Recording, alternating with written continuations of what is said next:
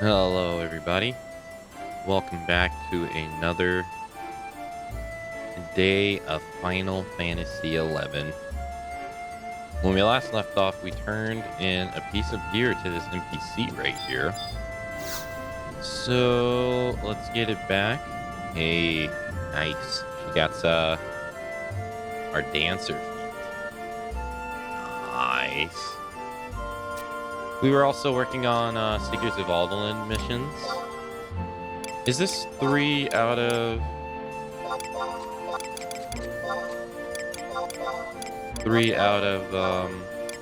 5 that we have done?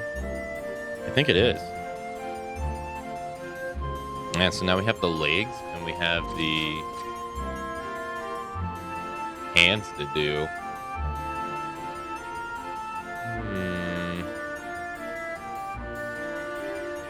None of them are particularly that great. We don't really use them that often too, so let's just pick whichever one. Do we have the inventory? No, we do not. Alright, so let's put these in one. Because we need 4 slots. We don't have 4 slots.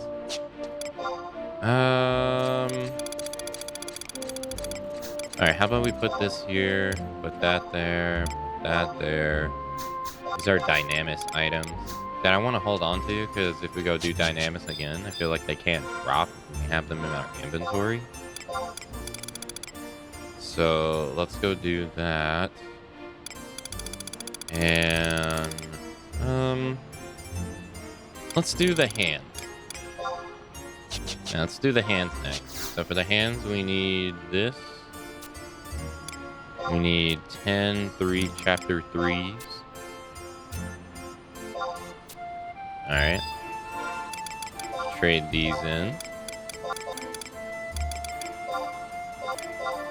We need a gold thread and a beetle's blood. There we go. Alright, nice. In a way, we're like cleaning up our inventory too, in a way. By getting these out of our inventory. Huh. Alright, let's go trade in some seals. Here we go. There we are.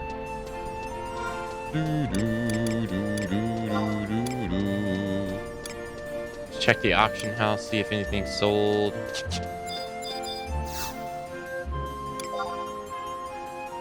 Oh, hey, 3 of our items sold. Let's go.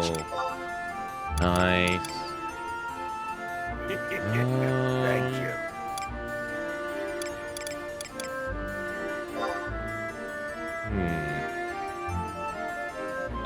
Cut, thank you for the resub. Thank you for the 63 months. Thank you, thank you. Thank you so much for the 36 months of support. Good morning, Barbos. Good morning, Cut.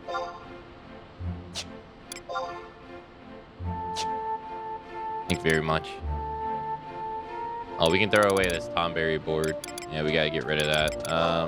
Marble nuggets. I don't even know what these are for.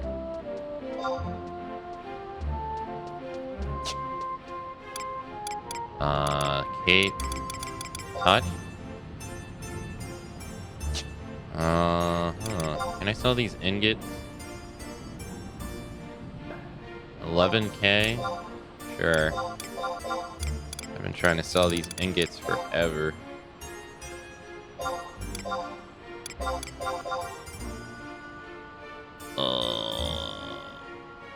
I think that's it. Okay. First things first, let's put on Unity. Let's do the dailies. So, multiple enemies, that stuff. Daily, vanquish 30 enemies. Let's see where DI is. Did I make the macro? No, let's make the macro. Tell where is DI1, and then DI is what we'll.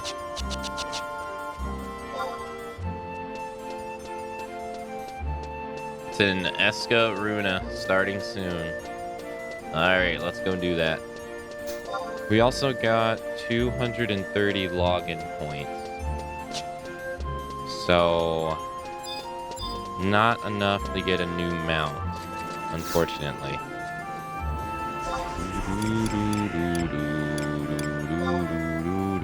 We want to go to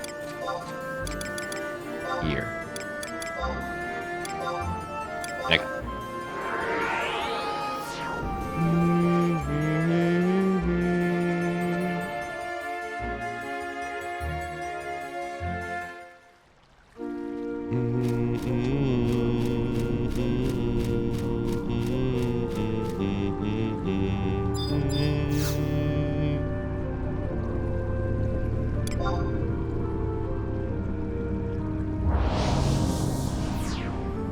We have some pretty decent waltz buoyancy gear.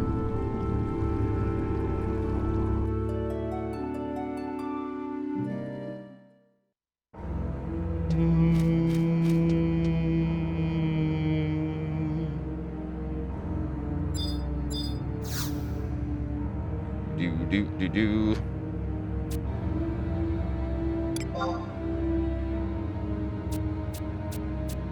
There we go.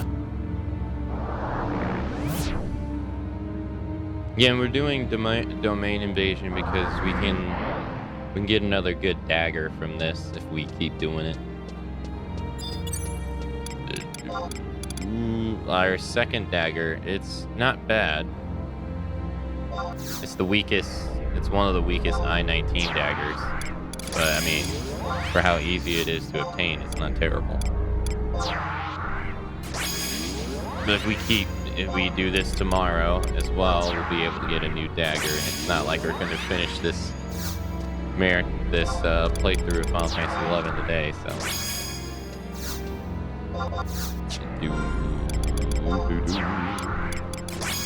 yeah, it has 99 damage, but this has a whopping 122. So. That's a 23 difference in damage.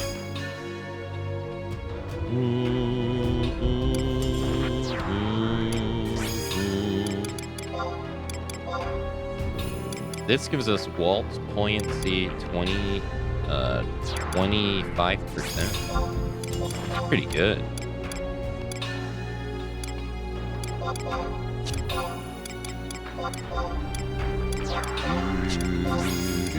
Anything else?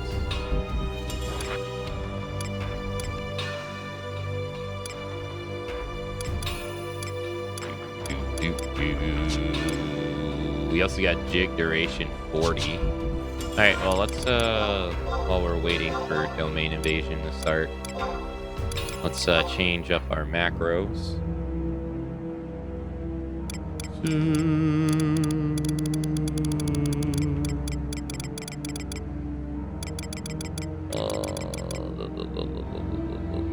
Toe shoes is what we're looking for. There we go. So this makes our movement speed bonus last, I think, 10 seconds longer. Jig duration plus 40%. I think that's 10% more than what it usually is. I think. All right, we get 5% from the neck piece too. So that's 20. We have 30% waltz buoyancy. Nice. 40% because we get 10% from the dagger. The cap is 50. So we're doing pretty good.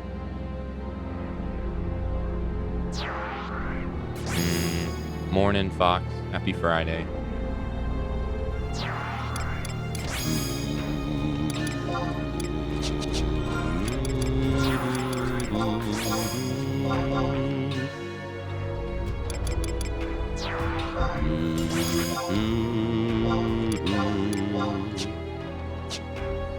We could do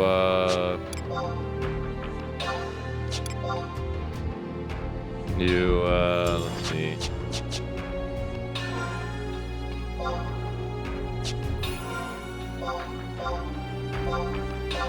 Let's see here. We got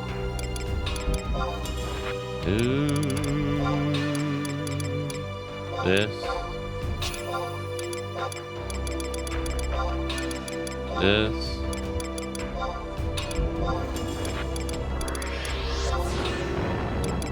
And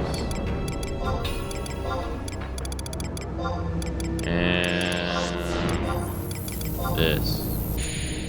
And so we got 10, 15, 30, 40. 40%. Pretty good. With the cap being 50. Alright, we'll rename it to Waltz.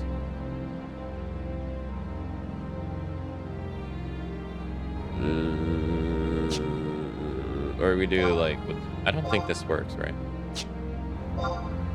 And Waltz. And then we can do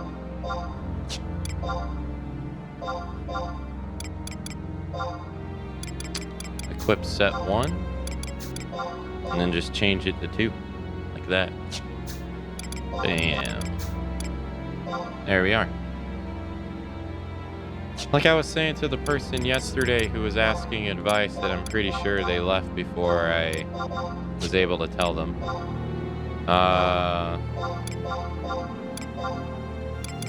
The whole macro scheme in this game, this stuff, the game doesn't tell you anything about it at all. Like, the game doesn't tell you that you need to put brackets around job ability names for it to work. Or anything. They don't tell you that you need to, like, do arrow keys me or what STPC is. They don't tell you anything like this in the game whatsoever. You have to figure that out for yourself. AKA go to the Wiki page.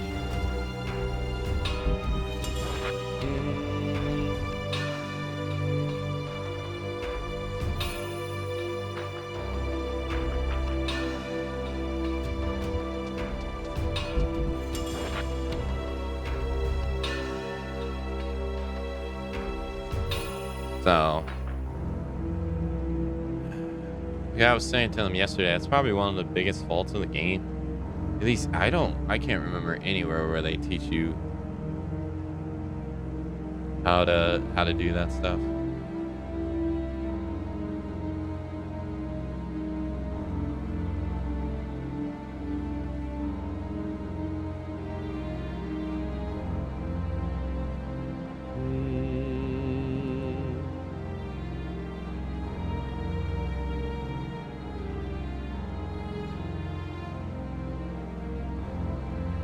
Now we just wait. I wonder why? I don't know. I don't know. STPC means, well, PC means player. Player. And then ST is a targeting option. So instead of just automatically doing the move, it puts the arrow over me and then asks for a confirm. So, but if I wouldn't do it and I would put in the bracket just T, it would just do the move automatically. Which, in the heat of combat, you don't want with this move because you want to be able to cycle through people.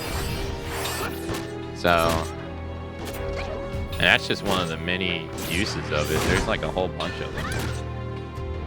I don't know why the game doesn't teach you these.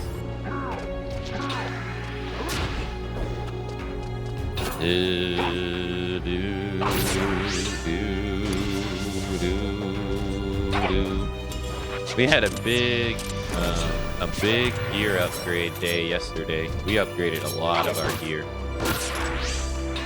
Like a lot. We got I think all of our 5 main pieces of our equipment got upgraded. We upgraded to pants +1. We got new feet, new hands, new body, new head.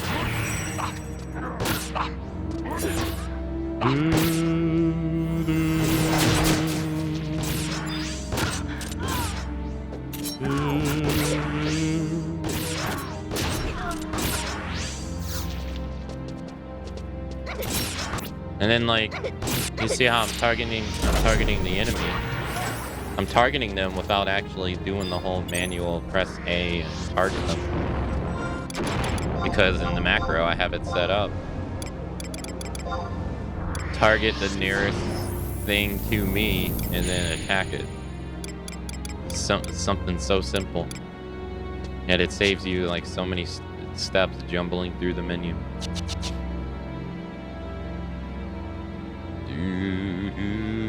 So all I gotta do is just press 2 buttons.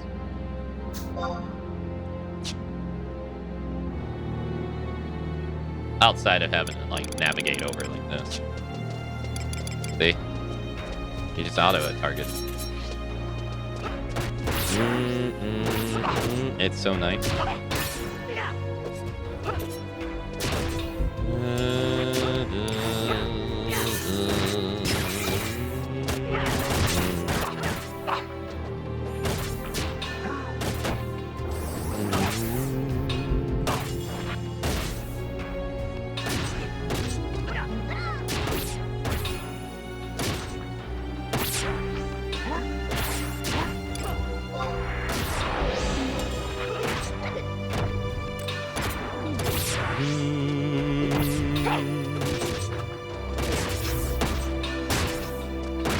So like I said, we fight this dragon once a day so we can get 100 points off of him.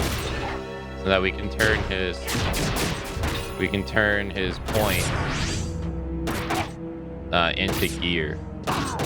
So you can skip a lot of notorious monster fights in the Eska area by just fighting this guy. Which is nice for us because those monster fights, I'm not so sure if we'd be able to do them or not. We got rid of my freaking Ace Samba. So being able to get access to this dagger we got right now is pretty good.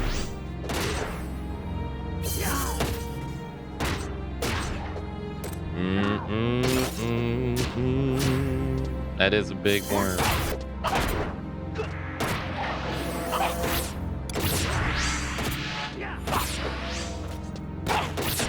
This one's not named after a reoccurring monster in Final Fantasy. At least I don't think so.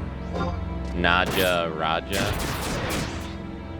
I don't think that's a reoccurring Final Fantasy monster. But the one in the area after this is who's a cult.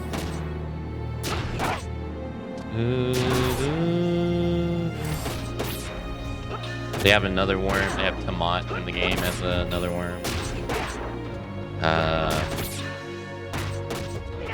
Trying to think.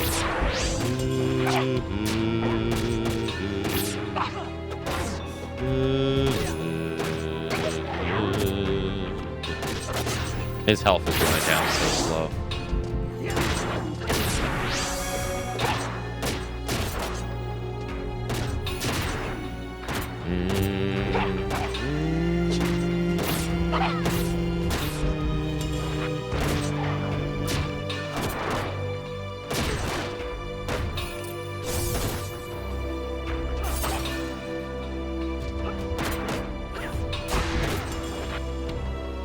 Is that an AoE hit? Yeah. Yeah, it's AoE. No, he stunned me. I'm petrified in fear. Oh, that didn't last that long at all. Sometimes that lasts like 30 seconds.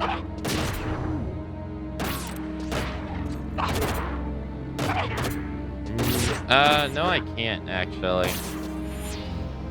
I found out yesterday, or a couple days ago, that if I want a dual box, I'd have to switch this game. I have to put them on windowed mode.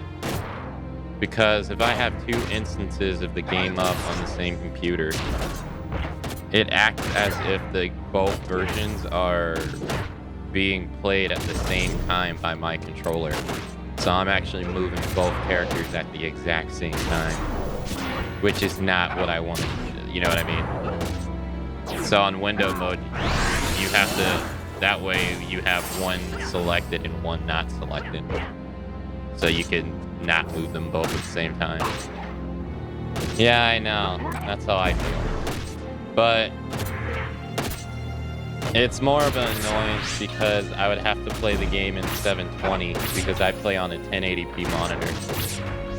And I would need to be able to switch, or like 9 something to be. I'd need to be able to switch between them. Either by clicking on them or something.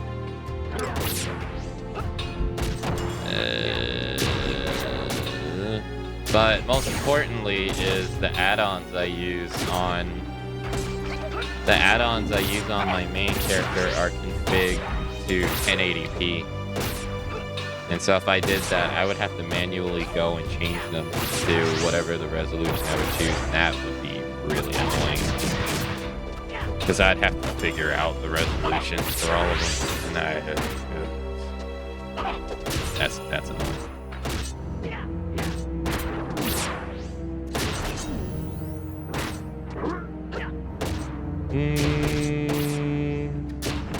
Like, I just have a simple one that shows my gear on screen, so I know that my gear swaps are working properly. Because sometimes you never know. And I have it in the bottom right corner of the screen, next to the monster's name.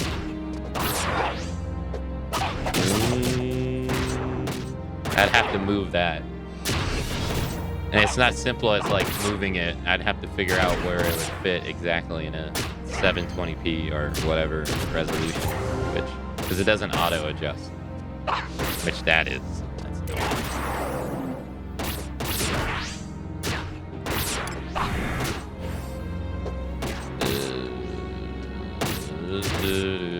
oh, we finished all the healing. Okay.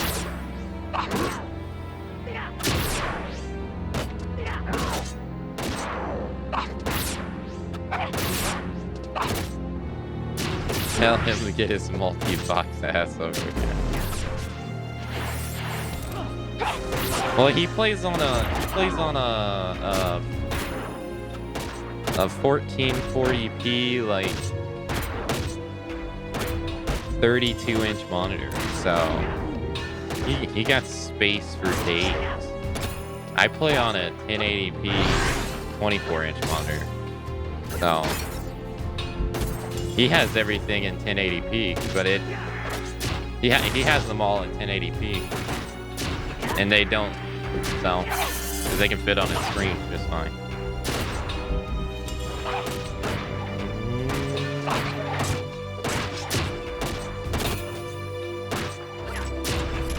Nice. All right, we got our 100 points.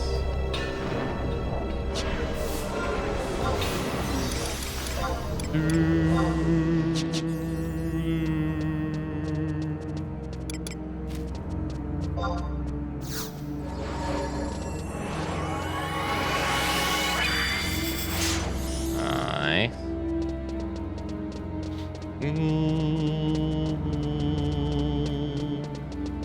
I'm gonna manually walk out instead of use my warp ring. The day changed, so we're gonna go back to Port Juno real quick and get our hands and then turn them back in to the lady. We'll do that because then we'll be one step closer to not having to do that again.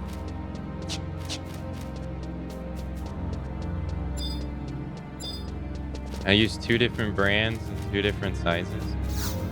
I don't really think using 2 different brand monitors matters a whole lot, because you can get the exact same monitor from the exact same brand, and they could still not work identically.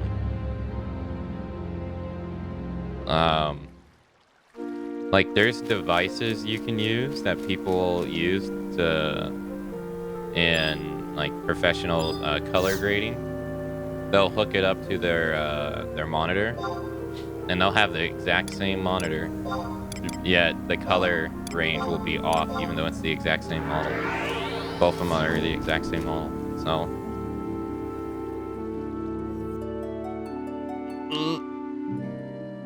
Usually what plays the biggest difference is like, I keep the same brand mainly because they keep their blue light mode the same, and I like their blue light mode, where I don't really like the Samsung ones I've seen. Their blue light mode I think sucks. All right, see that's we need 8. So because in this one you can do it by percentage, and on the Samsung monitors I've seen you can only do it by like 4 options. Which I'm like, well, that's a downgrade. All right, we want to give her the ingot. There we go. So now she'll give us our upgraded hands back when the day changes. And then we'll only have to do that one more time. Or 2 more times.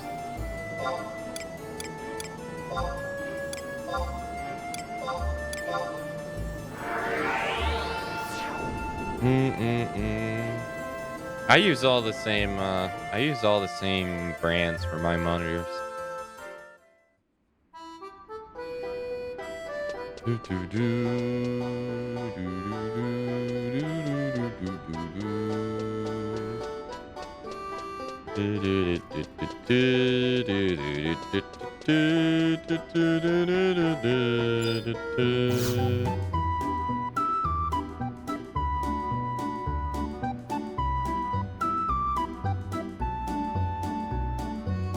Well, burn my brambles and call me a ghost town. If it isn't Akane, did you hear about the official duel in the Rala waterways?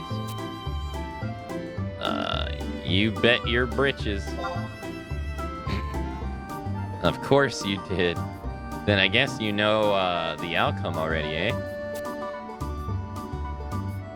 No matter the result, it's what they are fighting about that really gets the blood boiling. Ever since the Grand Chancellor Yignis reinstated colonization, those in favor and those against squaring off something fierce, and at each other's throats like rabid lapidons, I say. Those are rabbits in this game. This ain't the first incident either. With all the youngins around here more orally about this topic than a bell kick with a toothache, it ain't hard to see why tensions be flaring. How can I find out more? Well, I ain't much of a reader, but if you were to looking to turn a page or two about all the ill will between the 2 factions, the Salanina Memorial Library is a good place to start. There's one title in particular on the top of my tongue, but... Alright, so he wants us to go to the library.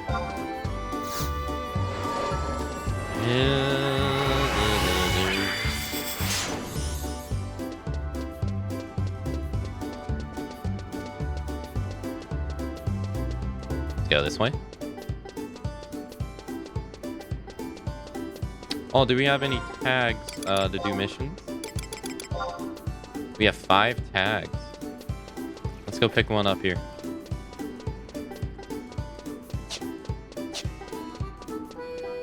Might as well, you know.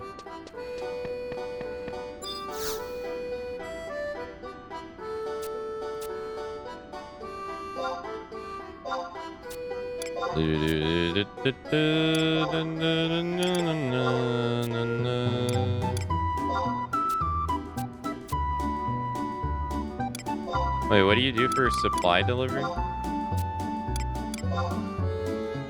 We must bring supplies to the frontier stations, back to the assigned desk.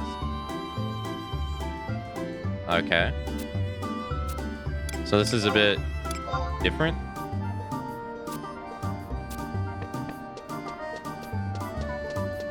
Okay.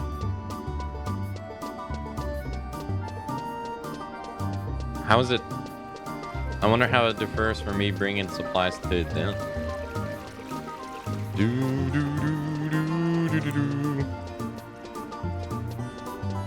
I actually got the sharp I'm using from a little brother because it was giving him eye strain. I mothballed it like 5 years ago, and a few months ago had to bring it out.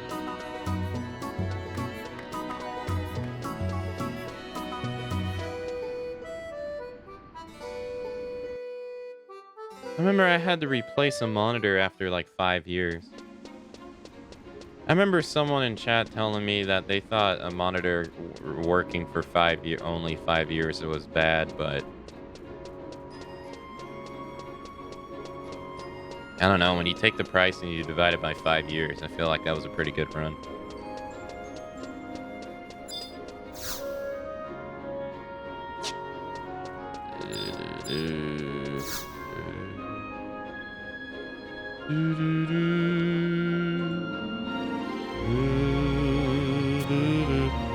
The Selenia Memorial Library contains relics of knowledge from ages past, as well as the latest illuminated publications. Would you care to enter this vast Taru vault of knowledge? Yes.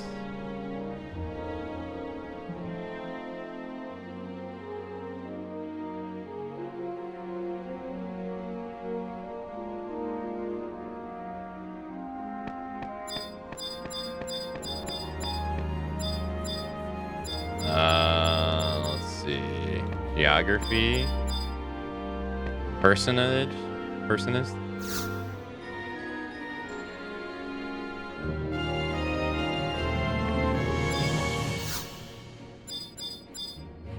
This volume, these volumes are tightly bound, preventing admittance.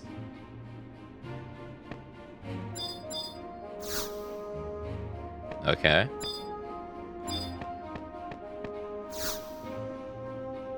Okay, here we go. This shelf is packed with tomes chronicling the historical events that took place within the sacred city of Alduin. Okay. Colonization decree.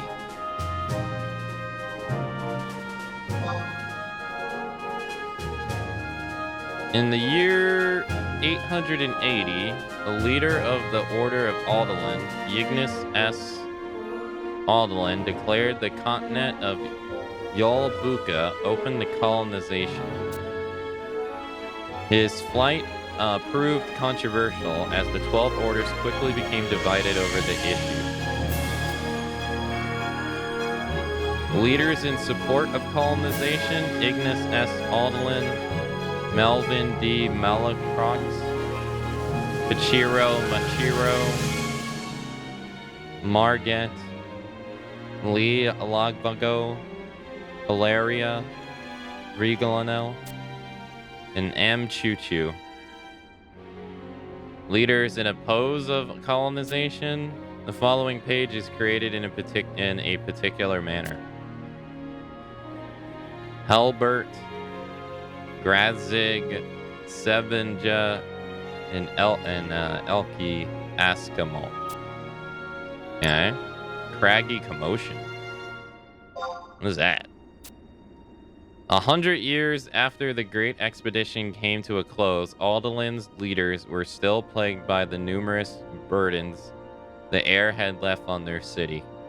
Faced with mass poverty and the eventual collapse of their nation, the king and the 11 order representatives debated furiously over days on end how to rectify their plight.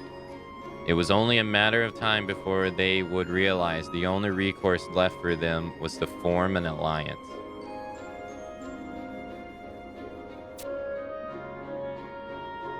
Thus, the long-standing dynasty erected by the founding king was torn down, and out of the political rubble became the sacred city of Alderland, established to both further the economic prospects of the nation as well as quell its upstart rivals. This merger of archipelagos, various settlements, signaled a new beginning for the continent. Okay. So the surrounding territories all joined and became one. The Great Expedition's twilight years. In the year 673, the Great Expedition came to a close. The royal flight banning colonization was promulgated and work on the monstrous western wall of the city, termed Joris Yet, came to head. The citizens of this island capital had but one choice. Huddled meekly behind the thick city walls, or face the untamed wilds of El Buka. Okay.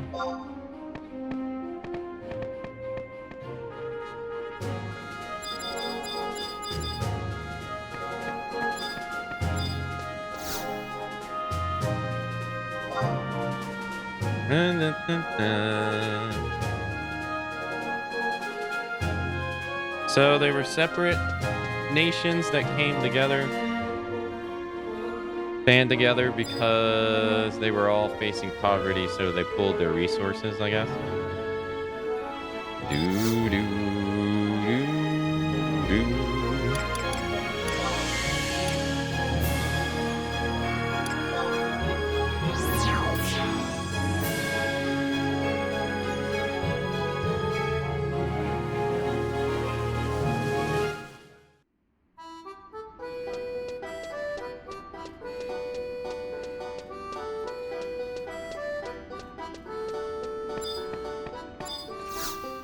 Okay. Ah, it's you, Akane. I never need to break out of the old lasso when you're around. You always seem to be exactly, you always seem to know exactly when I need you to find you. You've heard a few Walps and Oilers from concerned citizens about some young people starting in and out of the waterways. It looks like they're up to no good, given all the whisper and mumbling they do. Now, I say that these reports hold about as much water as an upside-down plate, and it seems the Peacekeeper Coalition is inclined to agree. They won't have anything about it. I know they seem insignificant, but we need to cover all the corners of the corral of the off chance they're true, especially given the history of issues and the duel the other day. Could you do me a favor and mosey down to the Rella waterways and check things out? Okay.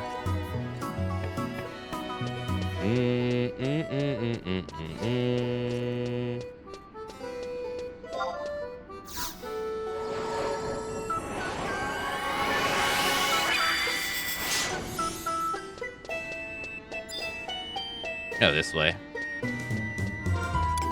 The closest entrance is to the north, right?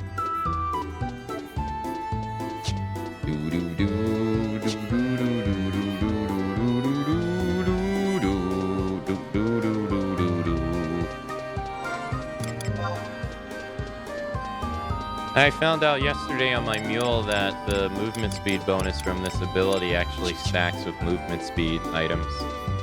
So if I were to have movement speed beat, I'd be moving even faster. Which would be so nice. Faster.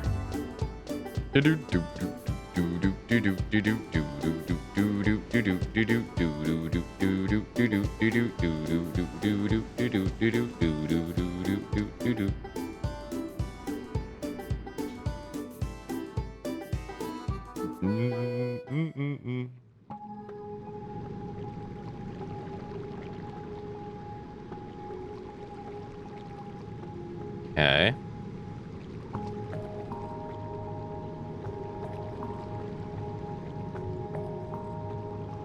The faintest of voice echoes off the corridor walls. All hell, the mastermind. The masterminds. Two voices chanted the same phrase in slightly unsynchronized manner as they fade in the distance. Okay. That's weird.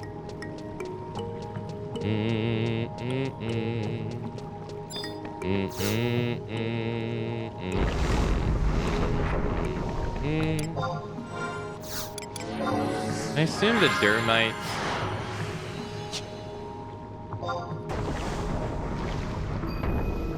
I assume that they aggro.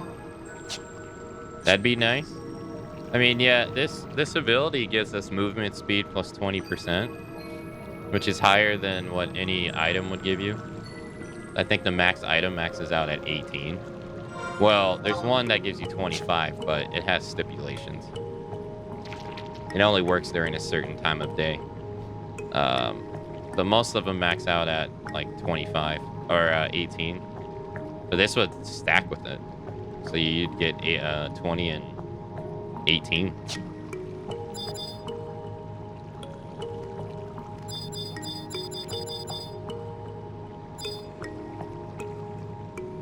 Ooh.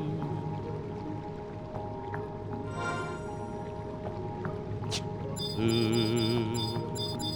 No.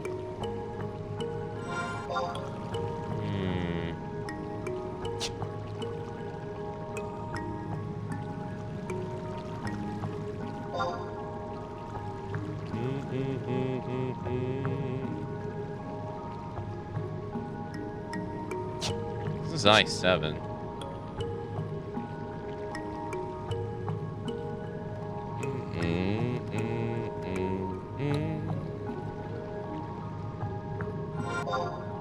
This is I-6. Or C6. No, this is D6.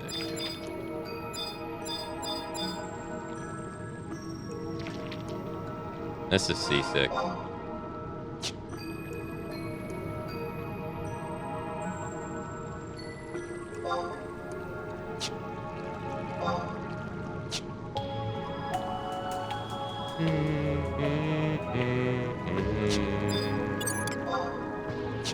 Do you aggro?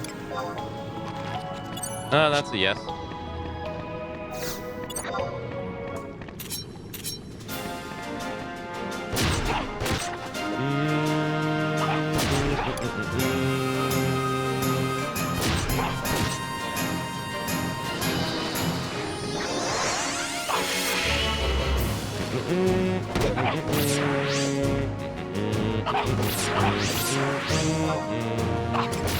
Wait, we haven't maxed out our parry skills yet?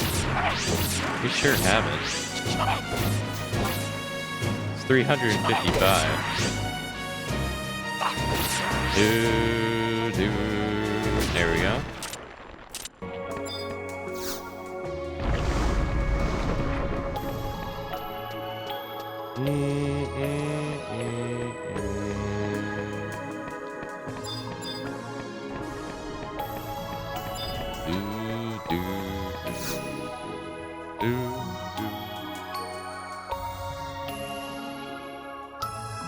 From whom do we toll?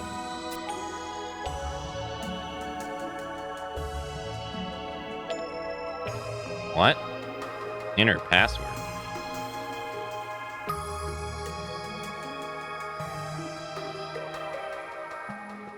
Oh, you can't put any symbols in. It's only words.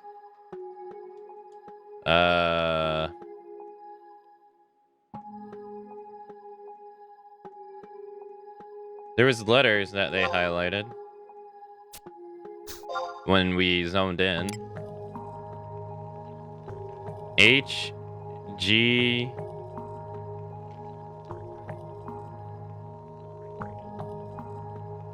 Oh, it's HGSI. You can see it right there.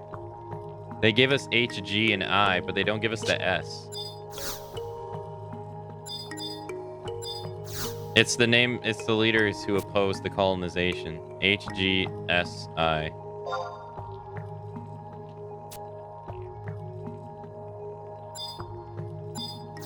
Does it have to be caps?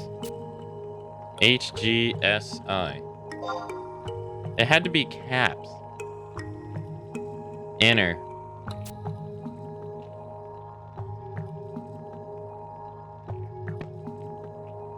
I don't recall seeing your face here before. I suppose it's not unheard of to get new recruits. Get going, or the council will begin without you. Okay.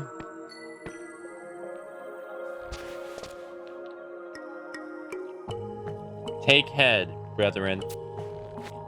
We cannot afford to buy our time any longer. The colonization movement is gaining momentum at a frightening pace. Its supporters disguise it as their herald of agrarian prosperity. In reality, however, it is not but an excuse to justify the raping of the land. Who's that? To wit, there was an accident a few days ago where someone tried to burn the forest to ashes.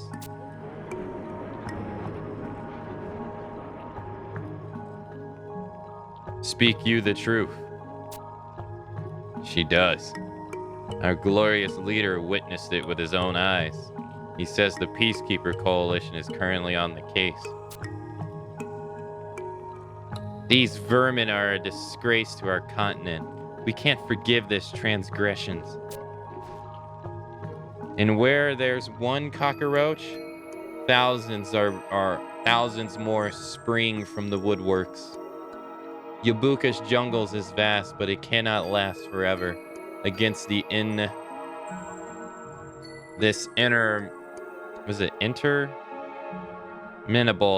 infestation.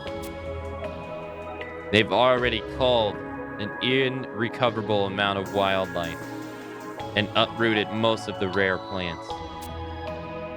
And to throw salt in the jungle's wound, they begin to recruit more pioneers from overseas. These adventurers have befouled not only the wilderness with their presence, but the sacred city of Alderlin as well. El Buka is our homeland. She deserves better than to be accosted by complete strangers. These so-called adventurers do seem a bit too proficient at pioneering. That is for certain. Ever since they arrived, they've had more than doubled the pace of the colonization movement. Word is spread that these ruffians have even managed to infiltrate Yorlasia's Weldy's deepest recesses. Recently, the Inventors and Pioneers coalitions have started working even more closely together. What's more, they've brought over some young prodigy from a foreign land who's overrunning the continent with inventions.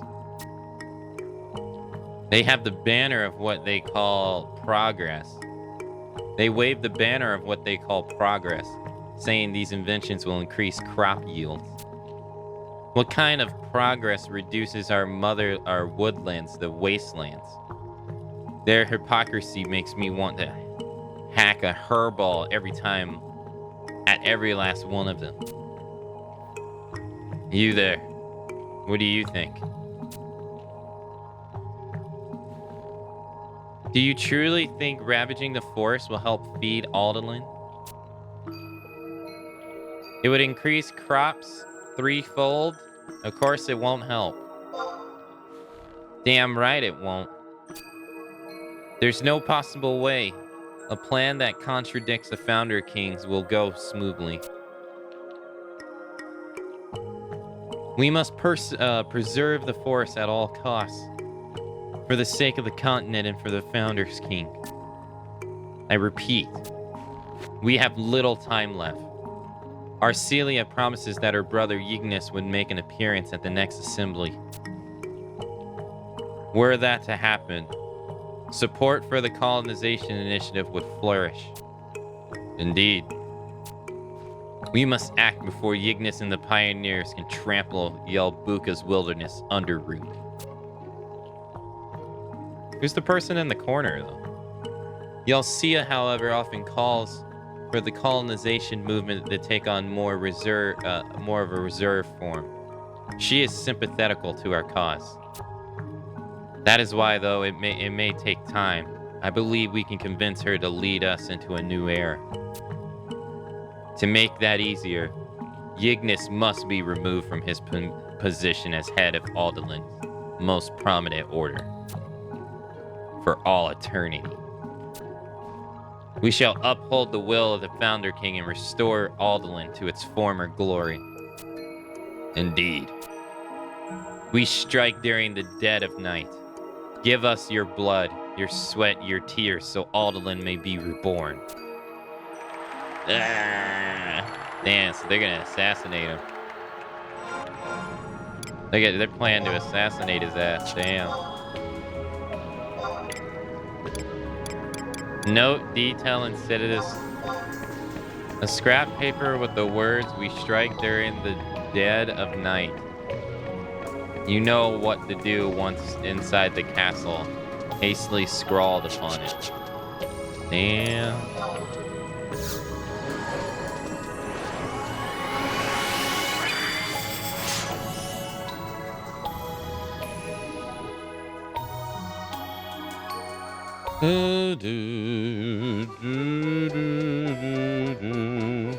Hey, Dad. Hello.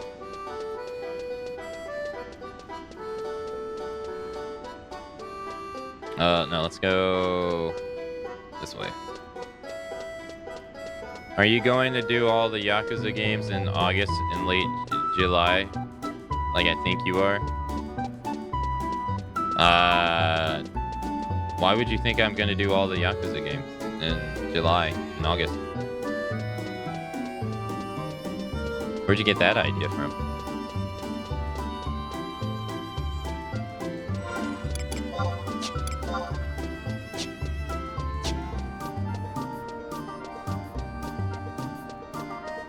The Yakuza Marathon, last time we did it, it took us 4 months.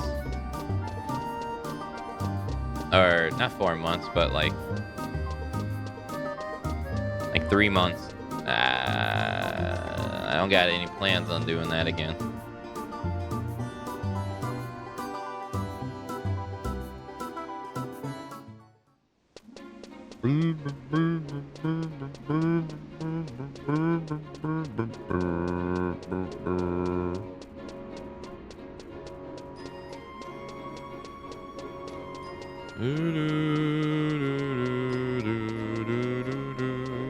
Oops, wrong way.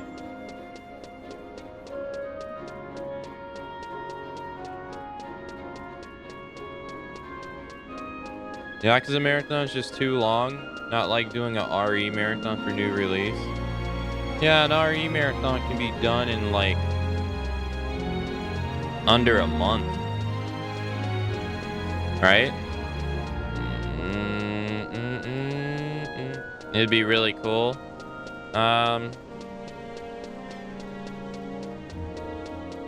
What am I doing right now? I've been doing this Final Fantasy Marathon for 6 months. Why do you think I would suddenly drop it out of nowhere? I've been doing it for 6 months now.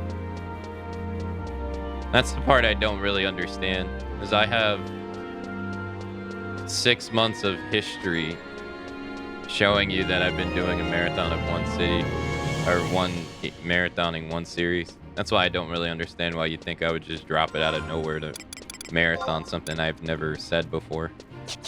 I don't really understand that.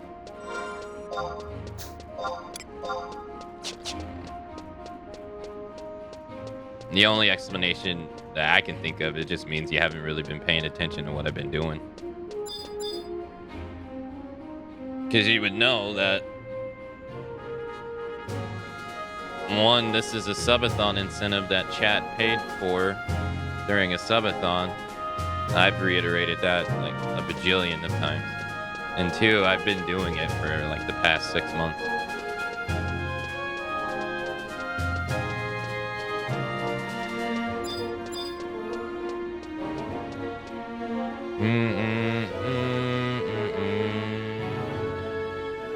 Yeah, it would really only make sense to replay 6 before guided. I might just recap the story on YouTube though.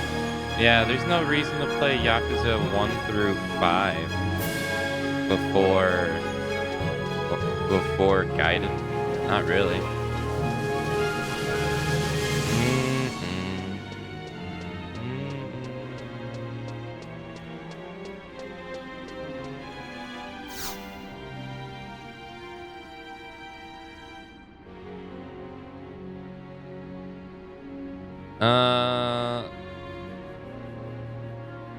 I knew I recognized you. You're Akane, the pioneer invited to the dinner here some time ago. What? A colonization employ by anti-colonization revolutionaries, you say? I'm afraid that this isn't by jurisdiction. You'll have to inform the Peacekeeper Coalition as they are more prepared than I do with something of this scope. Come to think of it, if I remember Granith mentioning a problem with the kitchen, I hardly think that has anything to do with a conspiracy, though. What was it? Oh, just that they had yet to receive their weekly stock of ingredients from the Civic Arboretum. Okay.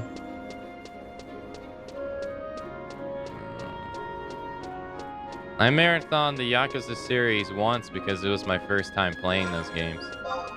Those games are really long. It's not a... Those games are really long. It's not really,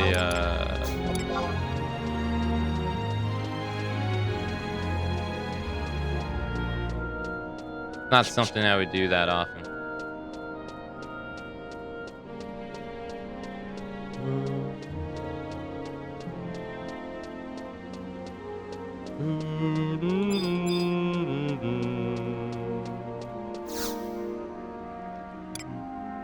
Yeah, the Final Fantasy Marathon is a subathon incentive.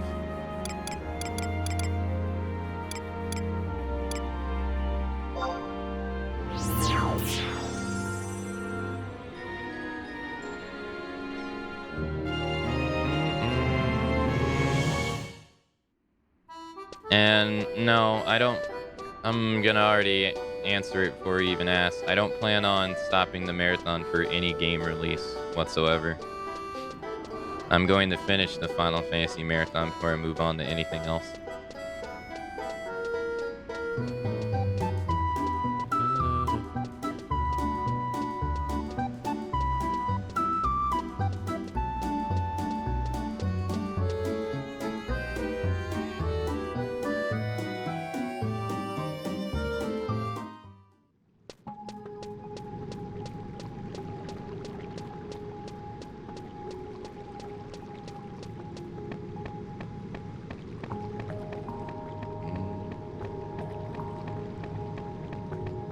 Well, I mean, you've been here a handful of times throughout the marathon, so you must have really not been paying attention.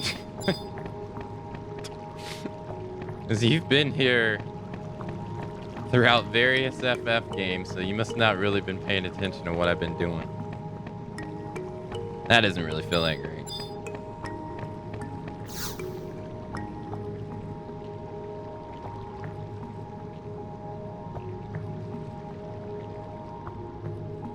Welcome to the Arboretum, Waltham. It's so rare to see someone in this neck of the waterways. What brings you down here? What's that? From the Middle Widow lands, you say? And you want to help with the colonization effort, Taru? Thank you so much. What kind of heart, Taru, you have? What do we do here? We raise vegetables, that's what.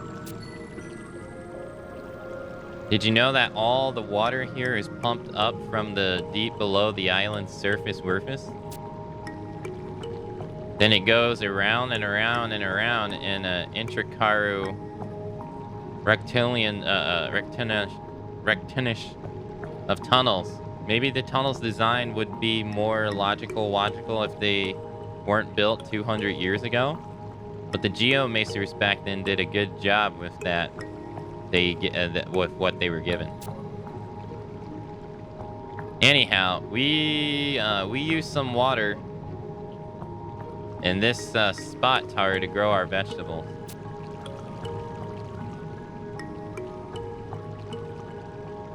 To let you in on a little secret, Taru, the Alliance's most important person lends us his aid every so often. Exactly.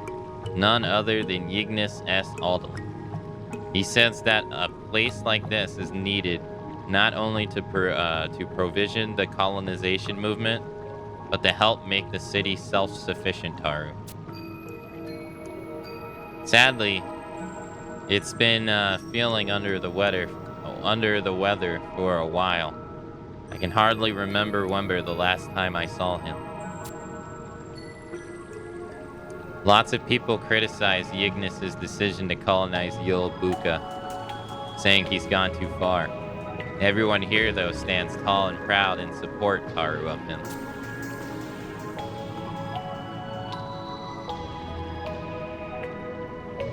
Sorry, but it's not too appetizing, is it?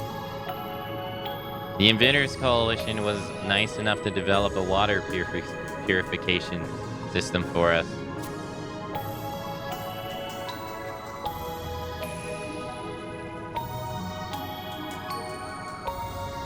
But even with that, it's still rather dirty-wordy. Plus, the lack of light down here means the plants often don't get enough nutrient, Taru. There's no denying that they fill your stomach to the brim, though. You won't find fresh produce at a cheaper place anywhere in Aldelin, either. Oh, over there. These Aldelin tomatoes look positively scrumptious-wumpus. Incidentarily, let me tell you a little something about Arlesia. You do know her, right? By the way you talk, it sounds like your best Taru friends. How'd you get to be so close to her? Never mind. Well, Arlesia trekked all around the jungle wungle just to pick up some tomatoes sprouting for us. They truly are amazing specimens. For I've never seen any plants more resist Taru to disease. I will still reminisce sometimes about the time I told her, it'd be my pleasure to give you the first harvest, Taru. Why? Because her smile was positively angelic. I felt Taru as if I had gazed upon the countenance of the goddess herself. I do believe that inspiration has struck. Well, if you're on such good terms with the Princess Wincess, why don't you take today's batch to her? Just tell her there are from Klavala, and she's sure to accept, Taru. You don't mind wine, do you? See, the amount of Taru of work I have left is absolutely staggering. While I would rather do it myself, I guess I have to let you steal the spotlight, Taru. Deliver the goods. Thank you. You're an valuable help. Okay, now we gotta go back to the castle gates, I imagine.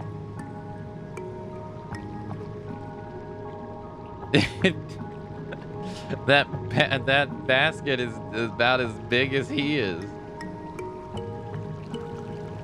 Here you go. Don't you dare drop these, or the ghost of us chest-fallen researchers will haunt Taru you even in the afterlife.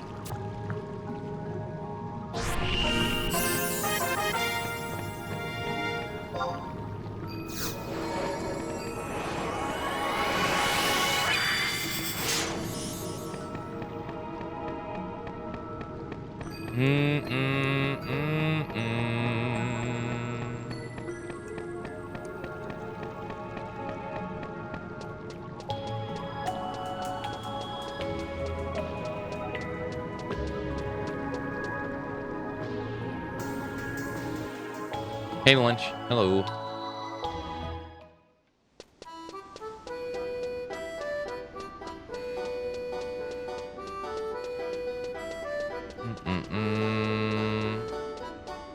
Whenever I get around to the COD marathon, the nice thing about it is that it's going to be short. That's going to be the nicest thing. Those games aren't that long.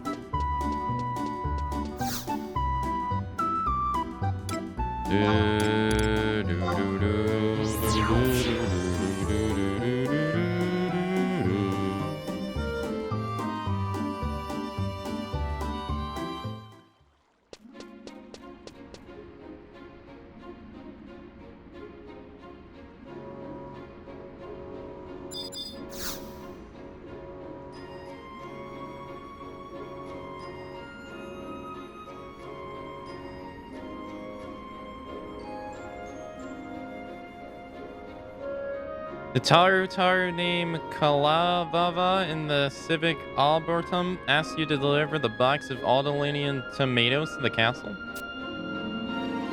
Sorry, but I'm still reluctant to let you in just because you know the name of the vegetable vendor we contracted. What's this I hear about Chalavava? Oh, well, hello there, Akane.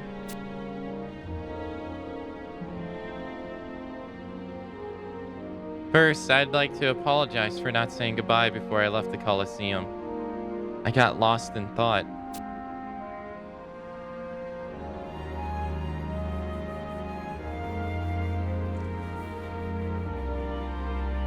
Wait, those are Aldolinian tomatoes. So Chavala did remember our promise. I'm so happy. You came all the way here just to bring these to me? Well then, would you mind carrying them to the kitchen for me? Princess, if I may? You have nothing to worry about. Akane is one of the most trustworthy people I know.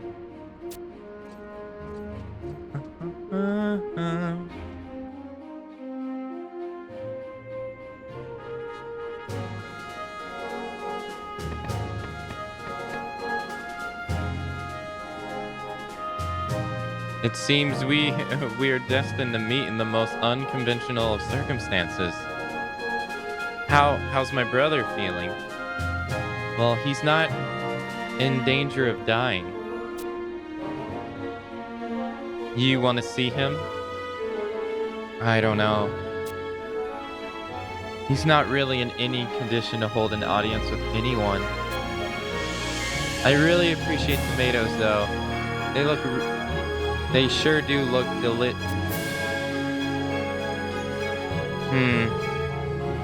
That's not really why you're here? Then what are you here for? Oh yeah, we gotta give her the note about the assassination attempt. What? They said they're going to remove my brother from his seat for all eternity. No, they wouldn't. They couldn't. You better hurry. Did you hear that? I thought I heard a scream. Uh-oh.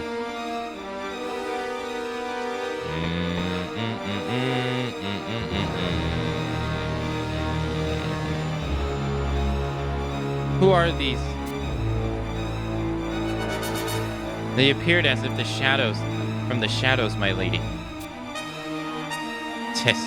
And here I thought no one in Vanadeo could disenchant our stealth incantations. No matter though, now that we've made it this far, you're not going to lay a finger on my brother. Heh. He doesn't even raise his voice in protest, let alone try to flee. It doesn't look as if a mere night's rest will cure what he has. Isn't that right, princess? Our work here is done.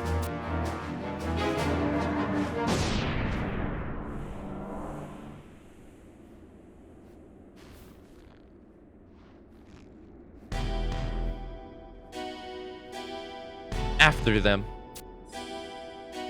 Uh-oh.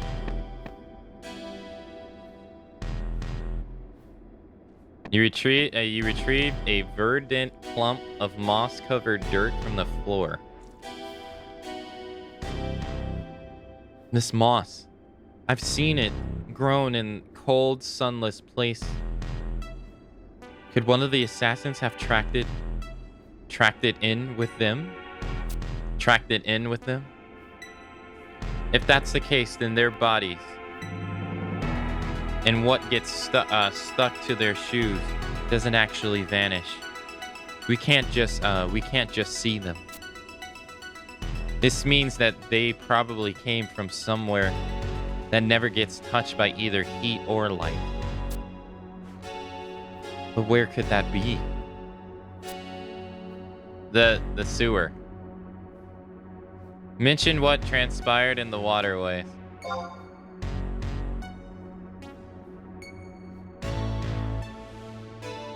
You never cease to amaze me, Akane. Is there anything I want to know that you don't already? Wait, there's no time for idle banter. We should hurry if we want to catch them.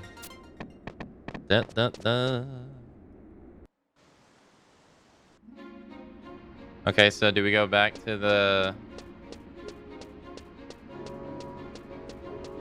waterway that we entered last time?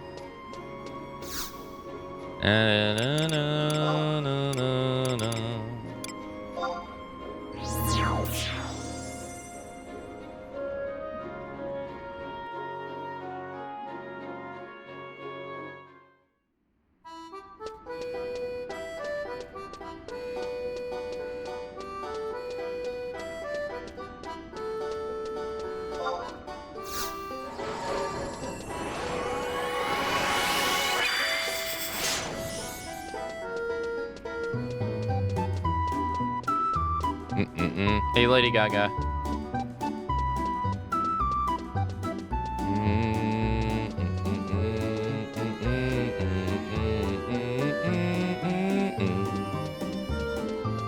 So I guess we have to go back to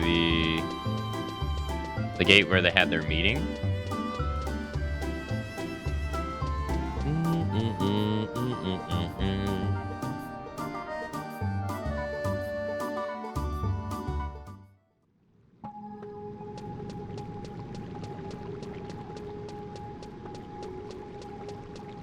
Which was over here.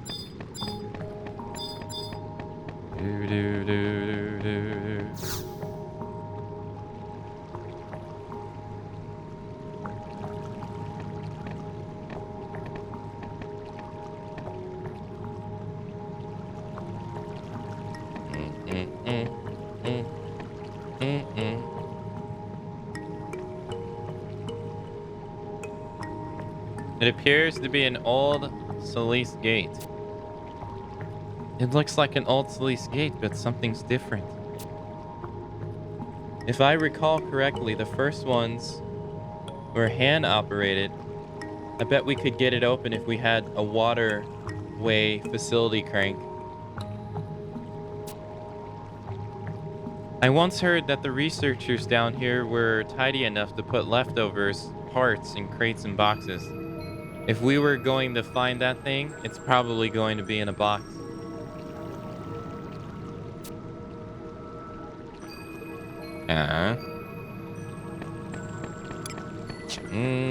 Which is gonna mean that we gotta run past. Oh boy.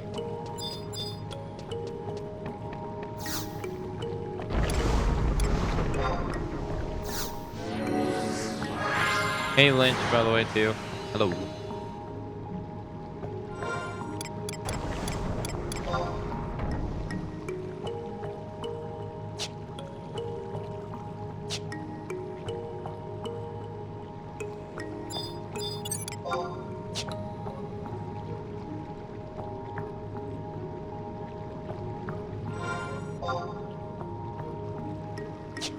We can't go that way.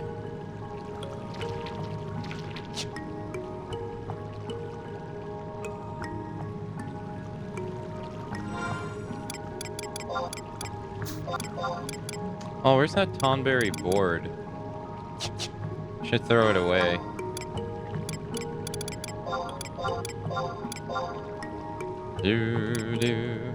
Alright, the day's about to change too, so we can go back to Juneau probably after this mission to turn in our other piece of gear.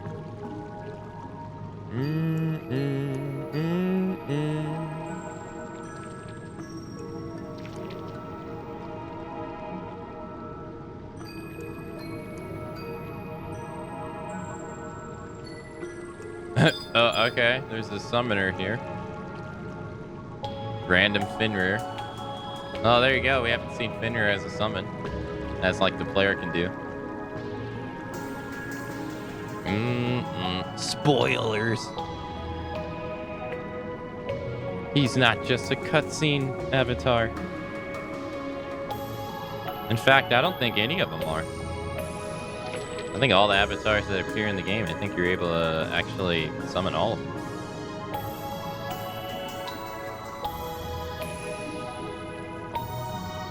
Oh, are they doing the endless crab? They sure are.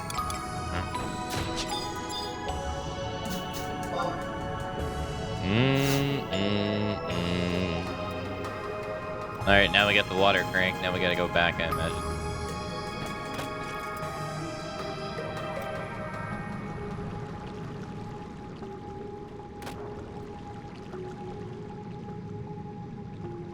Hey Keisha, hello.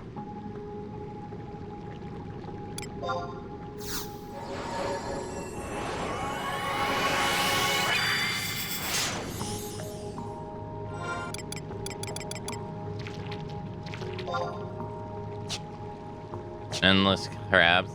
Yeah, you can't. If you're like where that person is fighting, you can't kill the crabs fast enough. You can't kill them fast enough.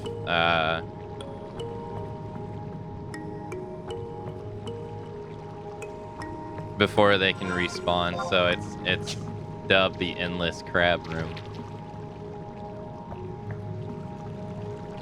If you're like my level, you can, but if you're like leveling up, you can't. Do do do do do do do do do.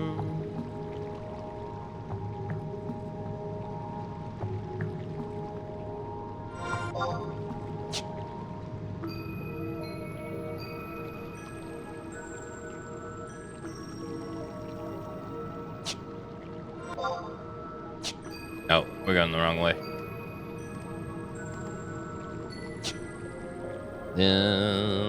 Excuse me. Plus, it's like a long hallway. See it in the middle? So there's like the potential of so many crabs spawning there.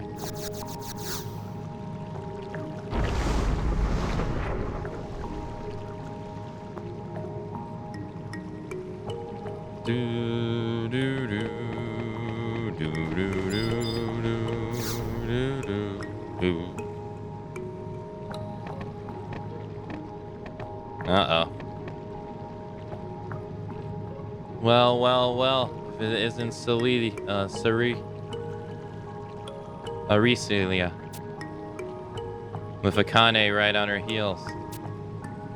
I thought Mist Dagger was better than to be followed by those out from outside the profession. I know you're against the colonization movement, and I completely understand why you would be. Still, that's no reason to kill my brother. I think I think the will of the Founder King is more than enough reason.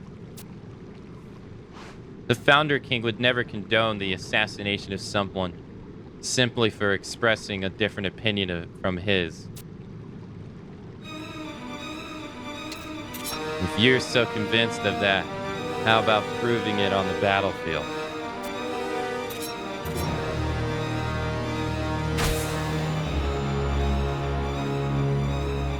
Damn.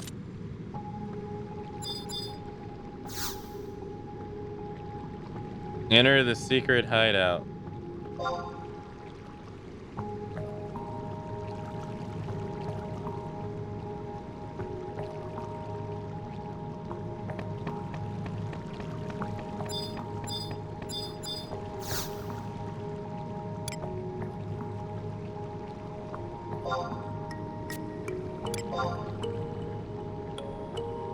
This dude's gonna fight the princess of the land. Dude, if he fails, he's good as dead.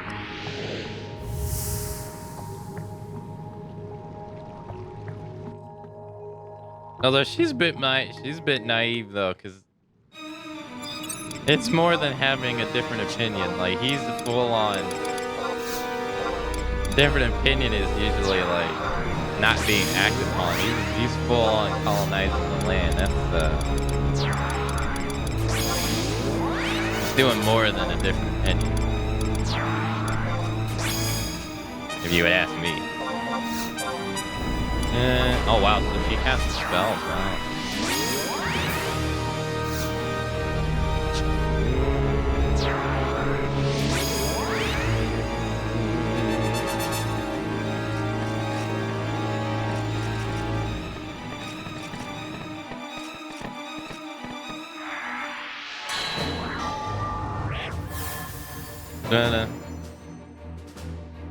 Ready, Your Highness?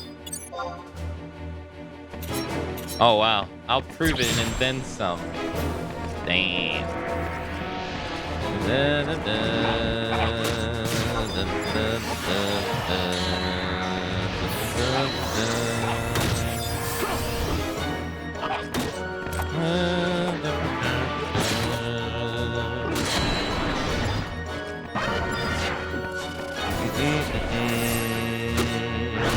There we go. Attention of all four.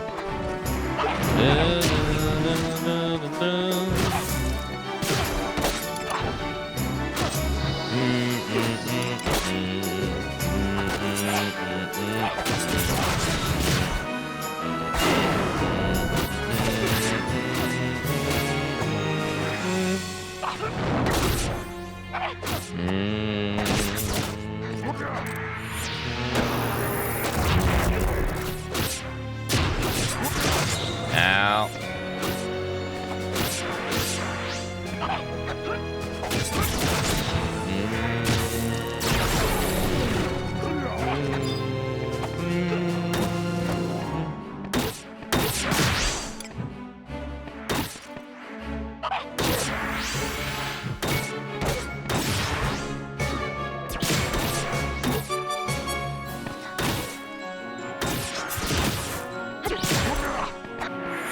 Any scenario.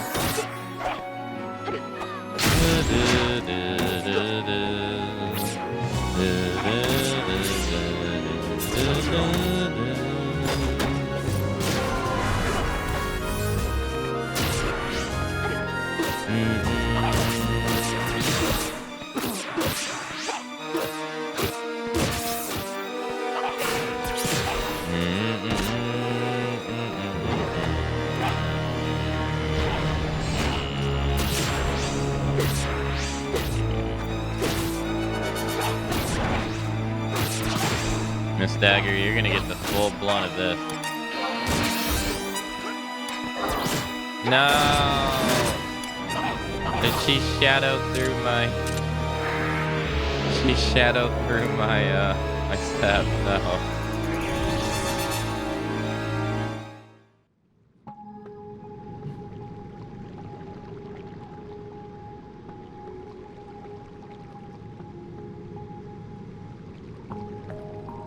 Da, da, da, da, da, da. Do, do, do, do. You have thoroughly and utterly bested me. Do what you see fit with my living corpse. I'm not at the liberty to make that decision. Your fate will be decided in accordance with the law.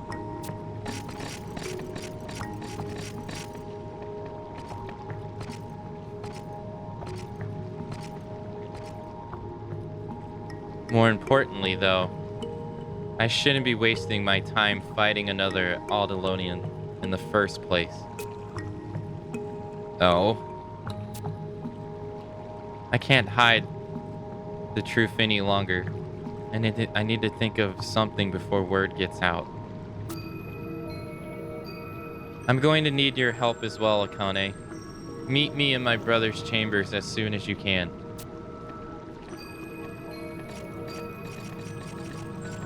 Hide the truth? What are you hiding, princess?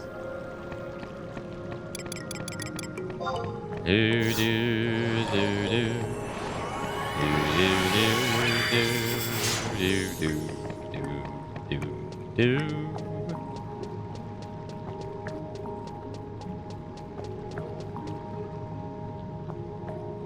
Do, do, do, do, do, do, do. Alright, before we go do that, her brother's chambers? Yeah, she wants us to meet her in her brother's chambers. Oh, do we have the missions highlighted? Oh, I do. Oh, wow, so we're not even past the second chapter yet.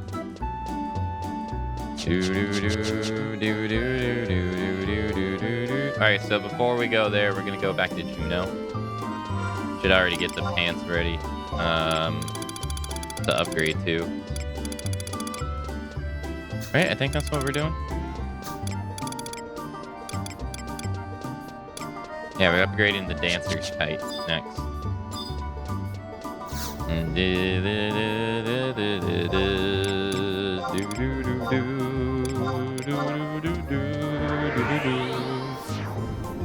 Ideally, if we could do more ambuscade and get the mantle from the back piece from ambuscade, that'd be nice too. Because that would make our sambas last 15 seconds longer. And give us critical hit damage 5%, but we already did enough ambuscade yesterday.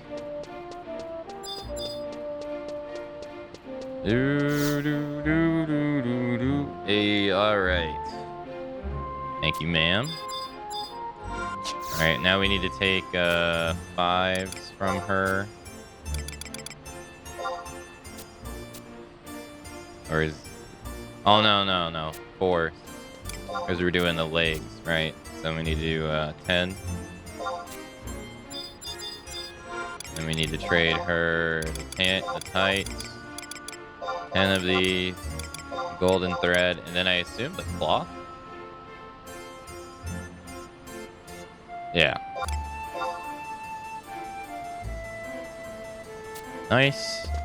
Alright, she'll give us those back tomorrow. And then we will have the full set of Dancer AF +1. I level 19, which I could say I never thought that would happen.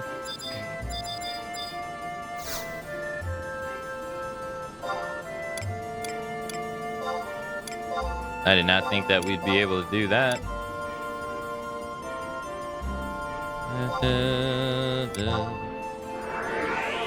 Alright, let's go meet Her Highness.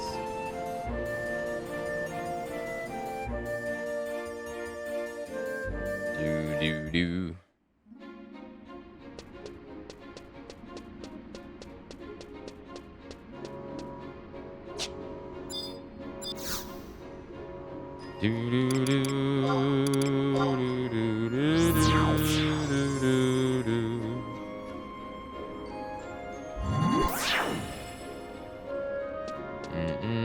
Oh, it's one of those, just approach. Okay.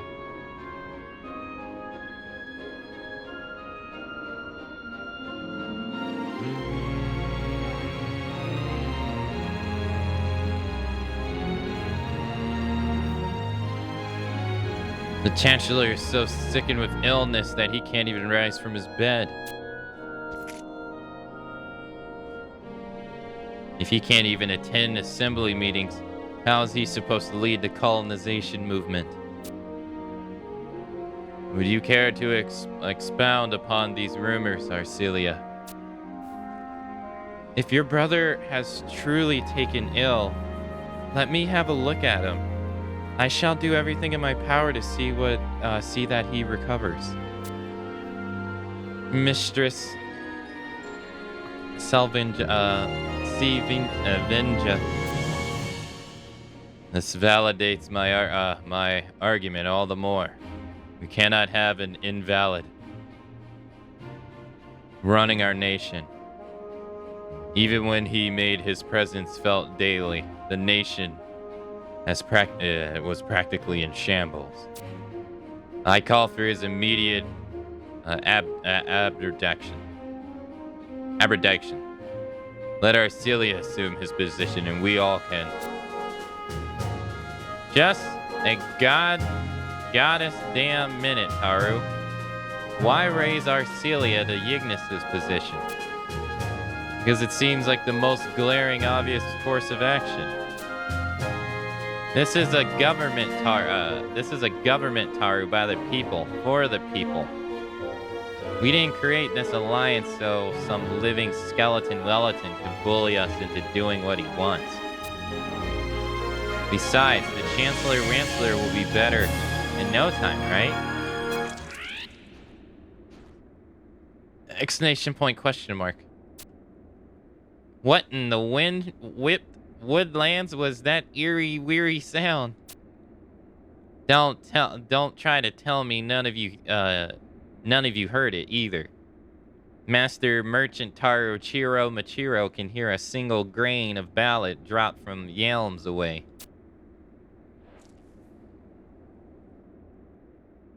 No. Now he can't even speak?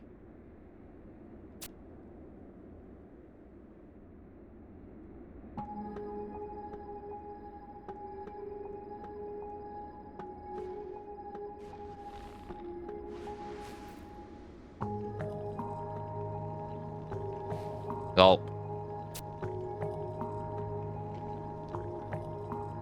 A mannequin wannekin. Or is it a leafkin? No, a doll.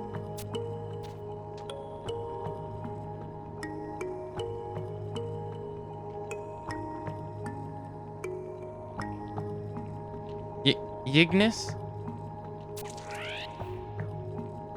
He held his hand. You're not telling us that this verdant Taru mass of twigs is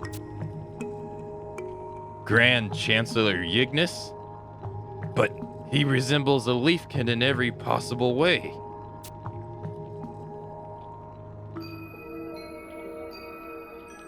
It's the curse. It's retribution for failing to heed the words of the Founder King. What a ghastly fate. Ygnus. When did this all start? Right after he began recruiting adventurers from the Middlelands. He began complaining of constant fatigue and would sleep practically the whole day away. I was still able to exchange words with him the last time we met. However, I had no idea that to think the curse actually exists. It exists. Its existence is much more plausible than many are likely to think.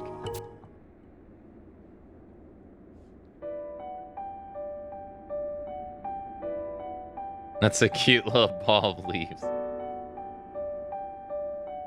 There's an account of a haunting that dates back to the Great Expedition, a time when the Founder King's influence had begun to wane.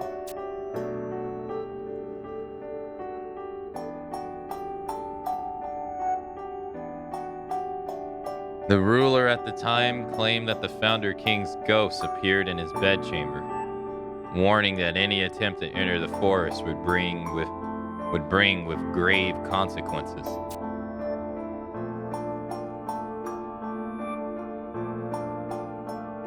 What's this? Oh, that's people. Soon after the ominous apparition visit, myriad desires erupted throughout the capital.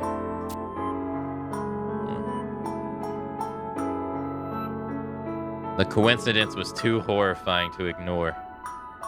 The people immediately called a halt to colonization, erected a new tomb for the first king beneath the city, and held a prolonged vigil to appease him.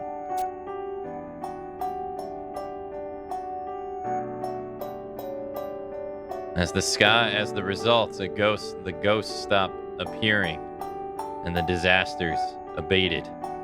Some will likely claim that this is nothing but an old wives' tale, but I assure you it is not.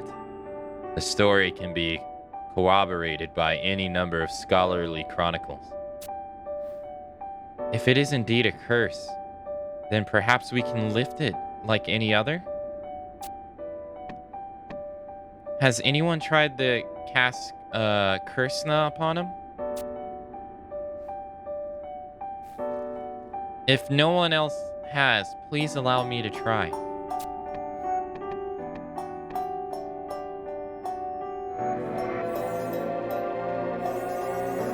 Zevinga casts Kursna. It has absolutely no effect on Yignis.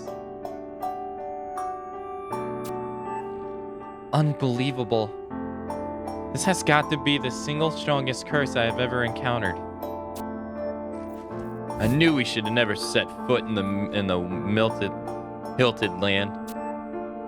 To neglect the Founder King's wisdom is to seal our own doom.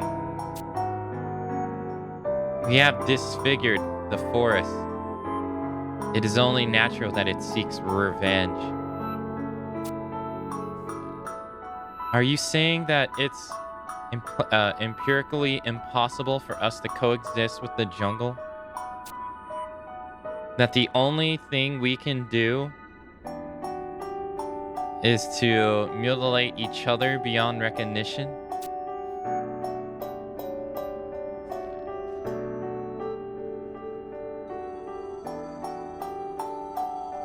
Your Rosalita's plum begins to glow a light green. Can you hear me, Akane? A ghostly echo reverberates inside your head. My name is Yignis S. Aldelin. I am the brother of R. Lacelia, who stands next to you.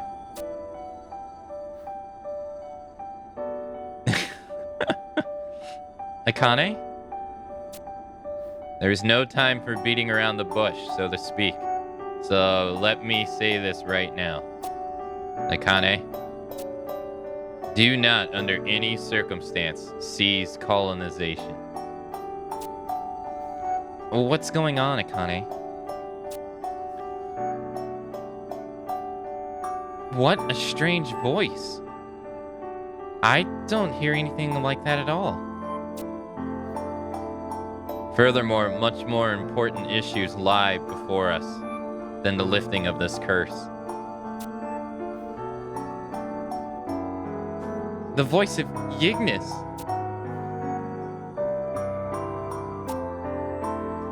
Do you remember what Rosalita told us, don't you? Yes. Ask the king. Yes, that's it. You didn't have to add the funny accent, though. What if the king she was referring to isn't their ruler, but my brother, who's been transformed into a leafkin? Arcelia, I'm completely lost. What in heavens have you been talking about? Akane says she can communicate with Yignis. So, Akane, what's my brother saying? Trouble yourself not with breaking the curse. Instead, adventurer, listen to what I have learned, as long as you can hear me.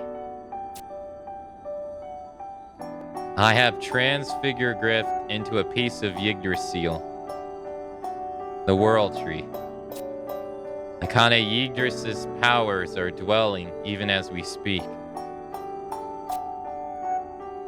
A disturbance has appeared in the heart of El Buka, darkness gushing forth as if from some forbidden spring.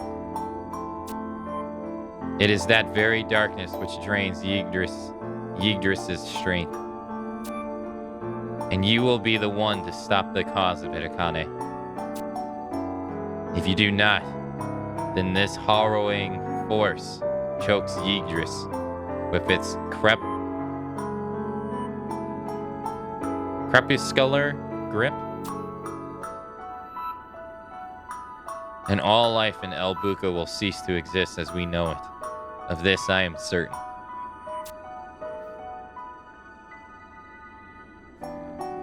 Akane, your face, it's so pale. What did my brother tell you? Akane. Speak to me, Akane.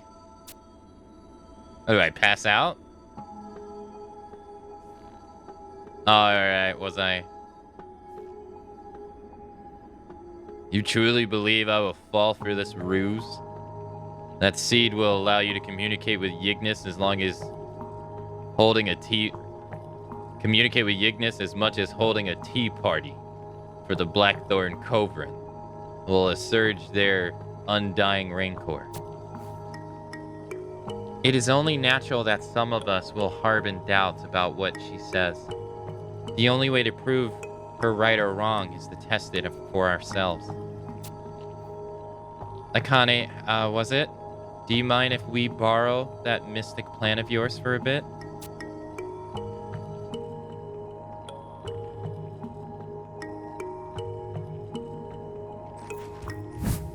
We've been tricked.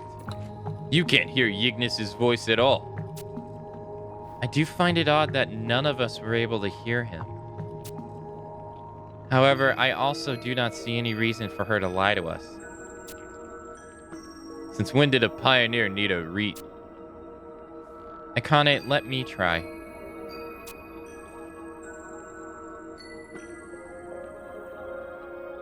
Arcelia.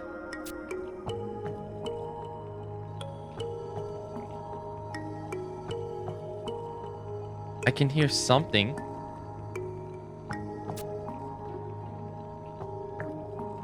It's definitely the voice of my brother. How hilarious. I mean, intriguing. Yes, I see. But why, brother? Arcelia, what's your tender-legged brother Wonder saying? The same thing he told Akane. Trouble yourself not with breaking the curse. Why is it only the two of you can communicate with him? How utterly incomprehensible. This administration cannot function properly without a leader. I agree wholeheartedly with you, Vortimir. We must prioritize removing the Chancellor's curse. That is what's best for the nation. But my brother explicitly told us not to. Listen, Arcelia. You and the Pioneer are the only two who claim they can hear him. We can't overlook the possibility that you two might be conspiring together. That's preposterous.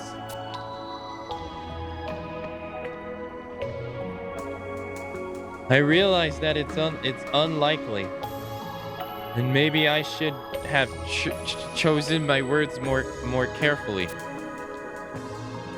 However, I assure you that most everyone here concurs with me. Returning Ignis to his original form is our first concern. I'm sure even you agree to some extent. But I find it difficult to believe that you take issues with him being human. You don't wish for him to stay a pile of twigs for the rest of his life, do you? Well, no, but that is all I need to hear. I know exactly the person to solve this problem.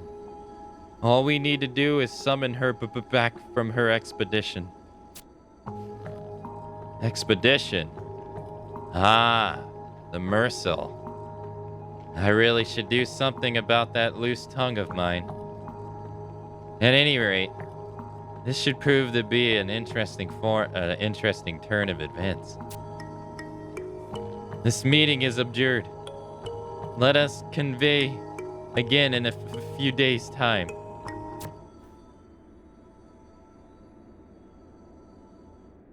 Little brother turned into a plant.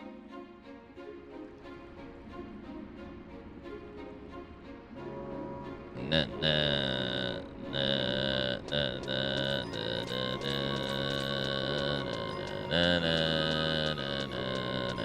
na, na. So that was chapter 2. We gotta wait till the day changes. So we got about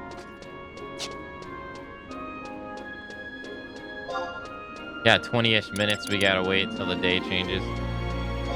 Da, da, da, da, da, da, da, da, da, da. So her brother turned into a leafkin. How on earth did that happen?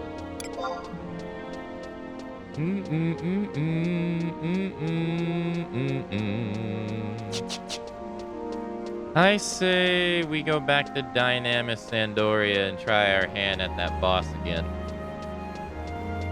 It's either that or we do an ambuscade.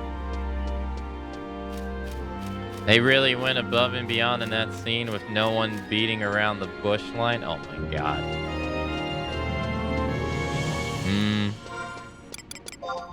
It's a curse.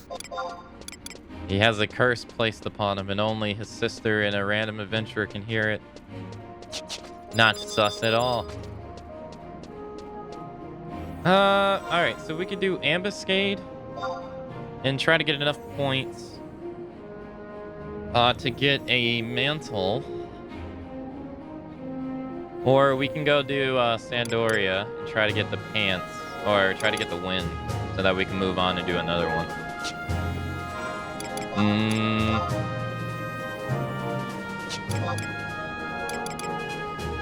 We need one more kill.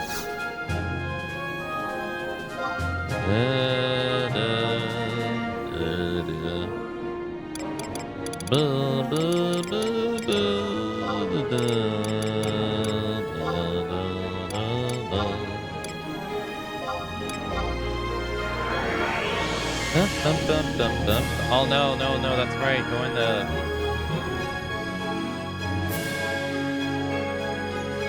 Going here is terrible.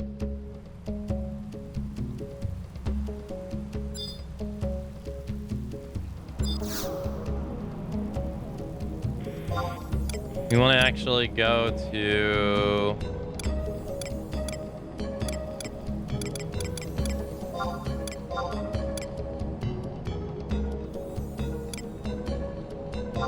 here. Dun, dun, dun, dun, dun, dun. So there's a darkness that's draining the life of the world tree. That's the world tree told us, or not the world tree, but the girl told us too. The plant girl, she said the same thing. That the tree is holding back a great darkness. So that's the second time we've heard it.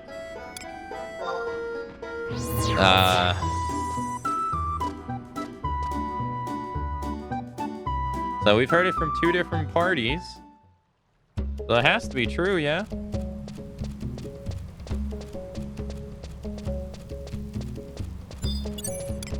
All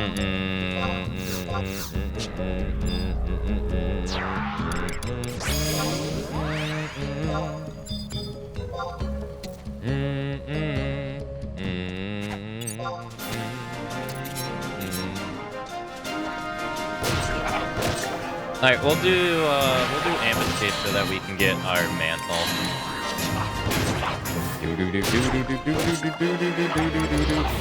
Because that'll help us out, combat-wise at least.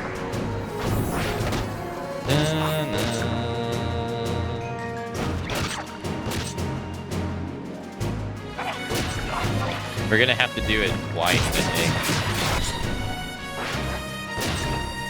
Because I forget how many hallmark points we have. Yeah, we got the key item. But I think we only got enough time to do it once before the day changes. Hey Tara, good morning. You're here early. Oh, because it's inventory day, right?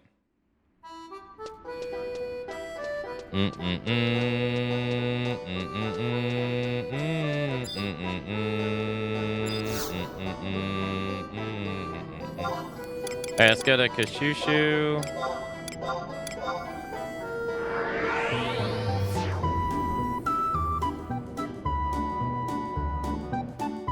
Yeah, that sucks. I used to work at Best Buy doing inventory. Inventory days at the end of the month suck there. I can only imagine it there.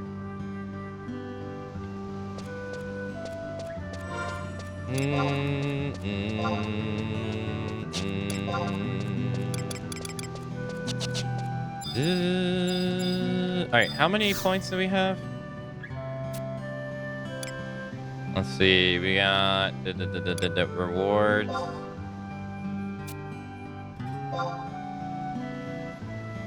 We got 150 points, so if we do 2, we should be able to get a cape. So let's we'll do easy.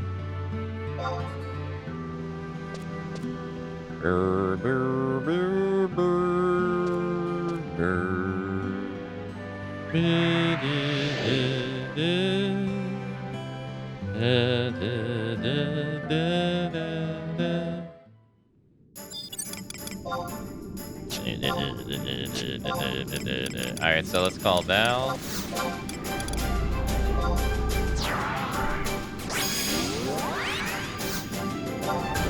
A blue roo roo roo roo roo roo roo. And cow cow cow 2. Ko roo mo roo.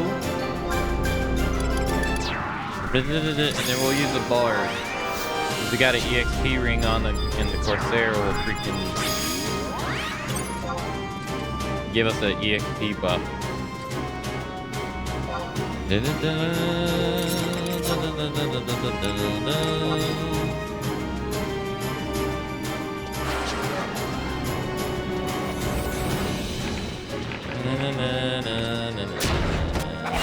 Oh yeah, let's also put block style on too.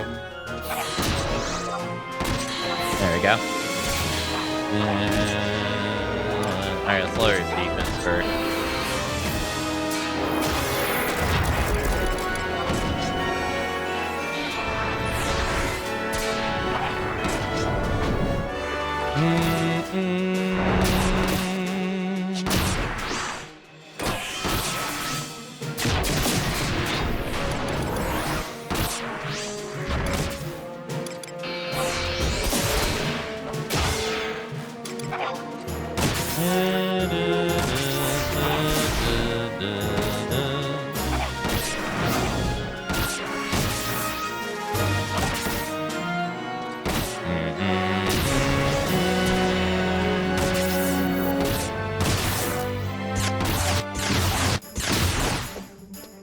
Oh my god, that flash of light was so intense. Jesus.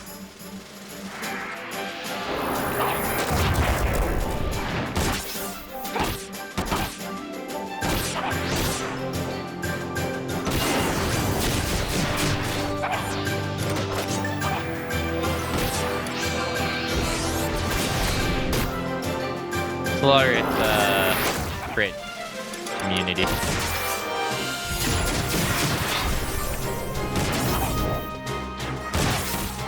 Man, we gained TP so fast.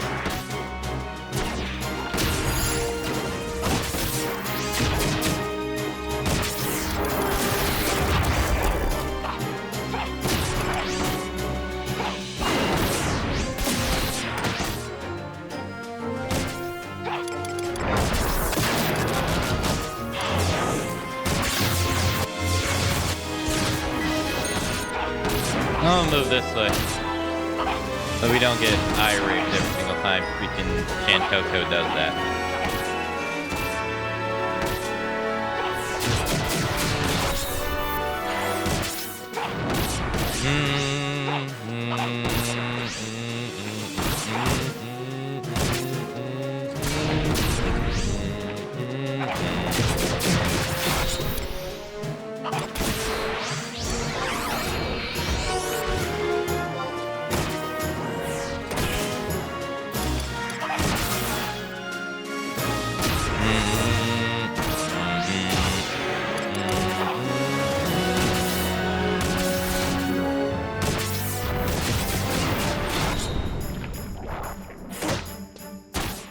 Give you an example, we have 1,523 products, and I have 256,816 cases to count this morning.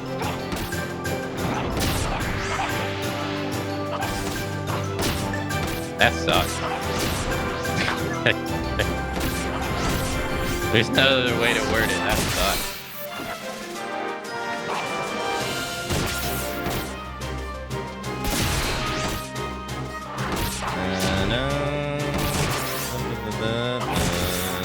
With a capital F.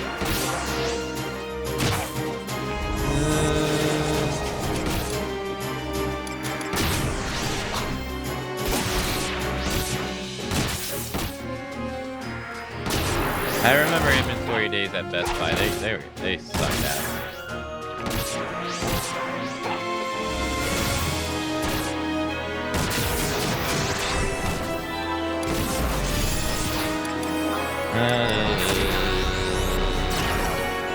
Eventually, he should start taking like a lot of damage. Eventually, with me and Shantoto constantly skill chaining.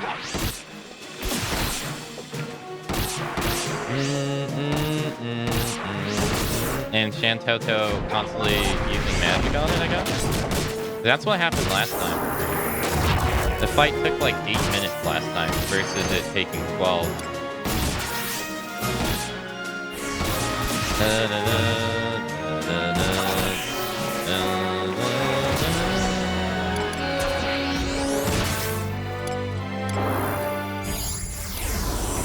Oh, oops.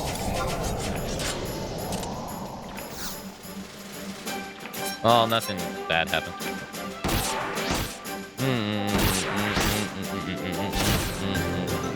Being able to cut off 4 minutes, I mean, hey, that's better than nothing.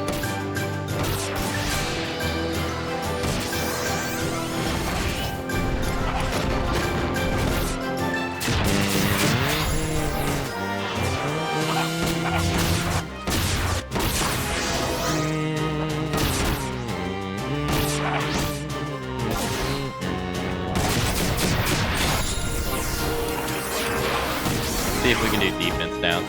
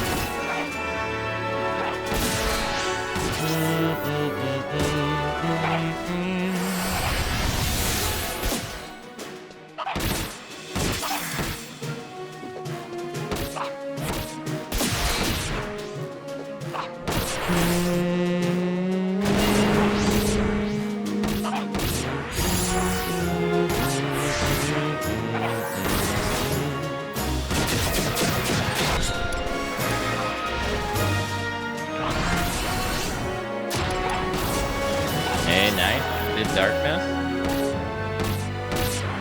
Only did a whopping 80 damage though.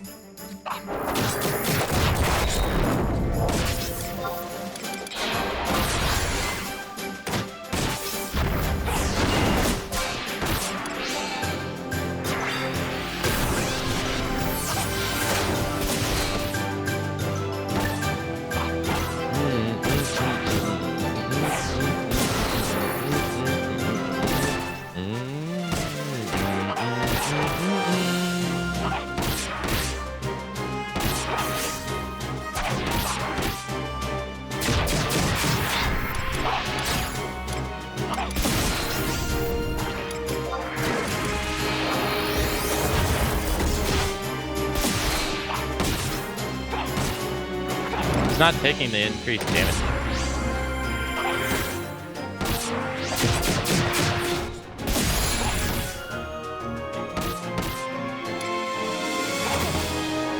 Maybe you have to skill chain him a certain amount of time or something like that.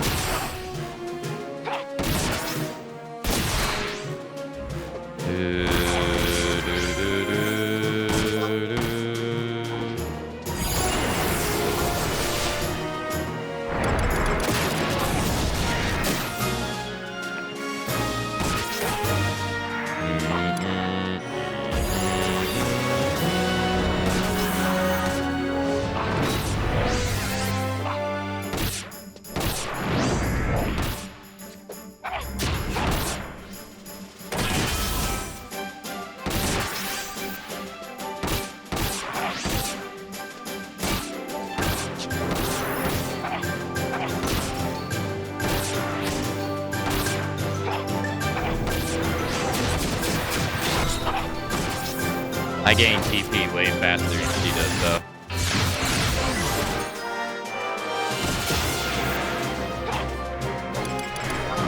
Ah, shit.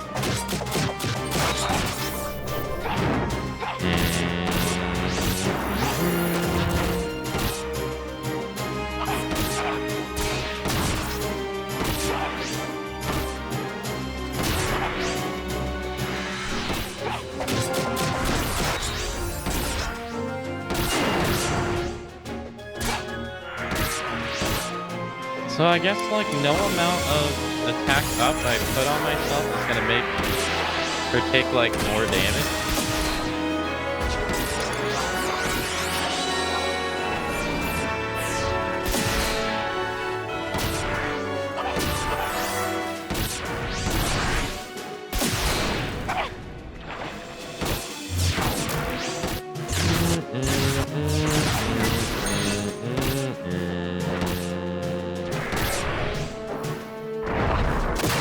Ah, okay, so she just magic earthed it, right?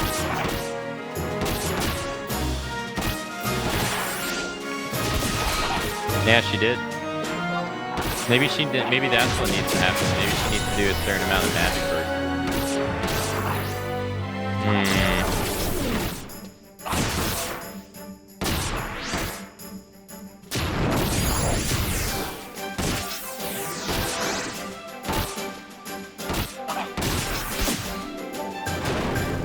Either it's why we didn't get the damage bonus like we got last time.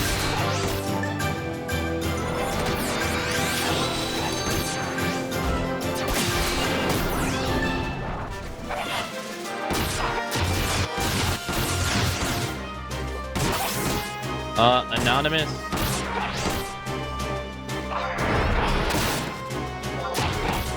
Wait, why is it doing it all? Why is it doing them separate? Oh no. It's gonna be 10 thank yous. Why is it separate? Well, we got him. Anonymous, thank you so much for 10 gifted subs to the community. Thank you, thank you. I guess maybe That's how I don't know why it's doing that. Thank you so much for 10 gifted subs to the community. Thank you, thank you. If you got gifted a sub from Anonymous, I don't know how you can thank them because they're anonymous, but enjoy the emotes and the ad-free viewing that comes along with it. Thank you. And thanks for being here with us. Thank you. Thank you so much for the 10 gifted subs. Thank you, thank you. It's very kind of you. I don't get why that was I don't get why it was that way though. I lied. I lied. I'm sorry.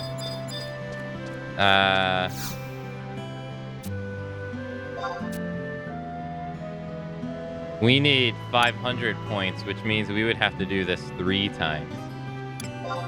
Oh no.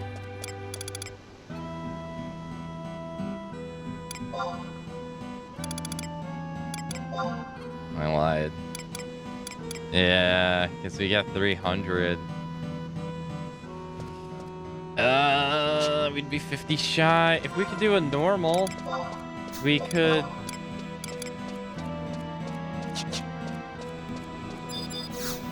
If we could do a normal, we could get it in the next one.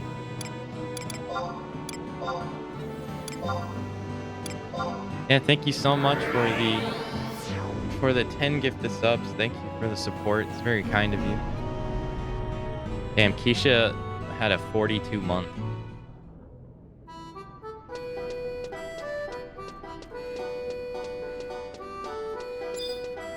The pick area takes the longest. What's the pick area?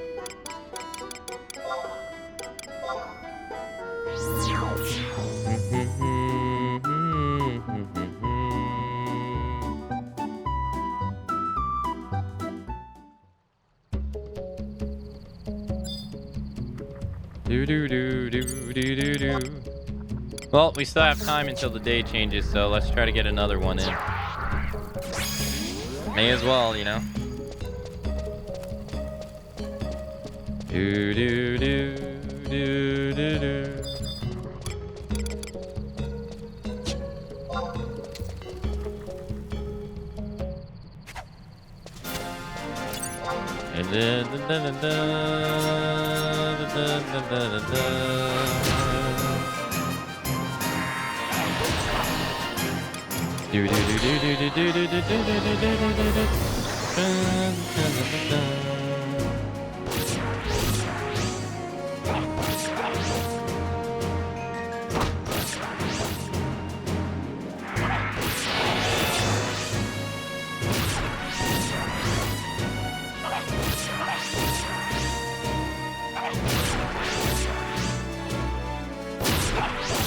Hey, Dataless. Hello. Oops.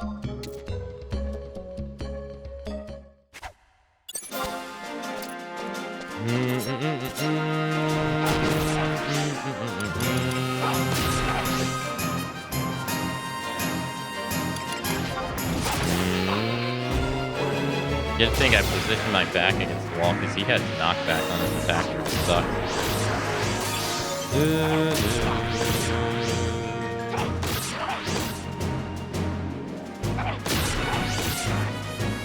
Ow.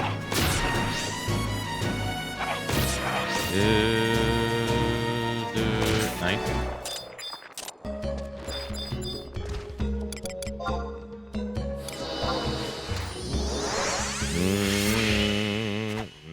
Alright, nice.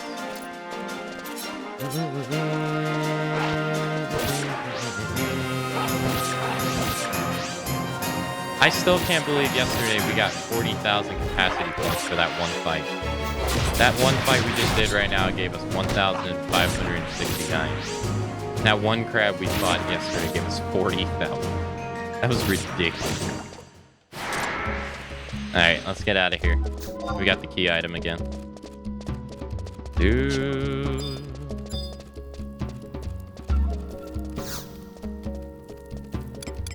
Alright, so we're gonna go to the renter room first, though. Because we have some job points that we can use, so let's go use them. May as well, right? We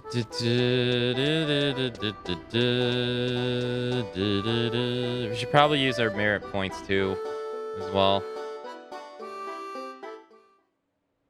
Hey Snowy, hello. I'm here until the repairman gets here.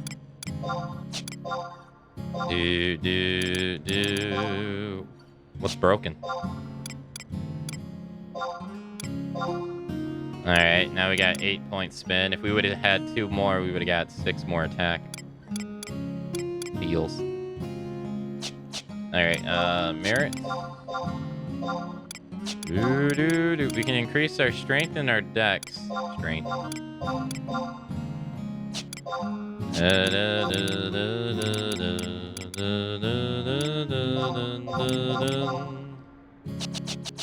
My AC is broken.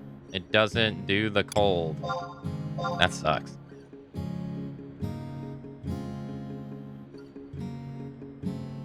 I wonder when they break, like what's actually malfunctioning.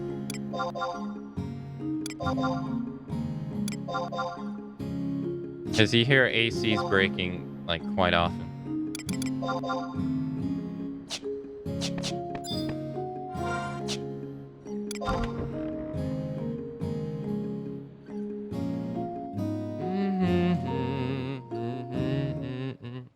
It seems like whatever they're made out of is pretty volatile.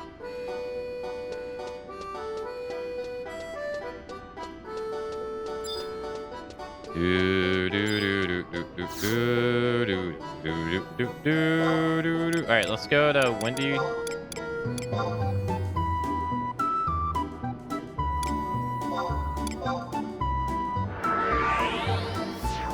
I don't know, the internet said that if anything else works fine, it could just be a clogged filter or something.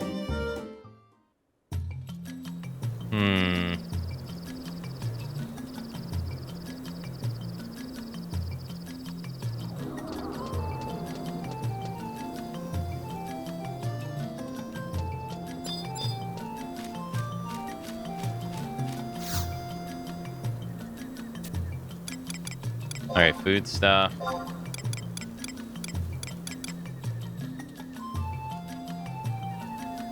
That's for defense. 75.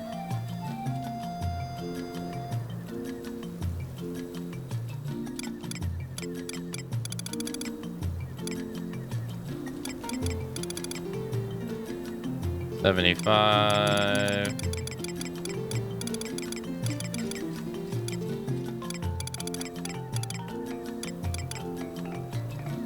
Yellow curry bun.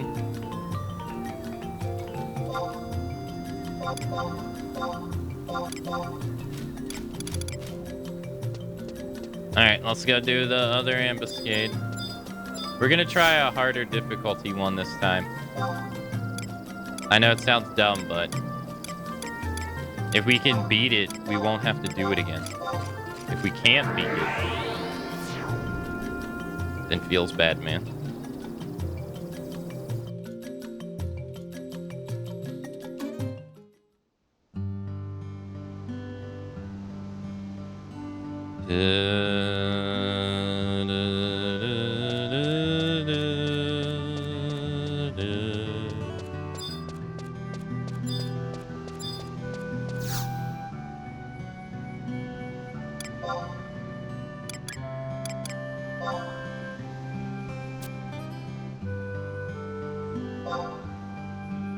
The landlord is...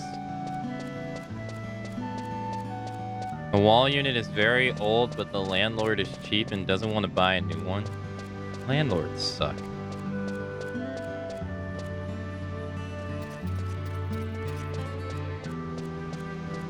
Probably because he eats into his profits.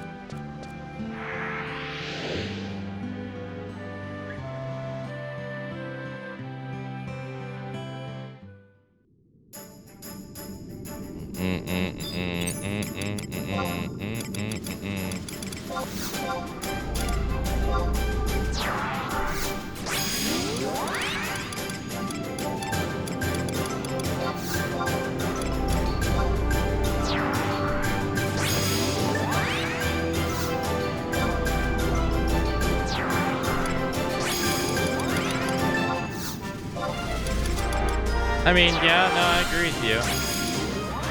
It's just, it's kind of hard to stay optimistic around landlords when you hear so many bad stories about them.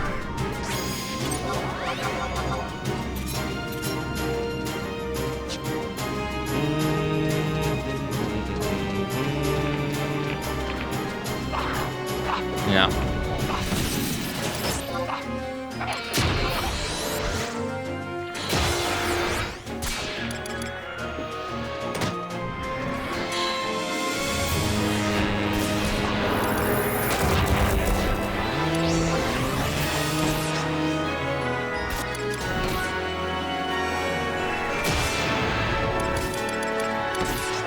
Oh, Saber Dance. I didn't even use Saber Dance that entire time. I forgot to use it again.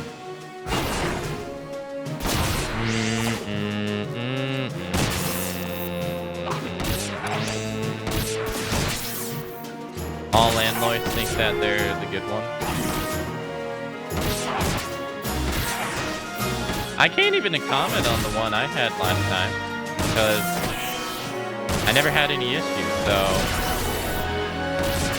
I never had to have anything fixed.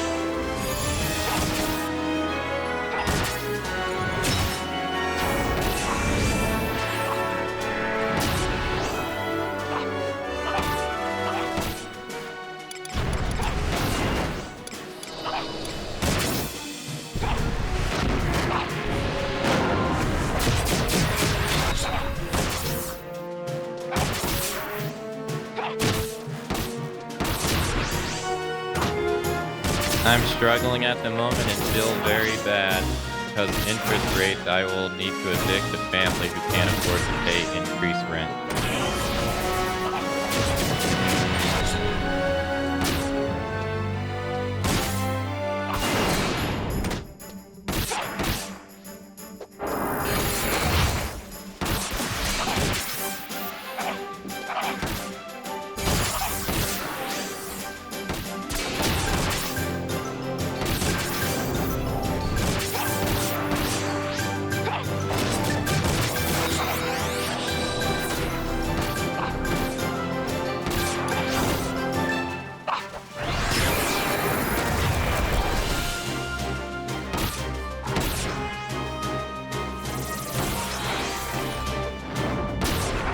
Sad thing is, I've seen this type of story a few times.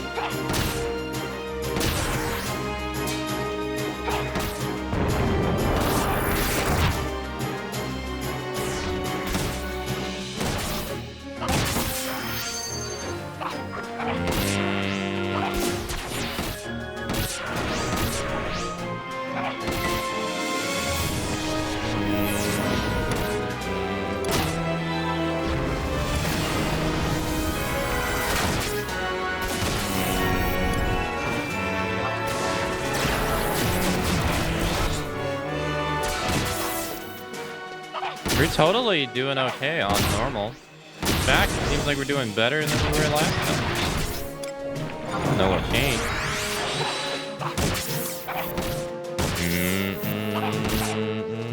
It can't be just me using Saber Dance.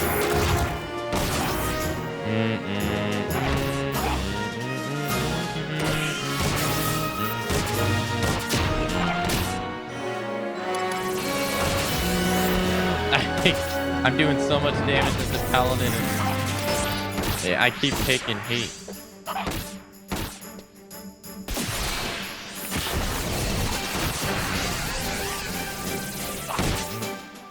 Yeah, I have like zero sympathy for that because, I mean, if you look at that situation,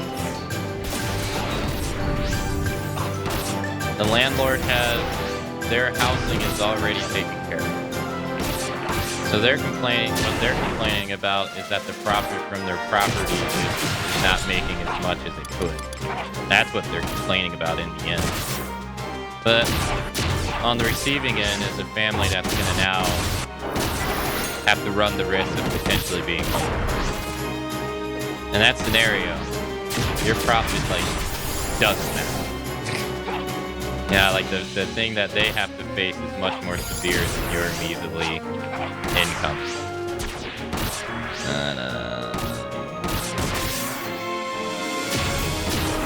So, like, it's hard to care in that matter.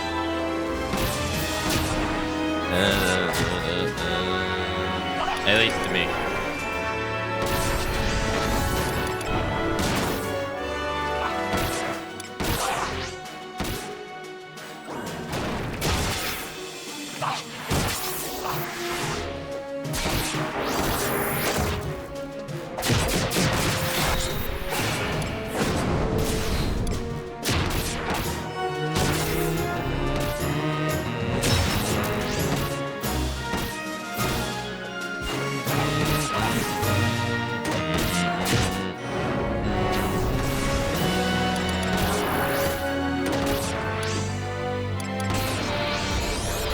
Like, the family is facing a much more harsher problem.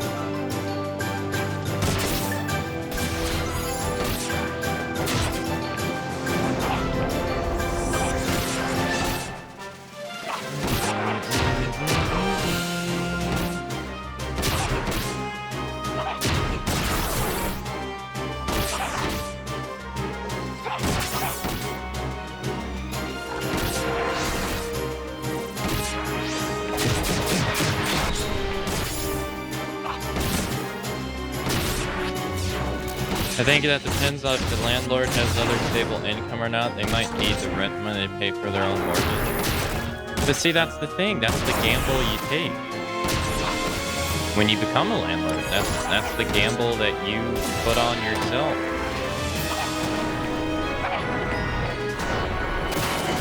And now your gamble is costing people their potential of being able to have a place to live.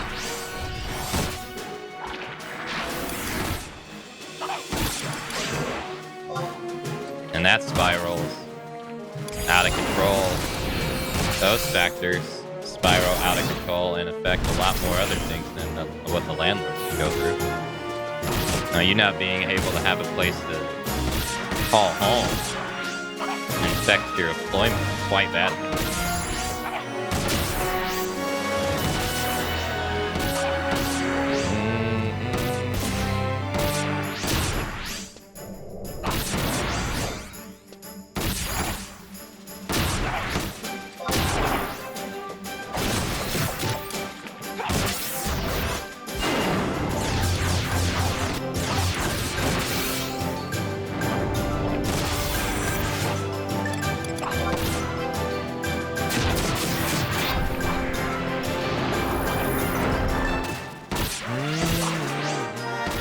There's always two sides, but the problem with it is that one side, the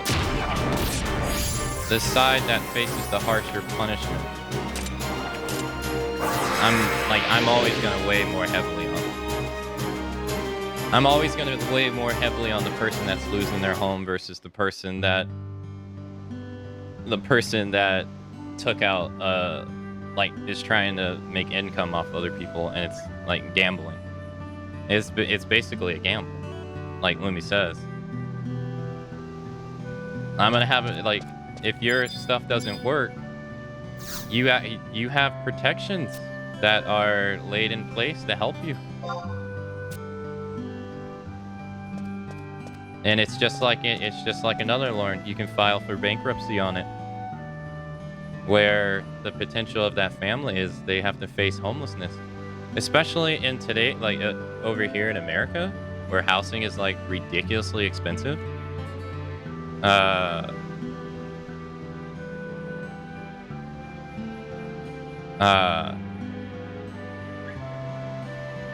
Like it's insane. Like it's insanely expensive now, and it's only getting like worse and worse in every state. To put people out like now, it's awful. It's truly awful. So, like, yeah, it sucks for the renter, but at the same time, they put themselves in that situation in the first place by getting into it and relying on the income of other people to pay off the mortgage that they decided to choose to do. So it's kind of hard to have sympathy for that, because that potential family that's going to be home, that is going to have to deal with finding a house now, is going to have to deal with places that are overpriced by like ridiculous amounts. And you don't have to go far to hear that the housing price in almost worldwide is shitty. At least in the UK and some European countries in America, it's pretty shitty. So it's kind of hard to have sympathy when you put yourself in that situation to begin with, and then complain. Like, that person's going to be able to go home and be fine, for the most part. They're not going to suddenly lose the roof over their head.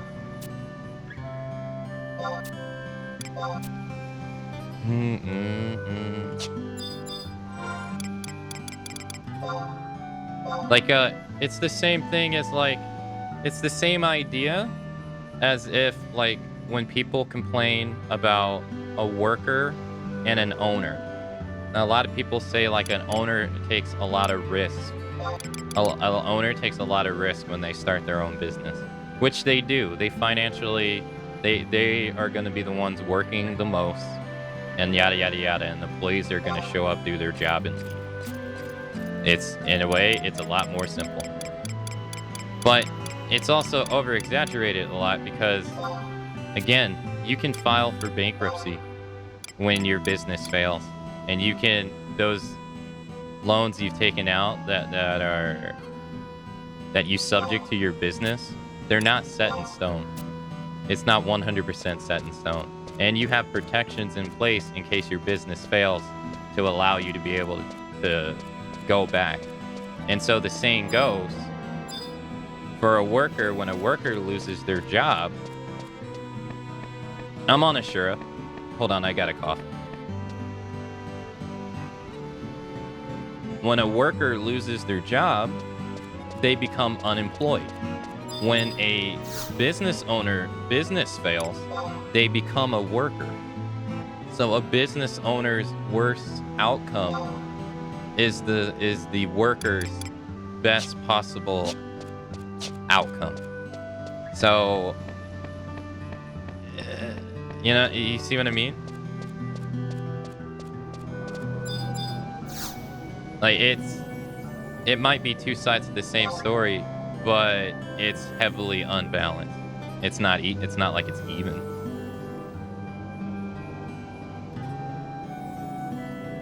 All right, we got the cave. If it was more even, it would be easier to digest, but unfortunately, it's not.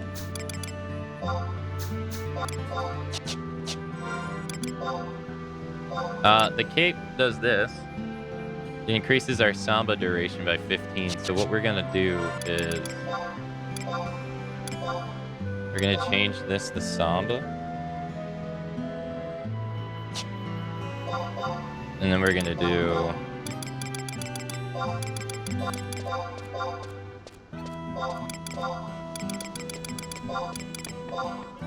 this.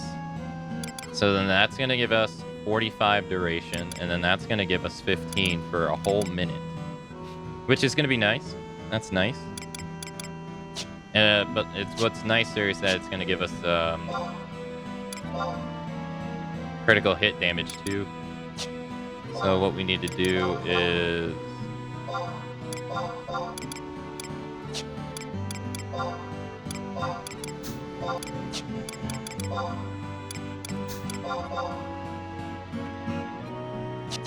it's like another thing.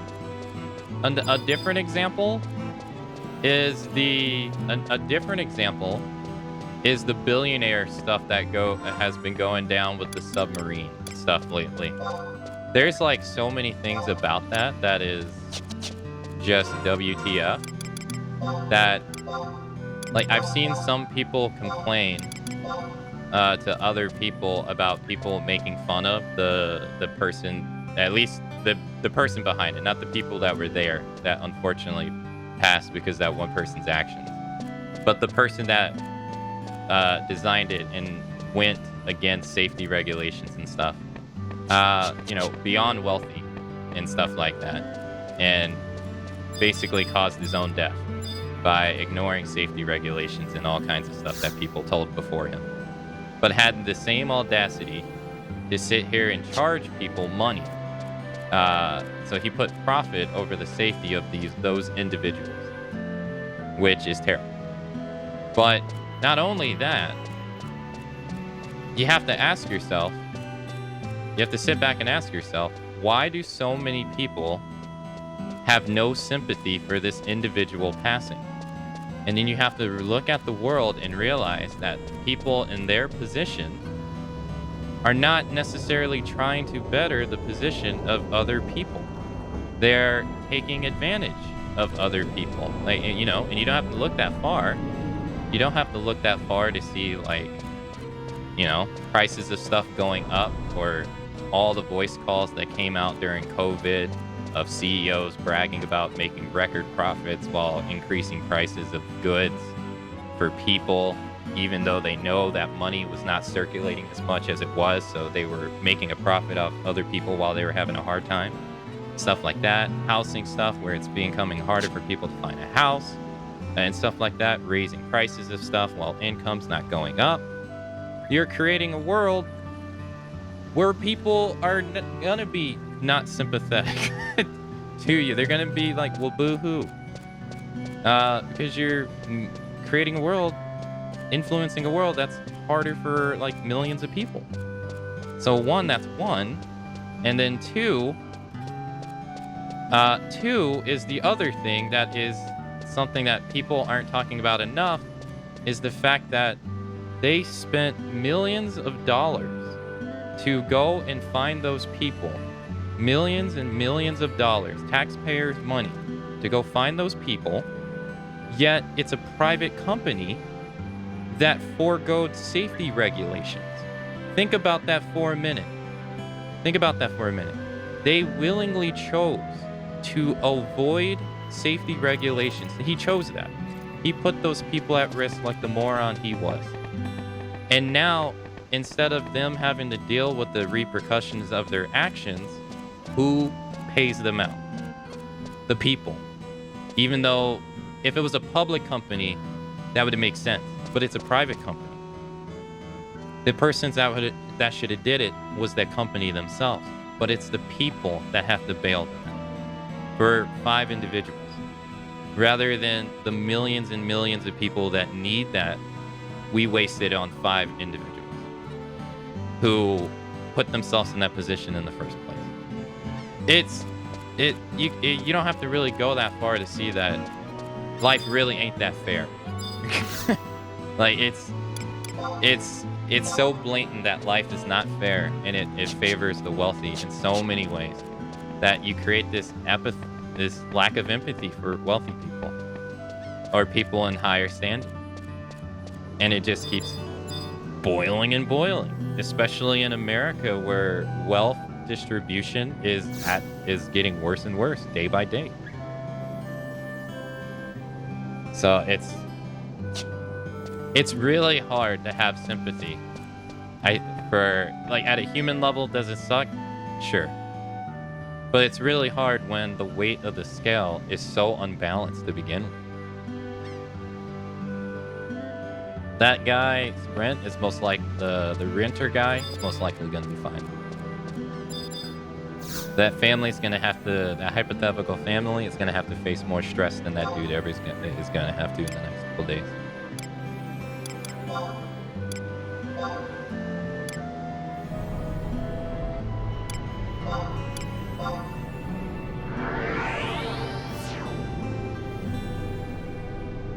In the UK, they're trying to blame inflation on wage raises and are asking people to stop doing it, but it's been proven that it's caused profiteering. Wait a minute. They're blaming inflation on wage rises and are asking people to stop doing it, but it's been proven that it's being caused profiteering.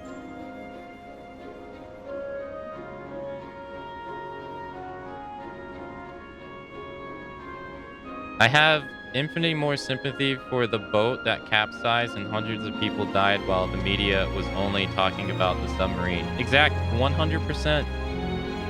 Literally, 100%.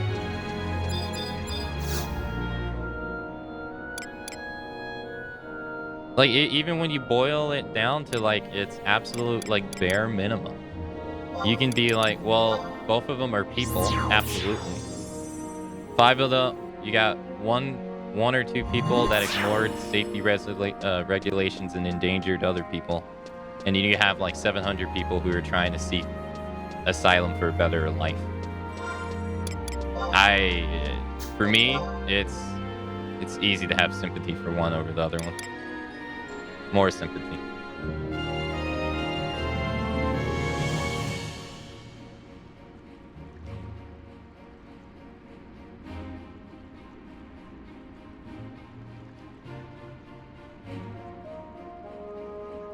They do the same in the US. I saw an interview.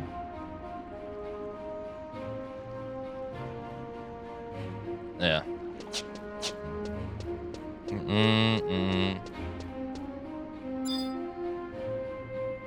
I think Mr. Beast said he was invited for that ride. Ugh. Oh, we don't actually have to go here.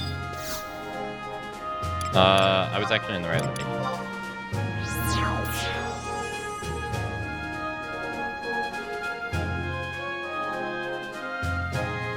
Well, they say...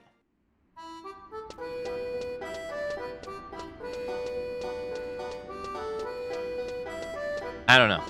It's very evident, and at least in America, I only know America. It's very evident in America that middle class and poor people are getting poorer.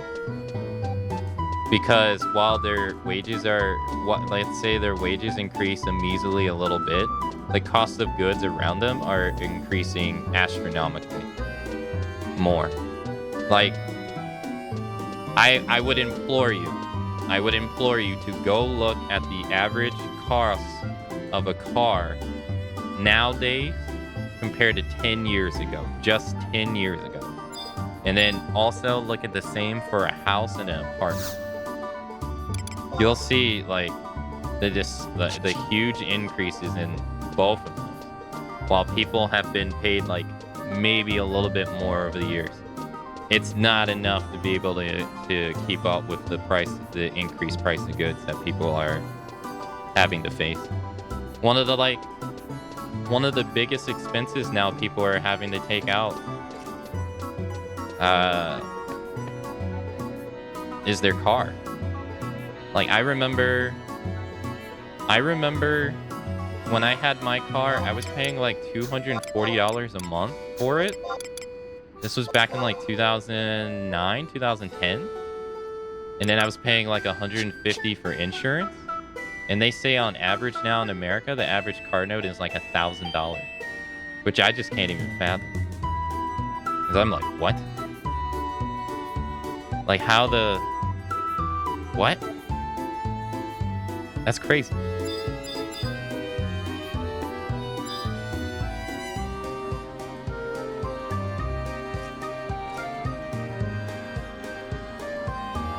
With my job, I would be able to buy a house if I had born 20 years earlier. Now I have a nice apartment, so I'm not complaining, but I could have been a house 3 times the size. Yeah, like the price of stuff is like it's insane. Like the price of college is out of control because they allow colleges to do the prices with no regulations to it. So obviously it's gonna go business side, and you can like blame the people all you want. You can blame the people all you want and say they're dumb and they should have looked for alternatives, but you can't also sit there and not instantly disqualify the fact that you have an entire generation of people told that they're going to be worthless if they don't go, and reinforced by their parents and people that they're supposed to be looking to for guidance into a system that is ridiculously expensive and getting even more expensive year on year.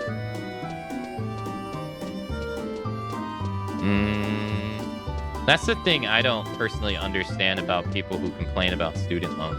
Like,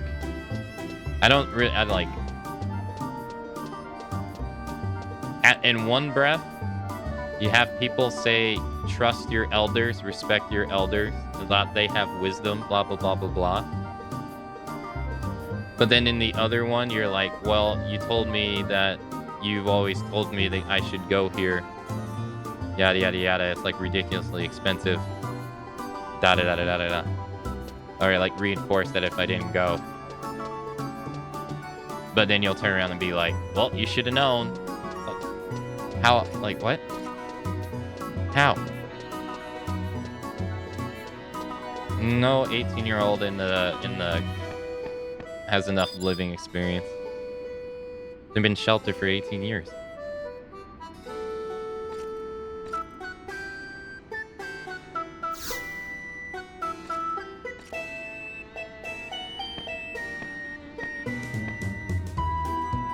Ah, perfect timing as always.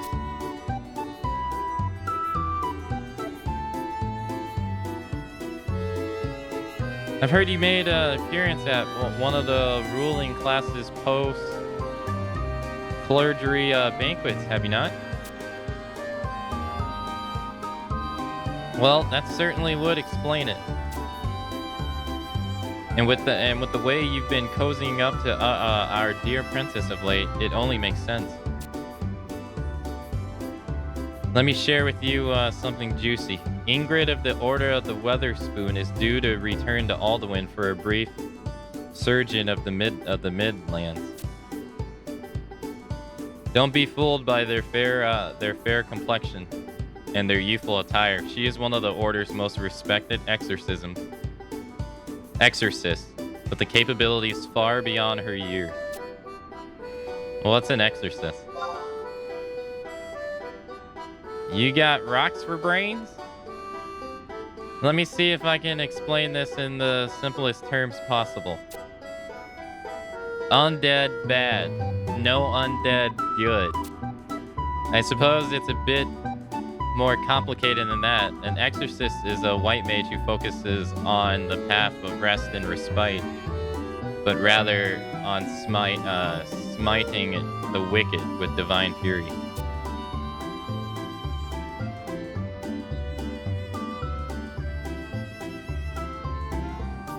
All Alduin's taught learned that these conjurers have their roots in the sorcery studies of the first head of Weatherspoon. As it's often seen, techniques were passed from progenitor to progeny, proving useful time and again until the citizenry of our fair city bore with exorcists not but respect. A little holy here and a little banished there, and bam.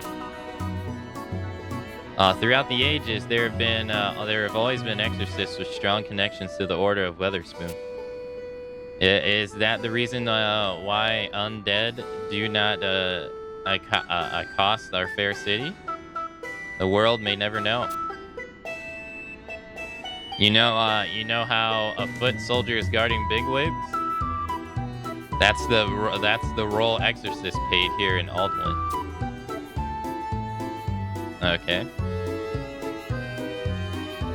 The leader of the spiritualist turned soldiers is the High Exorcist Voltimir, an enigma to much of the city. What I am about to tell you comes directly from his lips.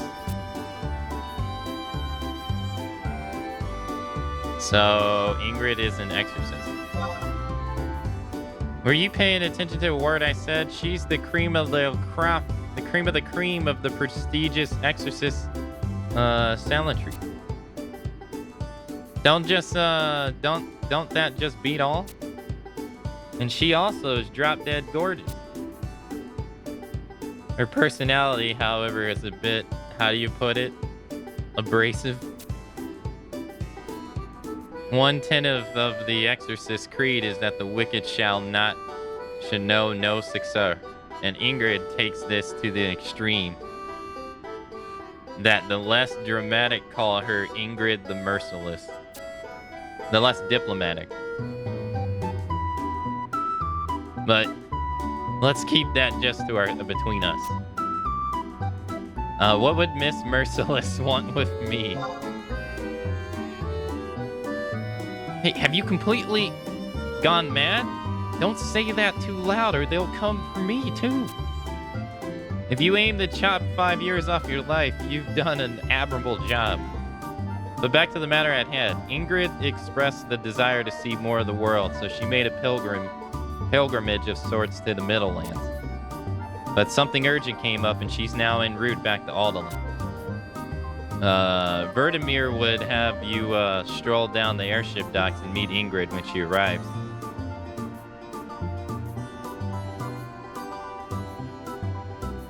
Perhaps you're wondering why he chose you? To be honest, I asked myself the same thing. It's not... If must not be my place to know. It must not be my place to know. But a request is a request, and here we are. Here we find ourselves talking this lovely day. Once she arrives, you are to accompany her to Alderling Castle. Yeah, yes, the castle, not the Order of Weatherspoon, Manson. It vexes me too, but Vortimir said to escort her directly there. A real exorcist, yes.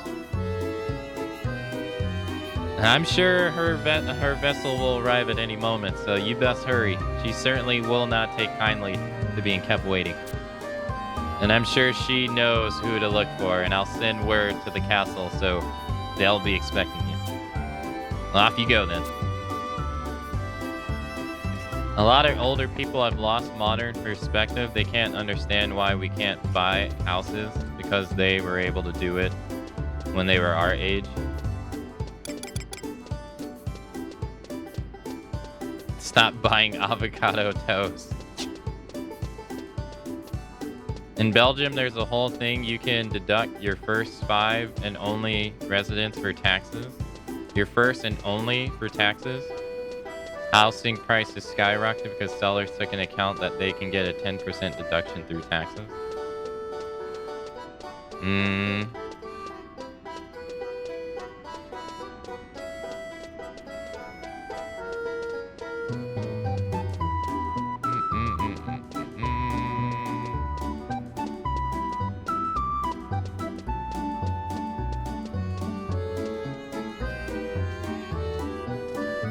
Also, Snow, I didn't mean to go off on you like that. I was not directed that was not directed toward you. It was more about the conversation, but I realized I was pretty aggressive about that.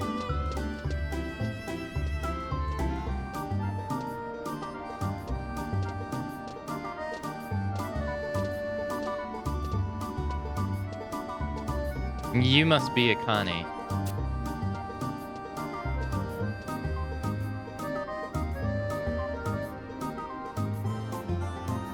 Your name is known to me, as you have no doubt surmised. I am Ingrid of the Order of Weatherspoon. You mean Ingrid the Merciless? Ingrid the Merciless. And here I thought only natives of Alduin called me that.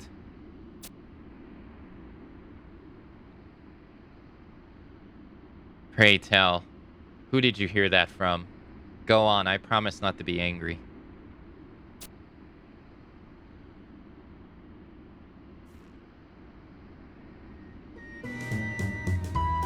It is of little consequence. Long have I known people called me that by that monarch. But let me ask you this. Why should any mercy be shown to those who have turned their backs on the goddess? Let all Alduin be in accord. I am merciless through and through. All who face my judgment shall not even have one speck of ash left. What is the calling of an exorcist if not to obliterate the defile from the face of Alduin? And I will not stop here. No, I intend on the name Ingrid the Merciless to be rung throughout the Middlelands as well. But I have no time for idle chatter. I must make haste to the Castle Alduin.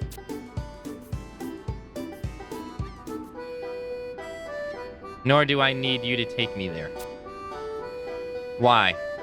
Petulant child, because I am the chosen girl of the Order of Weatherspoon. Girl? Just how old are you? Are all Middlelands as oblivious to societal morals as you? As I said earlier, enough prattling. I have visited the castle countless times in the past. You haven't heard anything about my mission, have you? Not one whit. I've only heard about your beauty. And you must also be aware of what precipitates my return. I, the great exorcist in all of El Buka, was summoned back because none other than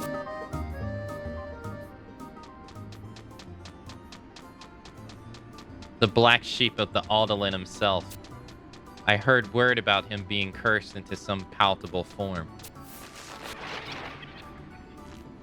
Or pitiable.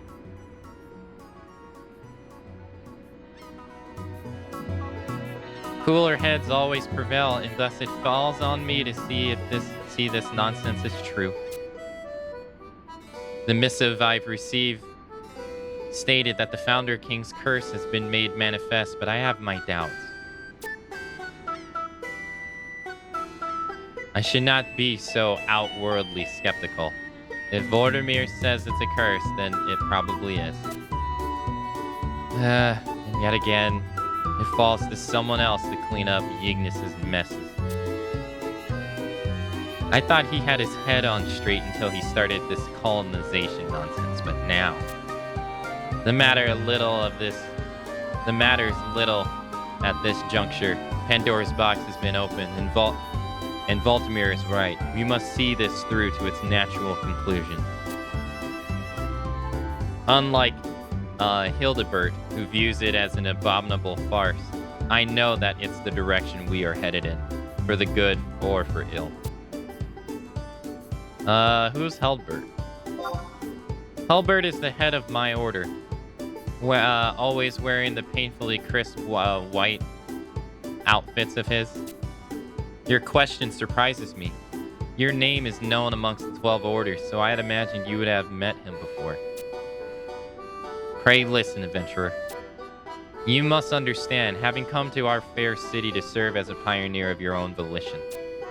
No matter what barriers stand before us, we must resolve to destroy them at any cost. Our aim is to press onwards, even if we must violently uproot them. Just as our ancestors did during the Great Expedition. Are you familiar with this time in Alduin's history? Of course. Your answer doesn't convince me, but I am loath to tell you something you may already know. Allow me to give you a brief lesson. Colonization was attempted at additional time after the Founder King's first foray all those years ago. Several centuries passed. There was another effort to pioneer the mainland. Oh, okay. A second attempt.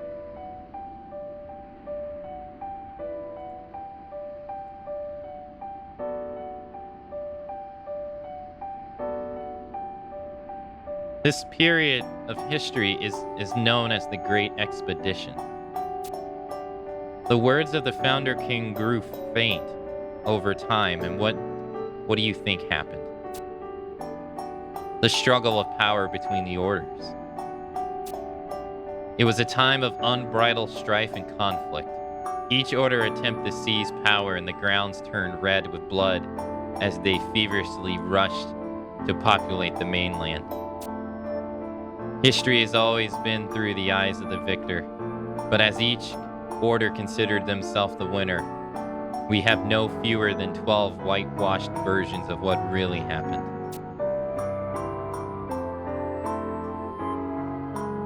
What's this?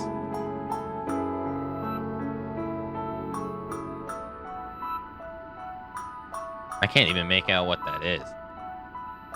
Those who regale you with these tales of bravery and bravado are completely blind to the corruption of darkness. No, they actively turn their backs to it. Those of El Buka who took one cautious step into the wild suffered at the claws of dread spirits and demons that appeared as if from the underworld. And while the squabbling took place in the city proper, who was it that rose above the madness to save our kind? The exorcist. I can't make out what the right side is.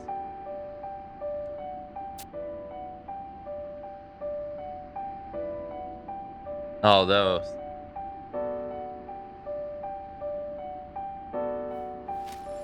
Humanity has no future if it lives in the constant fear of demons and curses.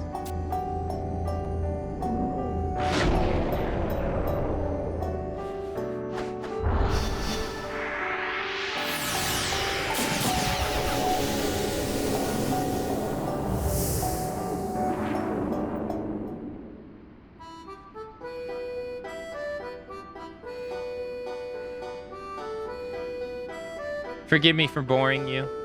It is not my place to bring internal struggles to your ears.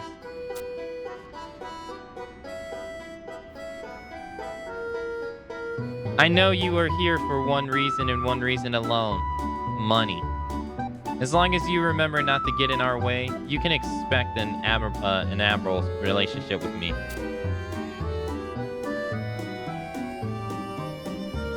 But while I have your attention, I've heard other curious things about you, namely, that you are able to converse with our dear Grand Chancellor despite his current state.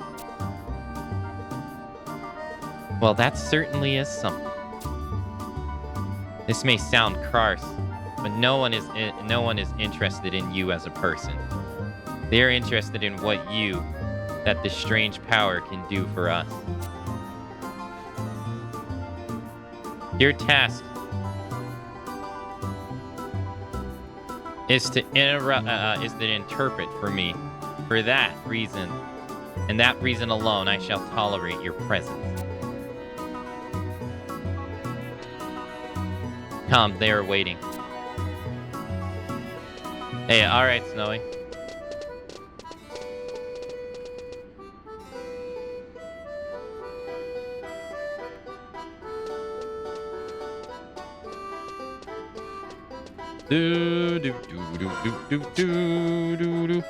So there's a curse.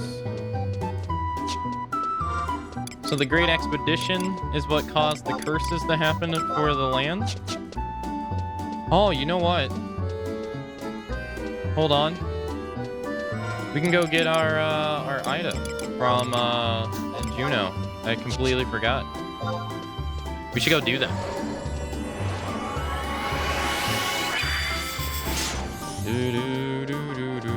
Yeah, so they tried to go pillage the land again, and I guess the struggle of them constantly killing each other is what created the curses.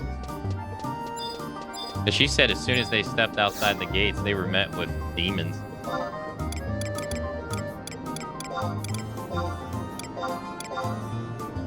Korea would never give me asylum. I'd have to get married and have a kid with a Korean national to even qualify for a visa. That said, I wouldn't hate doing this job for a little longer. My current job gives me an apartment. I dread moving back to the US and having to start paying rent again.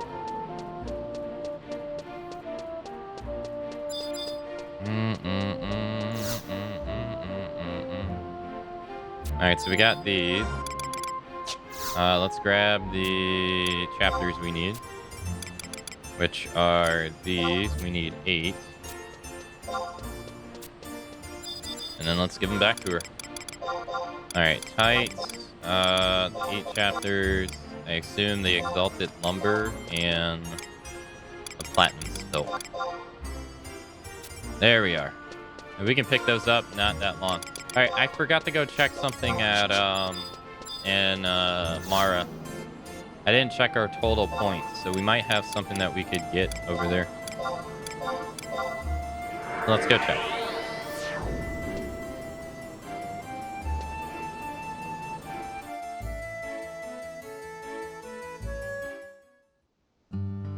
Well, as a European, I don't understand the bitching about student debt because I could go to a top university for $600 tuition a year. Students now are complaining the cost is out of control because it's $800 to $1,000 per year.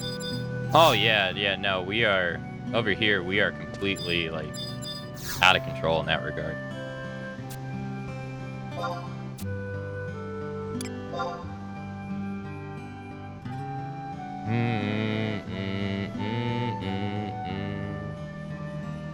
So we can get 1,500 points.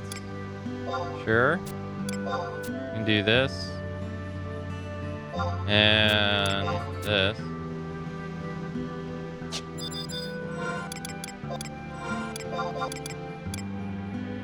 Finger. You can get a ring. Accuracy +6, range accuracy +6. Magic accuracy +6 and critical hit rate +3%. There's another one we can wear. No? Oh, the rings you get are also, they're also rotated. Alright, we'll grab this. It's the only ring that we can wear. We're not gonna worry about the other two, so let's go put that up.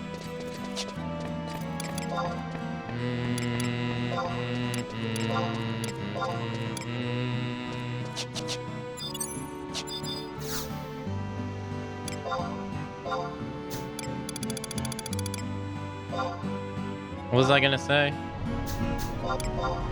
Oh, I was gonna say, I don't know. It's gonna sound very un-American, I guess, but I've always felt that Americans feel like there's some kind of special human race, part of some special human creed. It's like when you compare them to other people in the world, there's always this like energy of like, that won't work here because we're different energy. Which I personally feel holds us back in a lot of regards.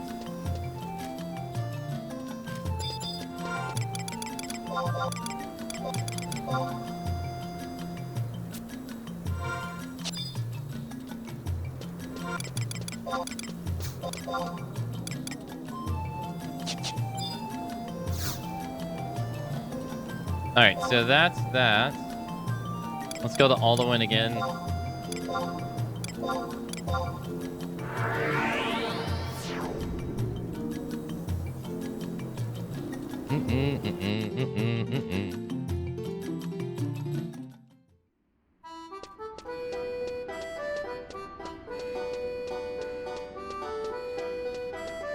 Like I would guess that, because like people complain here about taxes and stuff going up, but I would guess that like at the end of the day, Americans probably pay more in general than their European brethren, because the services that you have to pay for probably outweigh the cost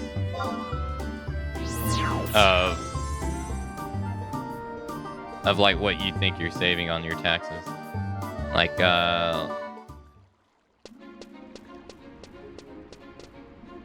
say like your monthly tuition you have to pay for, or health care you have to pay for. Put those together. I imagine you're paying more.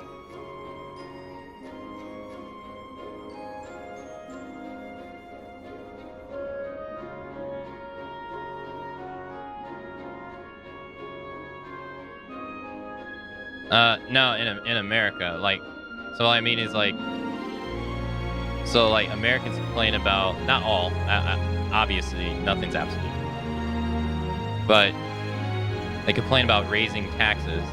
But I would wager that after you take out the tax rate that Americans pay, and then you consider the health care and the education that they have to pay, that at the end of the day, they actually come home with less money because those things are so costly in comparison to like European nations where that stuff is taken out in your taxes, because you would theoretically save money because you wouldn't have to pay for those services.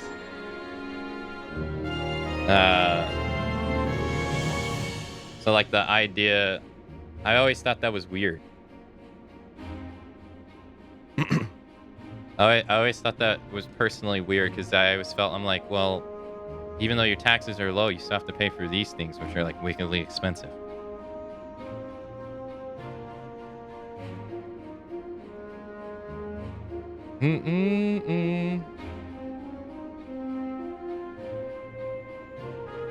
And the whole idea is that, you know, they're taking more money, but I'm like, well, wouldn't you necessarily be coming home with less money having to pay both of those?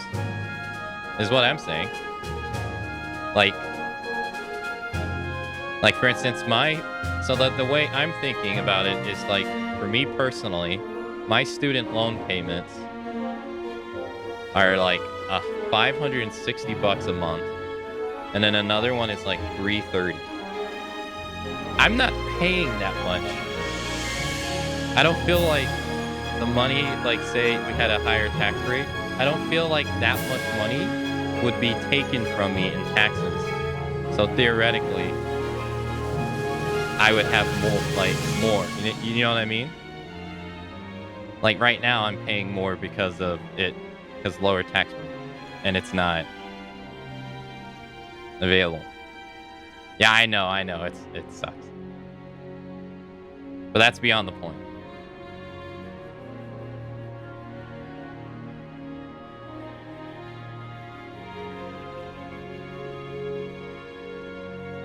Akane, why bring someone of such questionable morale character to this assembly?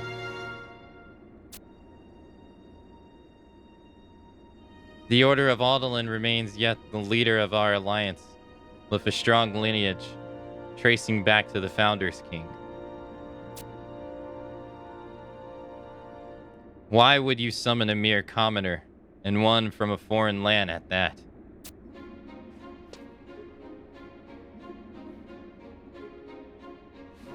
You seem to have won over the hearts of nobility, Take a brief moment to listen away from their eyes. Hildebert, there is no reason to work yourself into a tizzy.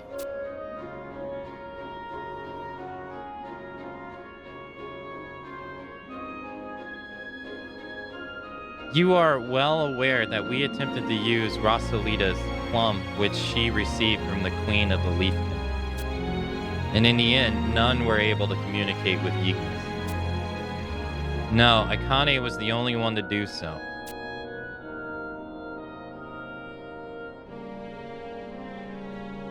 Dear Selvgia. You let yourself be taken in by the mockery of your order. Your orders.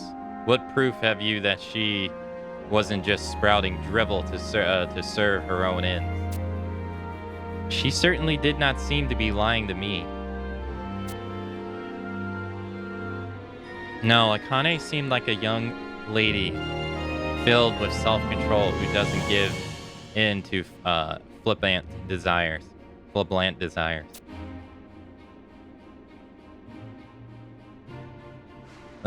my dear Selviga. You seem to have quite the opinion of our enigmatic friend. But darkness of the heart oft lies well hid. Are you sure trusting one as such she is prudent? Hold on. Not to say, of course, that I disbelieve her. No, it is through Akane that we have learned about Ygnus's condition, as well as the Middle Lands themselves. Their armies, politics, economy. We cannot sit forever on this little island playing fifth fiddle to the rest of Vanadil. On that, I dare say you are mistaken. Oh, about what? I do not wish to speak ill of Akane, but the situation is not so simple. At least you forget, Arcelia was also able to hear Ygnus's voice. Oh, well, and yet she chose to leave Akane, with which Rostalita bequeathed. Rostalita gave it to Akane, not me. Hildebert, Malvillian, my trust in Akane is not mere whimsy. If Arcelita believes in her, then so shall I. Sometimes I stop to catch myself pondering what this all means. What if all this were a challenge posed to us by the Founder King? In the countless years since his passing, how has Aldelin changed and evolved? That one of his bloodline should be transformed into a lesser being right as colonization recommenced. We may be struggling against a current stronger than ourselves. That is why I wonder if we are being tested. Tested? By whom? I do not know. Perhaps by fate itself. Well, my sarcasm comes back to haunt me. You appear to have some allies within these walls. The real trial will come right as we pass through these doors. I heard all I need to. Let us see how useful you really are.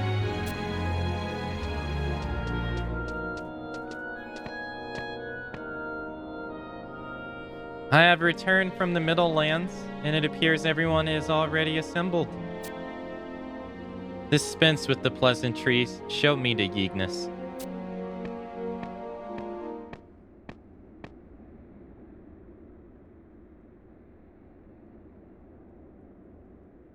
Far be it from me to doubt one of my own order, but how much can you tell from such a simple gesture? I must confess my surprise at your doubt. I speak only as the goddess guides me. Tell me, do you doubt her wisdom? Forgive me if my words seem brazen, Hildebert. Back to the matter at hand. What has befallen Ignis is most certainly some form of curse. Uh-huh. Then it is as we expected. Indeed. And though this is no ordinary curse, I am inclined to believe that it is not born from the Founder King. Uh-oh. She's wrong. But I cannot put words. Akane. You talk to me now. Maybe not able longer.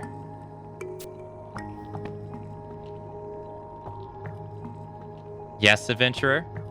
Has Ygnus spoken to you?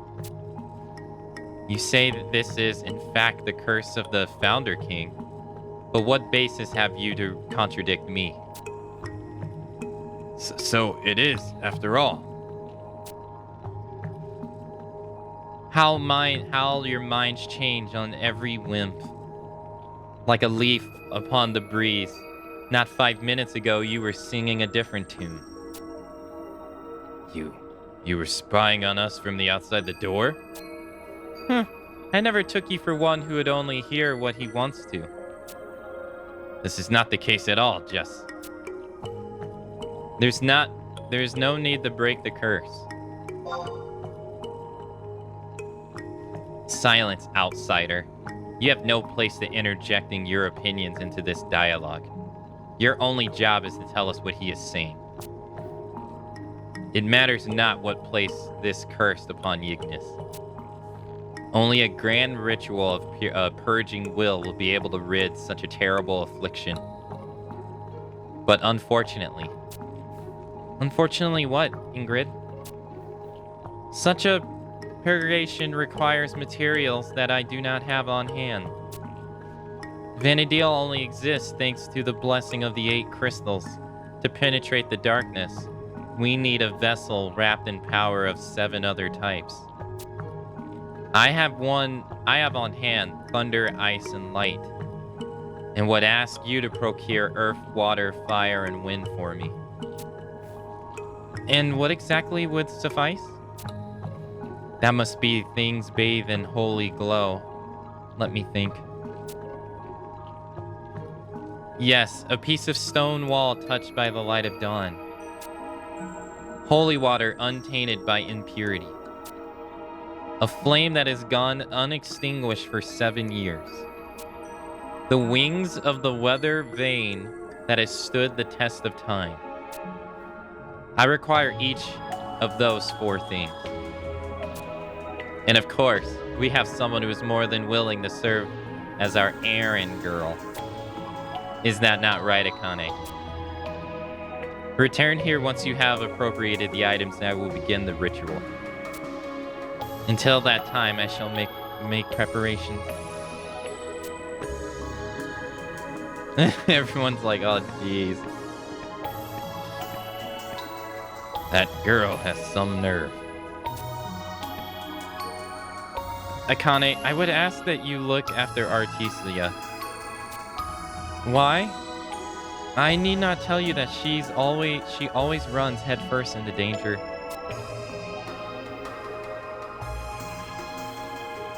Ellipsis. Okay. Oh, there she is. Akane, it's good to see you here.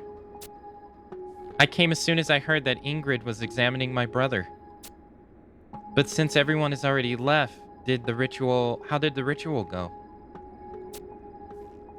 Tell her about the curse and purging. They're going to perform a purging ritual. I see. So Ingrid feels it's a curse after all, but not the Founder King. Tell her about the curse and purging. Tell her about Ignis's voice faltered. Oh. What? What could it mean if his voice faltered? My brother began to show symptoms right as the call went out for adventurers from the Middle Lands. It started out as a simple rash. He said it might have been something he picked up in the forest. Okay. He was still of human form, talking with me just as he had when we were younger. I could still hear his voice. And then slowly he turned into what you see him as today, eventually losing all power of speech. A leafkin. And to think, even though you were able to communicate with him telepathically now, does that mean the curse is still progressing? That this isn't the end? Might he turn into a leafkin for good? You are too kind to me. And you're right. It wouldn't do for me to sit here and stew. If you're going to help me find the materials needed for the purging, then let me come with you. I'll do anything to see my brother whole again. Let's just let me know whatever you need. Okay.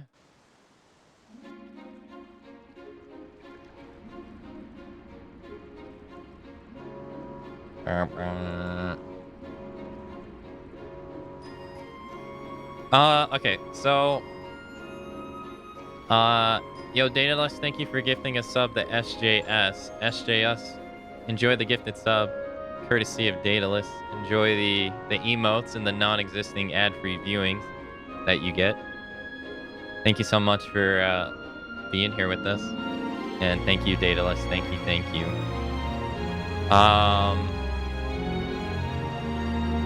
Also, hello, SGS. Hey, how's it going? How long is this game? It's an MMORPG like Final Fantasy 14. Are you familiar with those? Like World of Warcraft? So it's really long. It's really long. Us playing it for 39 days. While it is pretty long compared to a single-player Final Fantasy game, it's actually quite quick for an MMO. To get through all the story and well, to be this far into it in 39 days, it's actually quite fast. Believe it or not. So we're actually making pretty good progress. But as it stands now, let me just count off the tip of my hands. Or I can do it in the menus here. So we did the 3 starter nations. I need to write this down. Hold on. Let me find a place to write this down.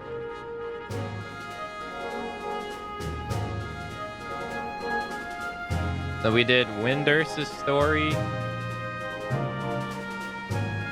We did Bastok's story. We did the Kingdom of Sandoria's story. Right?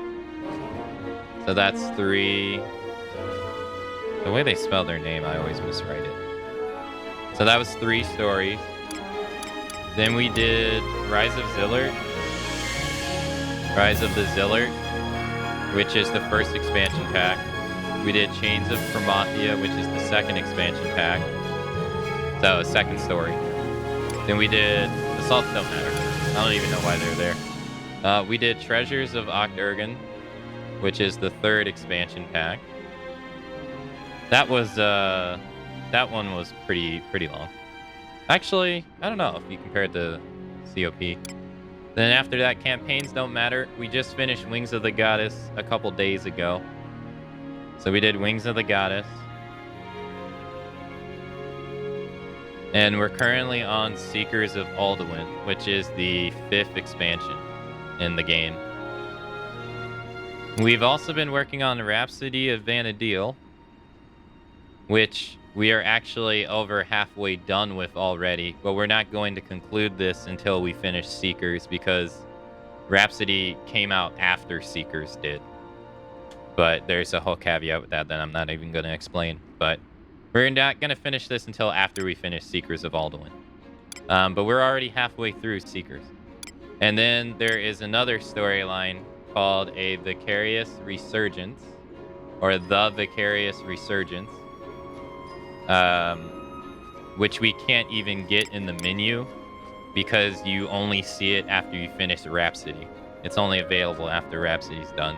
So, we have, technically, we're on our last 3 stories out of a total of 10. But Wings of the Goddess was a bit different because Wings of the Goddess, not only did it have the main story of the expansion, but all 3 starter nations also had their own individual 12 mission stories for a total of 36 missions, 12 for each nation in the past. So we technically did those too, which you could kind of count as their own individual stories as well. So we have currently done 10 stories and we have 3 left to go. So to get all that done to get 10 story's done in 39 days is actually pretty fast, I think. Yeah. All right, so we need to go. But yeah, it's an MMORPG, so it's gonna take a long time to finish. Although we're over halfway done. I would say. I think we're over halfway done.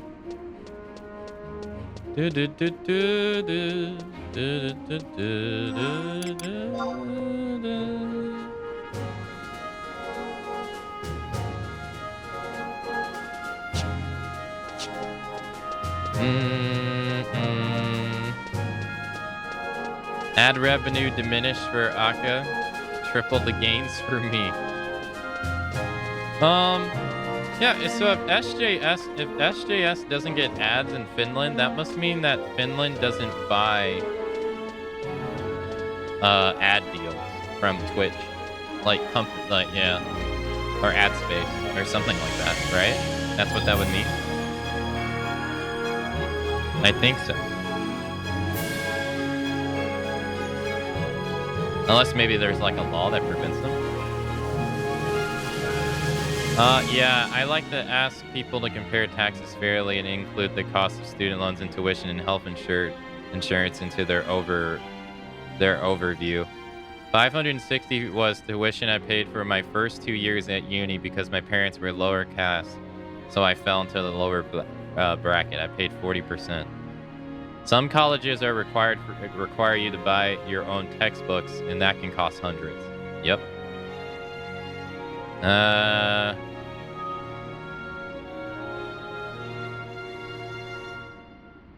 That's true. Yeah, I guess no one wants advertisements to this remote wasteland. Well, there's this, I mean, some countries do that. I think, I'm not 100% sure, but I think Turkey does the same thing. I think Turkey doesn't, they don't do ads either. So, because to have them, companies have to buy, like Twitch, it's like Twitch sells the space for you to display your own ads, but Twitch isn't making the ads themselves unless it's their like Twitch ads. But it could be some combination of just nobody buying it or nobody wanting to, or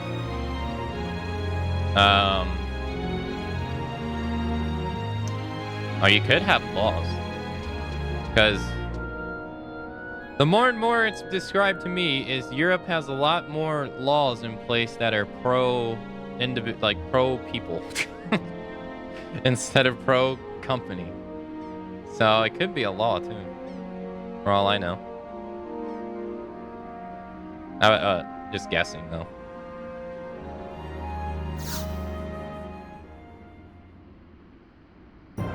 Uh-oh. This extravagant emphasis is one of the many assets held by our current Minister of Education, Hildebert.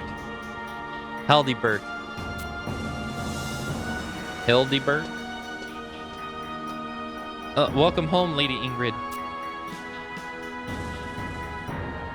Adventure a moment. A moment, fool. I've been apprised by the Juno Institution of Magical Studies' new trust initiative. You are enrolled in this abomination too, as I understand it. Sure can't. Can you use trust magic? Sure can. My instincts are never wrong. It's a blessing from Eltana herself.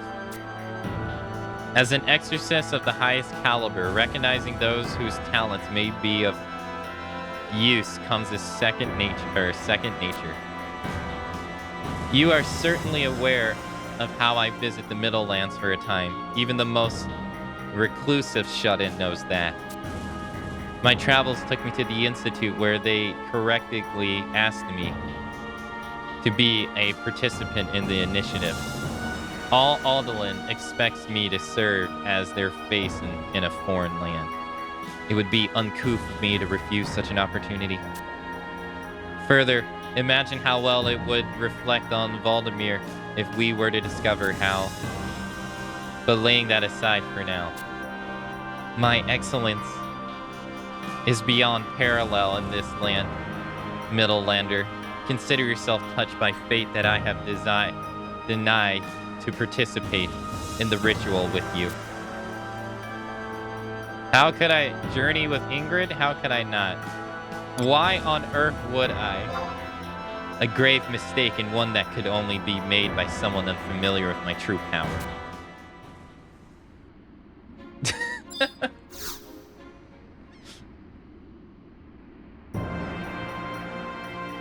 You gotta go through the whole thing all over again.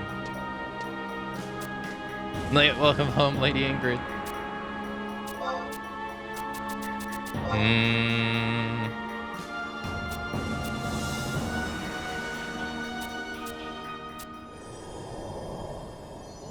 Perfect. Let the merciless one guide you. Truth is its name. The ritual requires trust between two individuals. Let us reflect. Merciless indeed. The rest I leave up to you.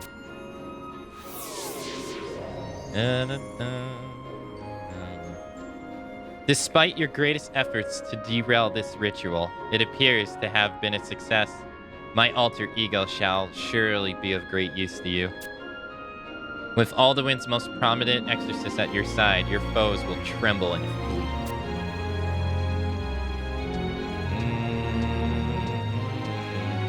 Yes, this incantation only strengthens my ability to purge the world of its ills. Let it take wing and guide you.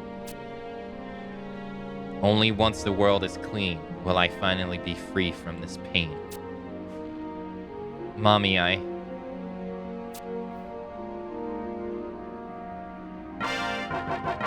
we got Ingrid as the trust. Zero chance she's not evil.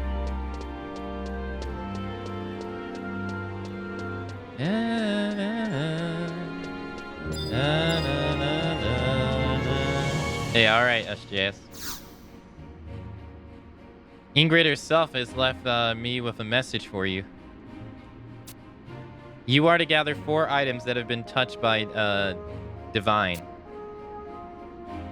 The first, a piece of stone touched by the light of dawn. The second, holy water untainted by impurity. The third, a flame that has gone unextinguished for 7 years. The fourth, the wings of a fair vein that have stood the test of time.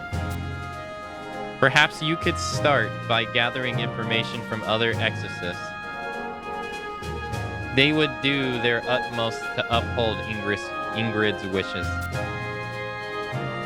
Hildebert's Maine is not far from here. I suggest you pay his order a visit and see what information you can gain. Okay.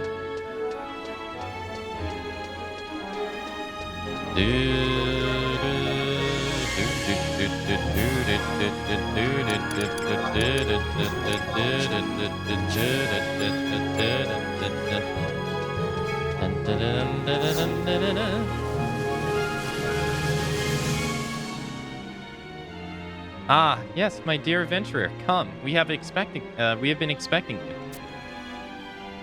Voltimir himself has bid me to hold on to something for you. Here, the eternal flame.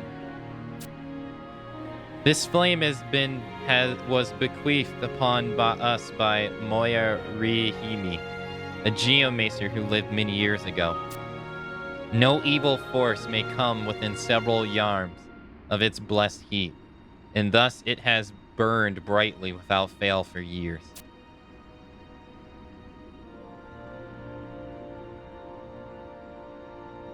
I can tell the fact that exorcists and geomacers once worked together confounds you. We exorcists answer to a divine providence, yet do not defy everything in black and white terms. Define. I have some information for you on the other vessels which Ingrid bid you acquire. Our research suggests that the stone wall touched by light of dawn has something to do with Alduin's port district. Sailors and captains of our fair city have a custom of honoring the morning sun, and as such, many of our vessels contain the word dawn in their name. And as for the holy water untainted by impurity, we believe it's located in the fountain in West Alduin's Plaza. The fountain's water is taken directly from the Rala waterways underneath Alduin proper, so it's both pure and clean.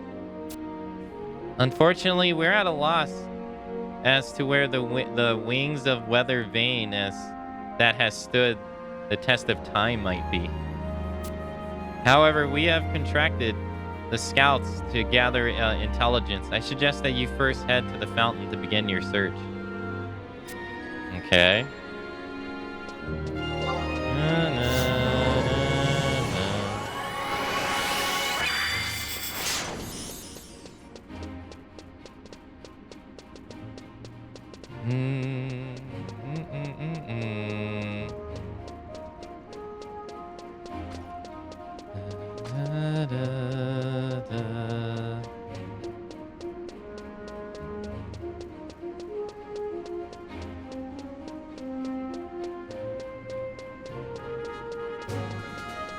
Alright, let's go to the fountain, I guess.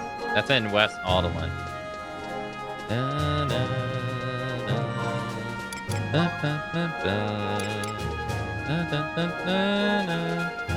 I hope our gear is good enough for us to be able to beat anything we have to face. I hope. Like, we don't have the best gear, but I mean, our gear is decent.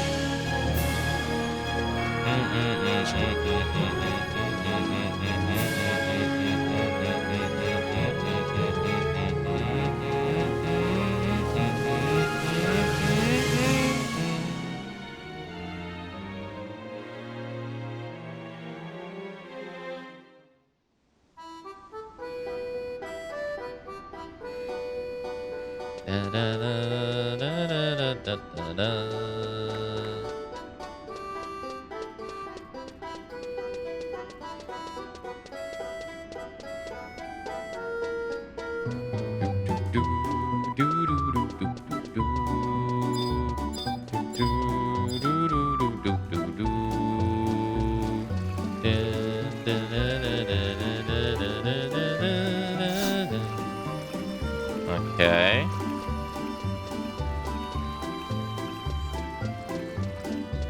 Now, they said that we need to go to the port. Which is north.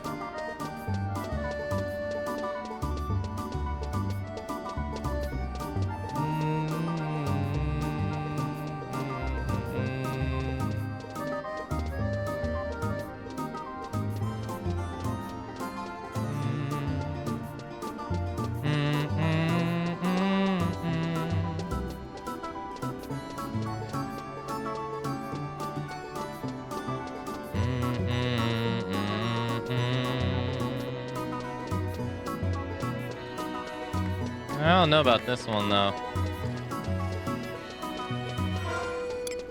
Does this work? I guess it is, yeah.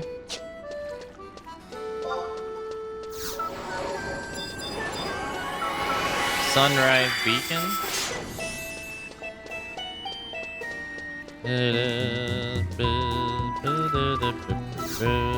Okay.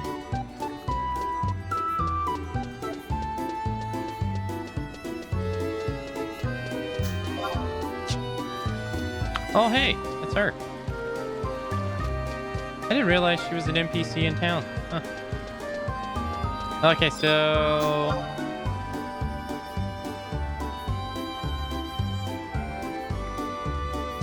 I guess we go back to the castle. The castle gates.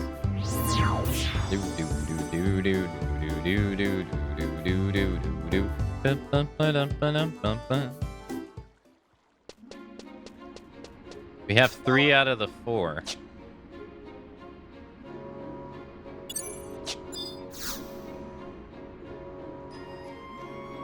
My dearie pioneer, we have located the weather vane that you seek. To the south of this very plaza lies a large mansion whose storage unit contains such an object. We have already discussed the issue with the owners, who are waiting for your arrival at the mains to the south. Okay. So here? Or...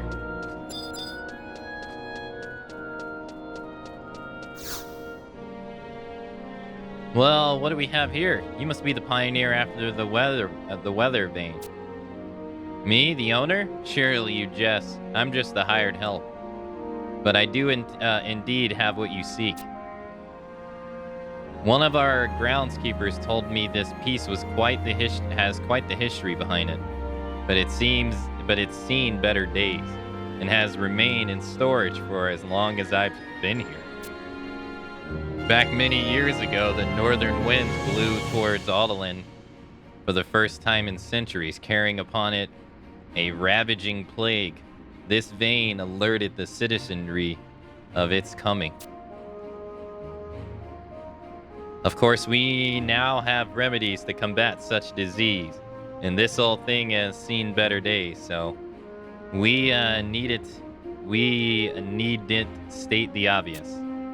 Needless to say, no one could bear to part with something that saved so many lives. That's why it's been buried away here for so long. Make sure you treat it well here. Alright. So now we go back to the castle gates, I assume?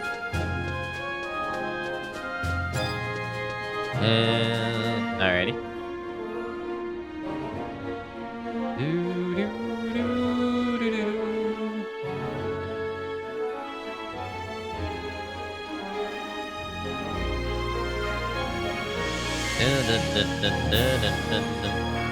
You actually made it back in the reasonable time frame. I must admit to being mildly impressed. No. That is, not that this puts you in good graces. But Ingrid Merciless knows to give credit where credit is due. Adventurer from the Middle Lands. Now that all of my, implements are here, there is naught to do but perform the purgation.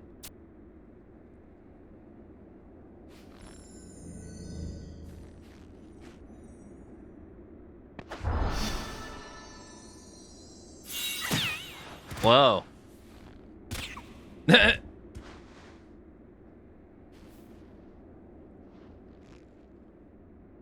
Impossible. I had hoped that.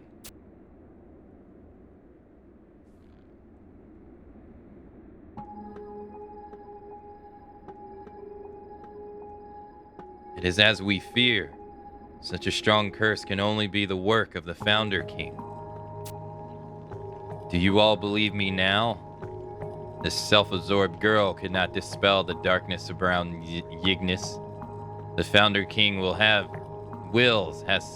spoken. I can't deny the intensity of this infliction. Perhaps my confidence got the better of me. This requires an even more elaborate ritual. I must depart to ponder this further, but I'll be ready next time.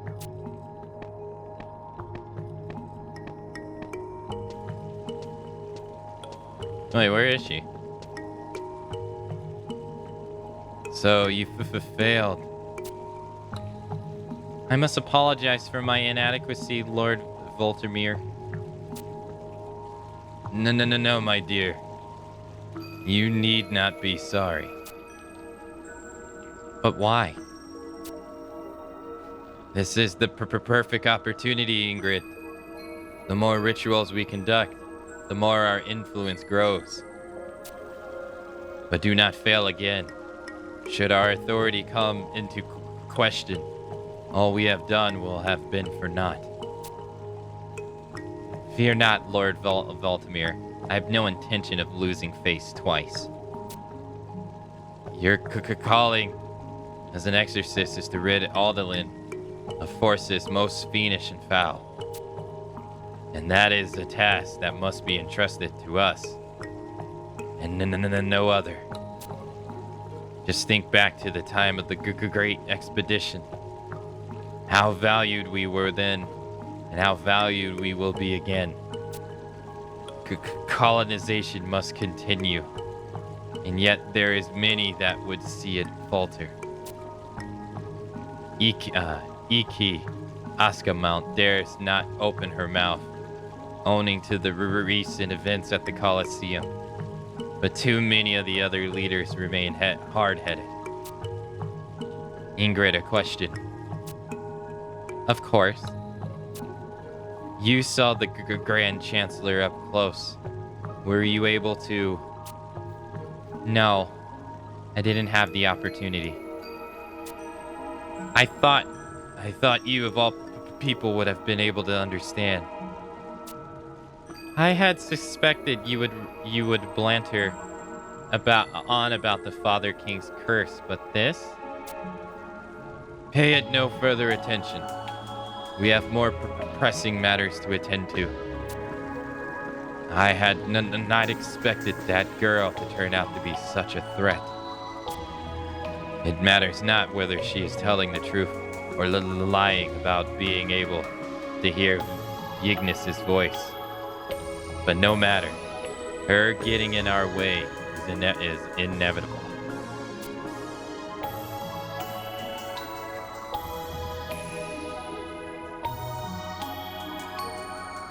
Akane, what shall we do?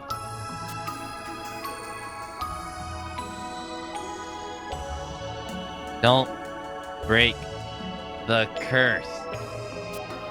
If I can feel itness, something to dread in this way. Akane, is my brother saying something? The key. Right there. Lead you. Ignis? Ellipsis. Ellipsis. Ellipsis. The Rosalita's plum begins to fade, taking Ignis's voice along with it. Akane, tell me, what did my brother say? He was pointing right at me. A key to lead us? What could he have meant? Why, my dear, do you not see?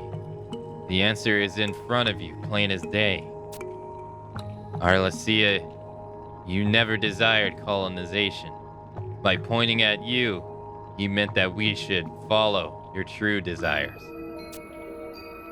It can only mean that we must respect the will of the Founder King, and that it would be a grave mistake to pursue colonization any further. No, a clever trick, Hildebert, but pray tell me, is that the only explanation? Could it not mean that Ignis wishes Alcia to continue colonization in his stead? He may be wishing for her to become the standard bearing of colonization. Your insolence goes too far this time, Melvane. Insolence? No. I have no use for only the most deductive of reasonings. I have used only the most deductive of reasoning. Countless hours I have spent poring over tomes and annals dating back to our very first colonization efforts. You impotent fool. Who are you to look down on the Founder King's dying words? The lesson of the Great Expedition taught us was that only way to appease him is to honor his spirit. What we must do is cast off this ridiculous prism of the rituals and purgations and reveal the Founder King as he demanded. Just as we did back then, we must go and reseal his tomb once more. Hildebert, it is wholly inappropriate of you to make rash statements in such a place. Perhaps you're right. It makes me wonder, do you not feel that the circumstances surrounding our colonization efforts are quite different from the great expeditions? Do we even have time or money to appease his spirits? Time or money?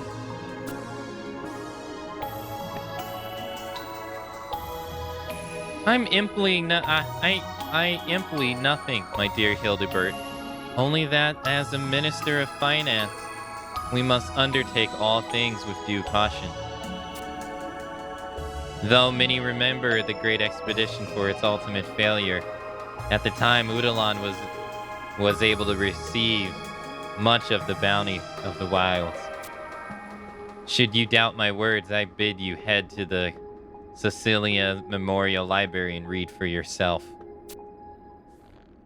Do so, and you will understand why I staunchly support the colonization initiative.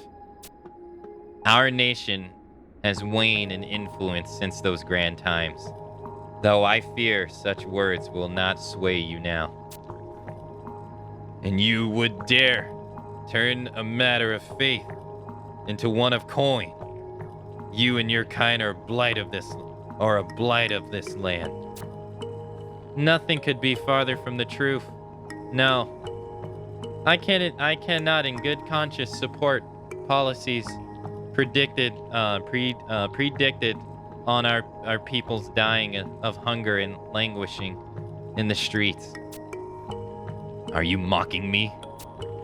This isn't about you. This is about not being able to wring the blood from a stone. Both of you, please. Please, just stop.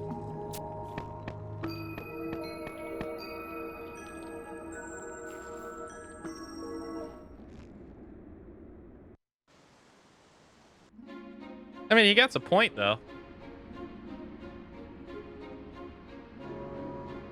They harvest the land, and it brought them food and all that stuff, and people weren't starving, and now people are starving.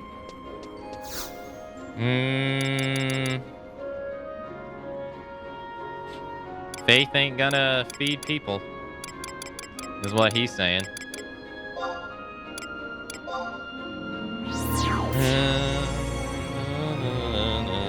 Or believing in the dying king's words ain't gonna feed the people who are here and now dying of starvation.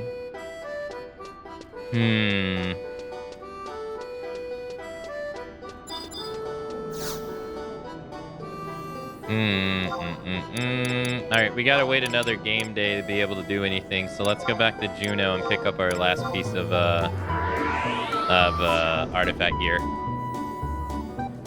And then we'll go to Dynamic Sandoria and waste some time trying to get the beat the boss there and stuff. Try that again.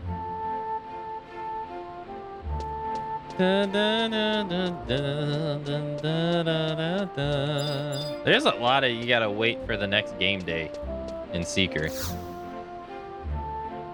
All right, we got the dancer's pants.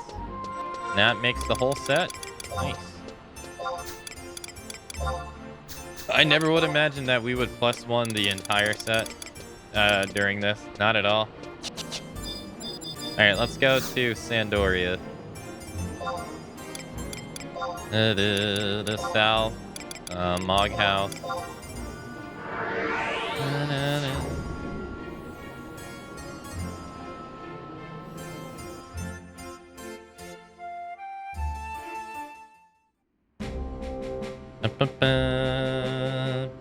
What are you laughing about? Well, I didn't think we'd be able to do it because I thought it would be a huge undertaking. More than one that I thought we would be able to accomplish. I didn't realize how I've done those quests before, but clearly I forgot them. So I forgot how nice they make it for you to be able to get a set upgraded. Granted, if we never did the AF quests, though, it wouldn't have been that easy. So the fact that we did the AF quests also helped too. Oh, we got Ingrid. There she is. Let's see. Who else are we gonna use? We need to use a Puru. I'm gonna use Lion.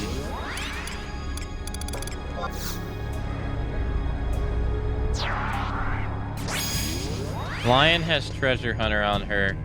One of the problems we're facing is the fact that we haven't been able to get the item to drop. So hopefully with Lion's Treasure Hunter, we'll get it to drop.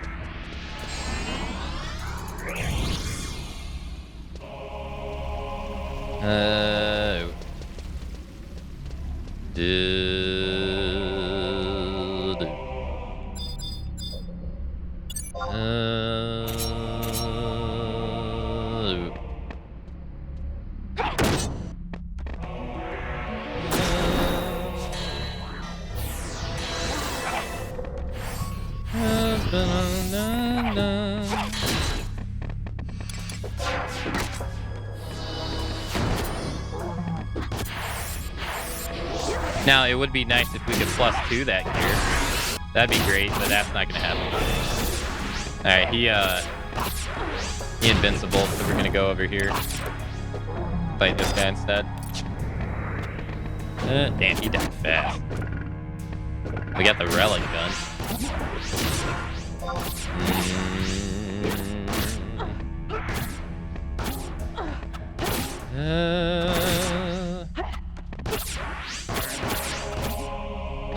Alright, that's one.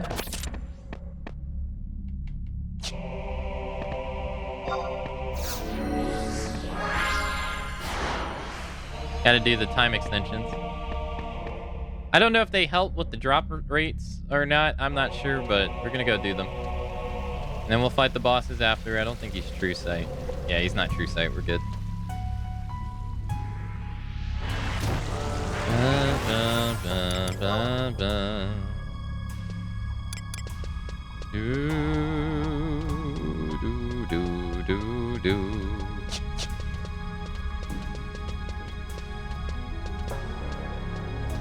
Alright, we'll do the one on top of the auction house next. There he is.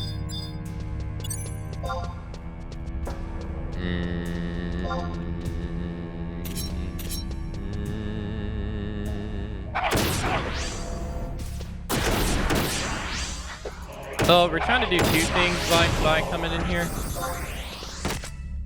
One, I'm trying to get a piece of dancer gear.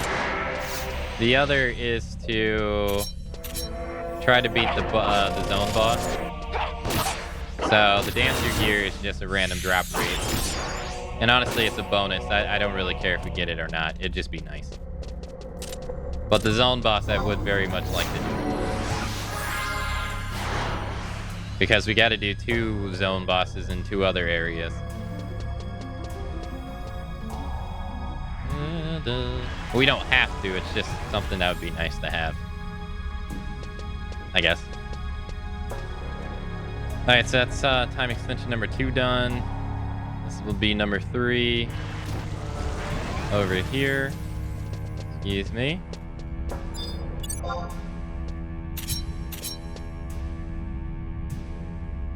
So you don't have to do the time extensions.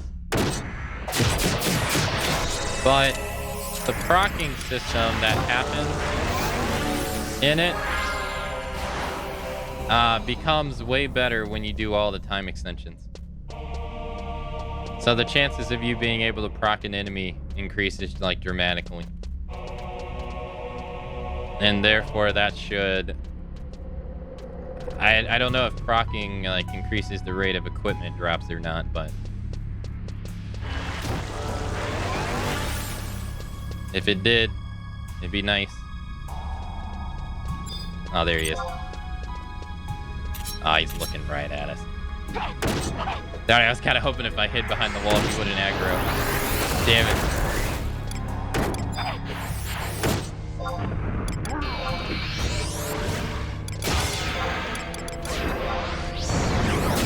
Ah, damn it.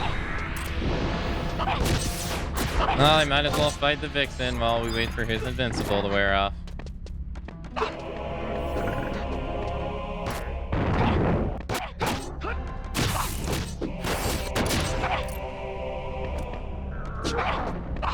Yeah, see, so he dropped 2 forgotten touches, so. Thank you. Savannah, thank you for the resub. Thank you for the 3 whole months. The 3-month resub. Thank you, thank you. Thank you so much. Thanks so much for the 3 months of support. That's number 3, 4, 3. I don't. No, that's number 4. This is number 5. Yeah, thank you.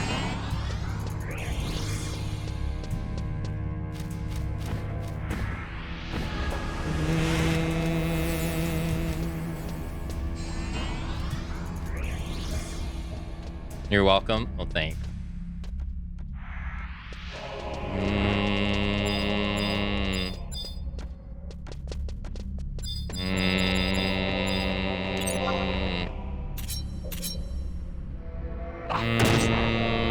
Oh god, we aggroed the dudes down there too. Shit.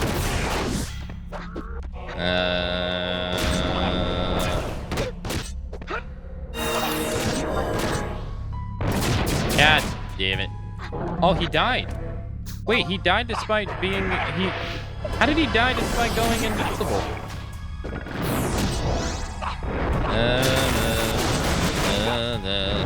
What?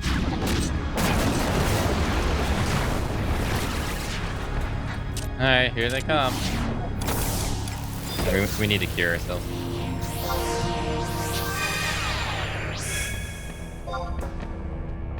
There they are. How did he die? He did it before he had like 5% health left. Oh my god. Jesus. Oh Jesus. They're all coming. Alright, well let's put haste on bot. Alright, well good thing I had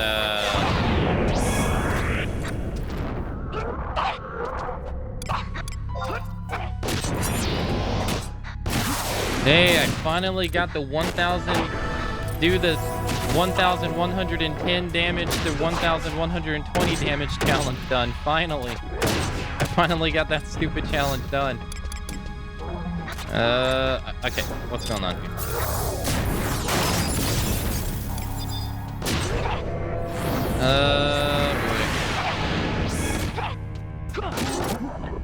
Can you, for the love of God, stop casting poison on me?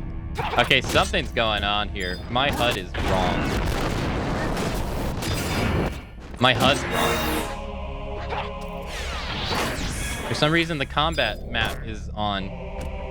Yeah, it's acting as if I'm fighting, even though I'm not fighting. Or I'm. Okay, that was weird. I think the target stuff just got all fucked up. Ah, great. And now I can't move because there's literally stun locking in place. Great. Dude, look, they won't let me move. You can't move when someone's doing an action on you. Jesus, so they can like stun lock you like that. Like this. Can't do anything while he's... Well, you can heal yourself, but you can't start attacking. Oh, for love of God. Jeez. It becomes pretty cumbersome when you have to deal with multiple enemies like this. Do I have someone behind me thinking too? I do. I just got eagle-eyed shot. Ouch. Good thing I can heal myself. Jeez Louise. Holy shit, I just healed myself for 803. Damn. That's great. Before, that stuff was doing like 300. Damn. Alright, we survived the onslaught. Jesus. Let's get out of here. Holy shit. Golly.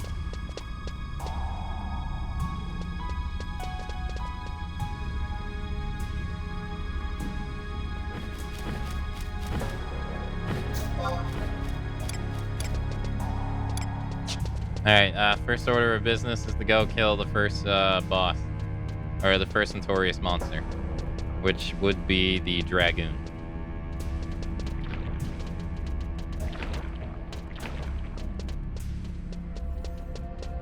Right? No, it'll be the ninja. We'll fight the ninja first.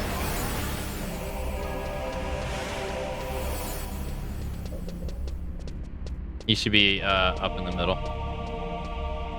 Am I the only one in here? Yeah, I'm the only one in here. I got this whole place to myself. Yeah, there he is. You can see how big he is.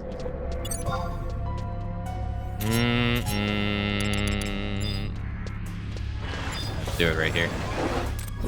Yeah, he got staggered. Get fucked. Get fucked, amigo.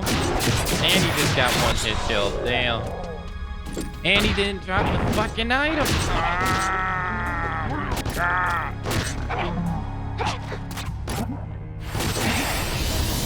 It's like 0 and 11.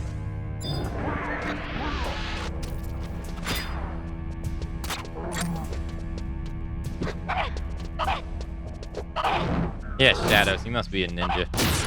Yeah, he's a ninja. He just blew up.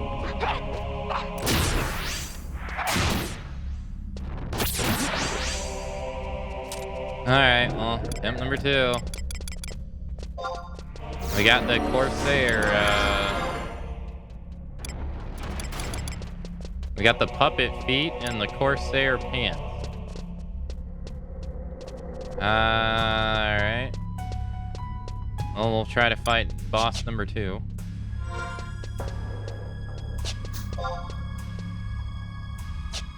Dude, I'm getting shafted on this damn pop item to pop the zone boss, dude. I'm like 0 and 11 on this bad thing. It sucks.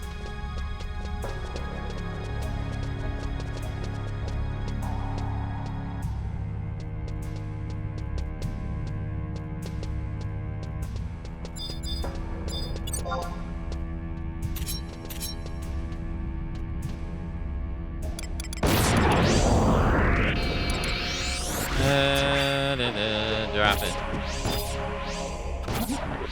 Give me the damn item. He didn't drop it. He didn't drop shit. 112.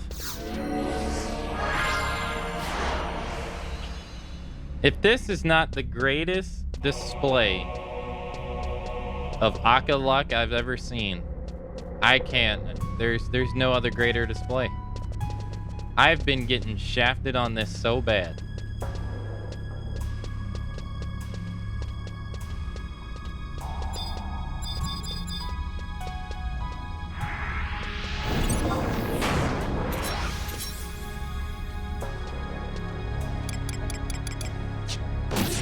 Fuck it, Astro Flow me, I don't care. I'm gonna let your avatar hit me. Go ahead. Never mind, you're dead. He didn't drop it either, you fuck.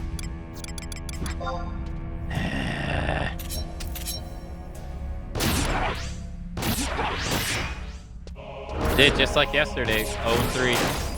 Just like yesterday.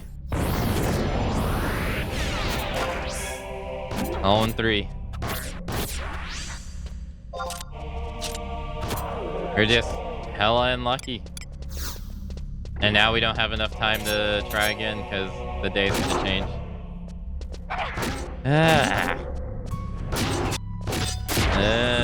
Go away, Ifrit. You're dead.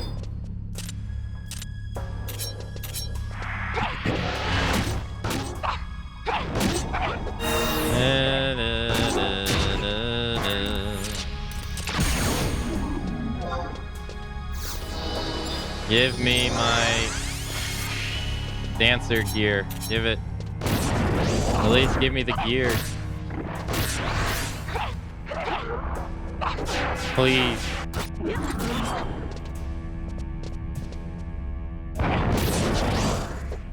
Drop it. Please.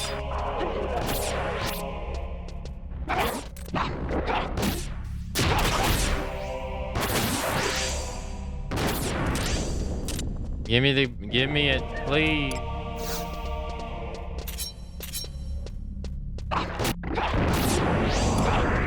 Give it.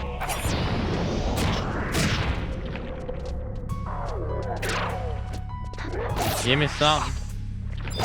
Beastmaster.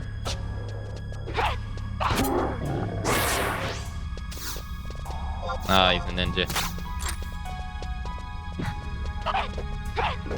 Why is a ninja using a bow and arrow? Eh? They ain't dropping shit.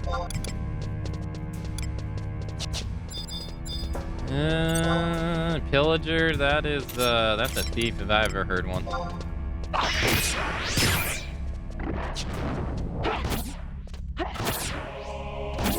Yeah, over here. He's gonna dodge these hits. You can dodge lion's hit. Oh, damn.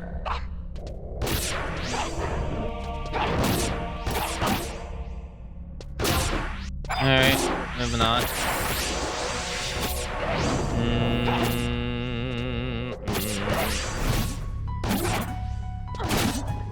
Give it up. We just got something. I think I got the relic. What is it? I think that's the relic axe. It is. Yeah, we got the relic axe. We got the scholar hand. I'm pretty sure if you hold on to the piece of equipment, it increases the chances of it dropping.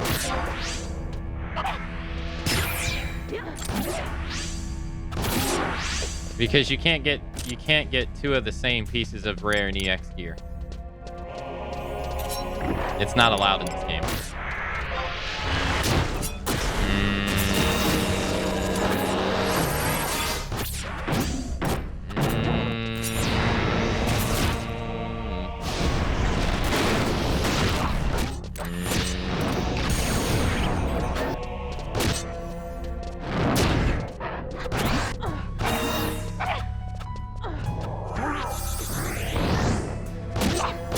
Gut slasher, that has to be a... Oh, that's a samurai. Oh.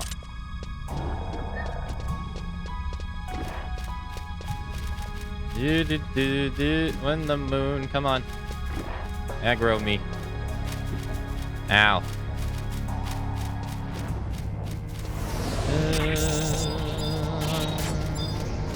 The piece... Apparently you're getting the pieces you want is not allowed either. Yeah, exactly. I'm getting everything except what I want. I've got red made. I can't get anything I want at all.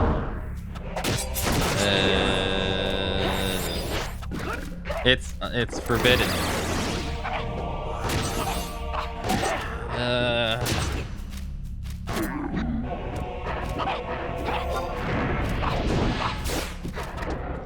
I'm gonna give the NMs like one more rotation. I don't know their respawn rate, but I'm gonna kill enemies until they come back.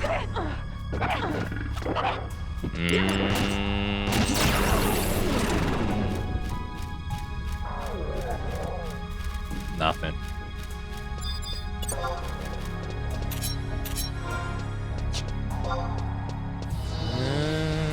Haylander, hello.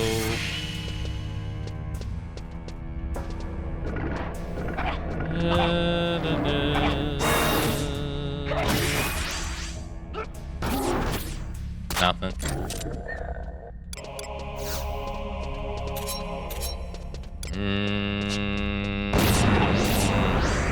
He has to be a black mage.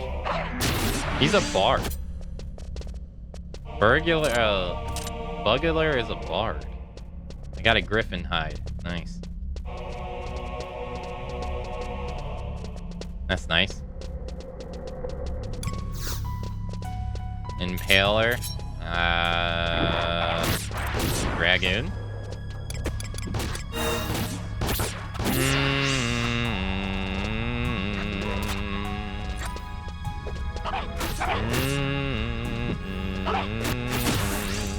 Well, you can't astral flow now that your avatar is dead.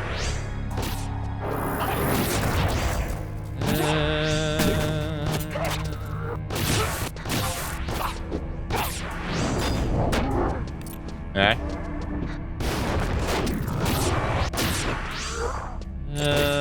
No gear.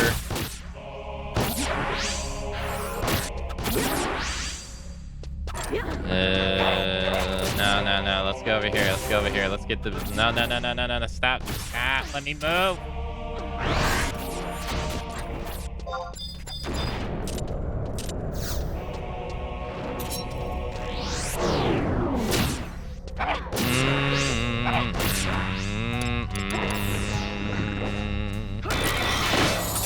Just trying to get that one in the corner. I literally can't move. I can't rotate. I can't do shit. There we go.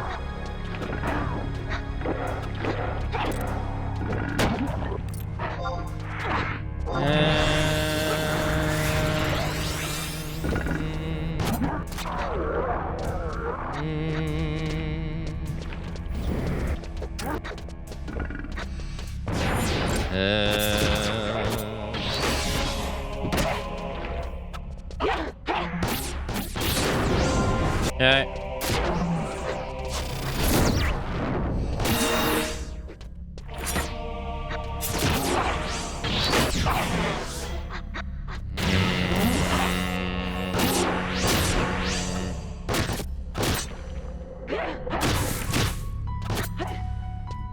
Come on, give me the dancer gear. Give it. Give it.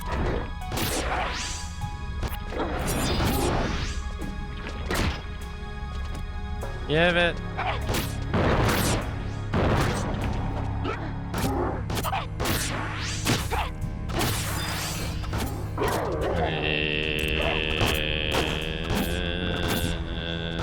How many of you I gotta wipe out before you give me the dancer gear? Come on now.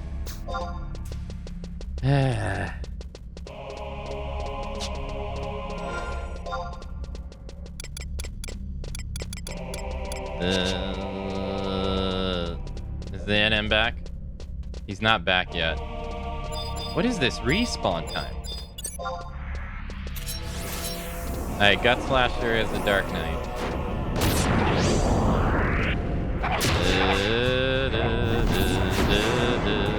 Oh, take that. Impaler is a Dragoon. Like I said, I want to give the NM another rotation. So, one more chance while we're here. I've been trying this for days. To no avail.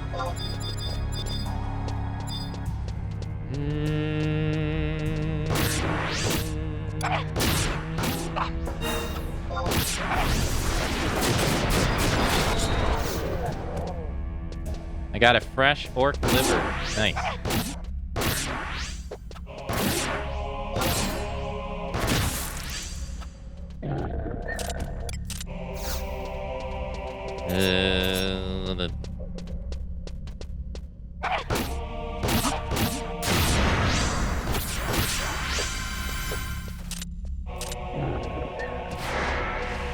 Do I have to like click on the? Do I gotta click on the question mark first or something? It's starting to make me question my own knowledge of the game.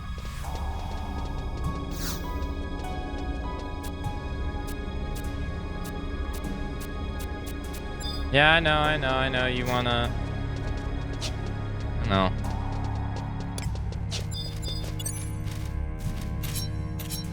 I'd give it to you if your subordinates would drop me.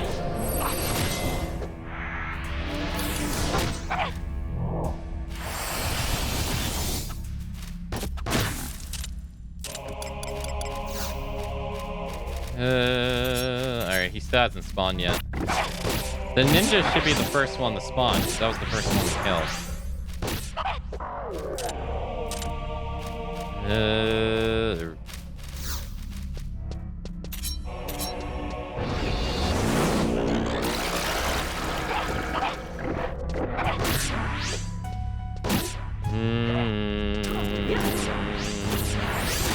Nothing.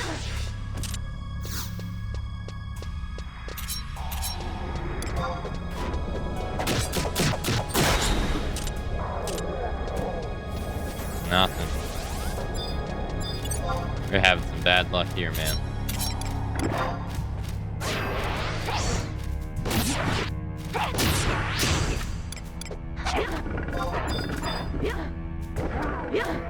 It's luck like this that proves that you are just destined to fail at everything you do.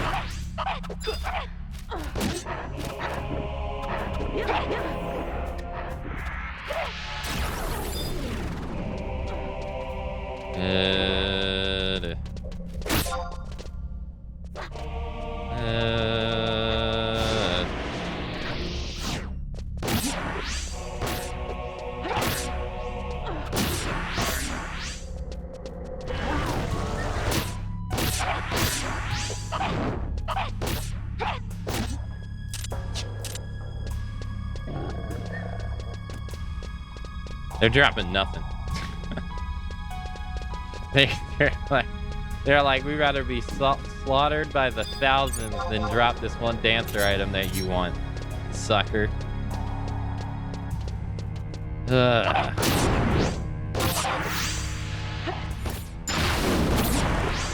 Oh, he respawned. Hey, all right. There he is. Incoming, no drop.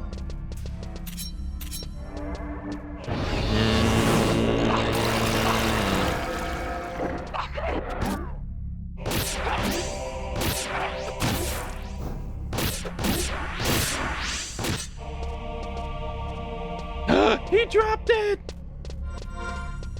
Yes!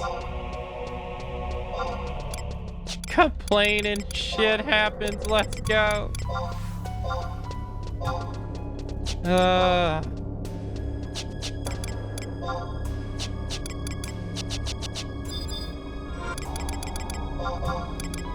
Alright.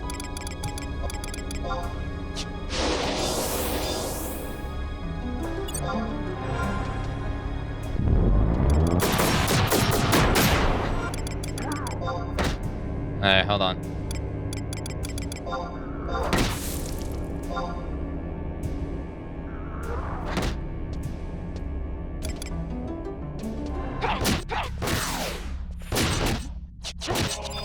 Alright.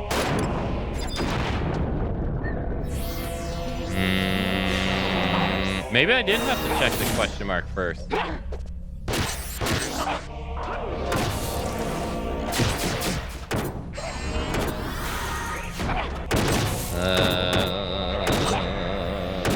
Alright. That's 2 zone bosses down. Let's go. Alright. Unfortunately, we didn't get the dancer item here either because, you know, luck's not on our side, but oh well. We're gonna leave. Now we just gotta do Wendy and Bastok. No, we did Bastok. We gotta do Wendy and Juno. Yes, Wendy and Juno. Finally, he freaking drops the stupid item. That took forever.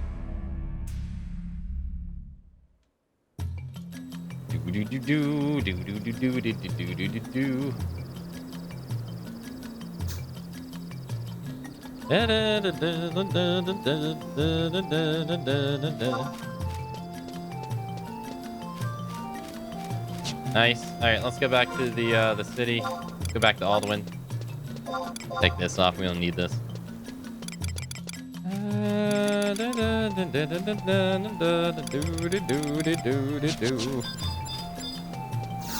Okay. Alduin.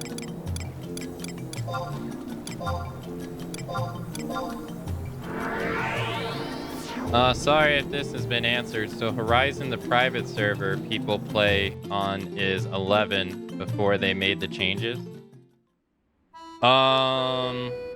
Yes and no. So Horizon is, to my understanding, now take it with a grain of salt because I'm only going off what I've been told and what little I've seen of. I've never paid attention to it whatsoever.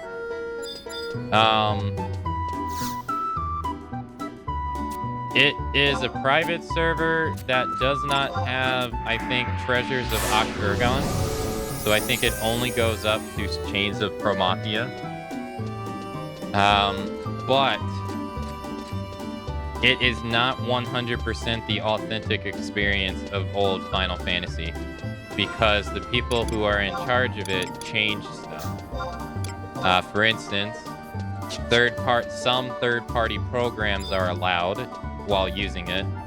I don't know if this is well, I don't know if like you're able to use it on top of it, or if they're built into the whatever it is used to play it. I'm not really too certain. But I've seen people have like the mini map add-on and some other things. The equipment add-on to be able to see your equipment on screen. You know, stuff that's third party that wasn't in the old game. So there's that. But then there's also more changes. So for instance, like they changed the what is it? The modifiers for certain weapon skills. So for instance, Final Heaven, which is the relic weapon skill for hand-to-hand, is entirely VIT based, which sucks because it would be better if it was strength. So in Horizon, they changed it to be VIT and strength, and stuff like that. So they've made changes like that to all over the private server. There's more than 7 slots on the auction house, I think, now in the private server and stuff like that. So, but again, take it with a grain of salt, because I have not looked into it myself, and this is just stuff that I've been told. So I could be entirely wrong. Square doesn't care if people have private servers. This isn't the first private server, so I assume no. There was another private server before Horizon that was popular that I cannot remember its name, and then before that there was another one. So there's at least 3 to my knowledge. And I would assume the thing I don't understand personally is why these private servers get more popular with each release. I don't really understand that, because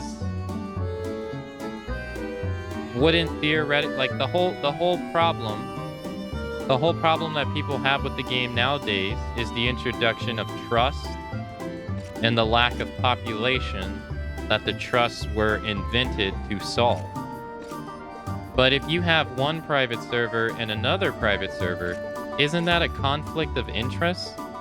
Because the whole point is to have an abundance of people play on that server to simulate the old days. Like, you need people to simulate the old days. So wouldn't having 2 private servers...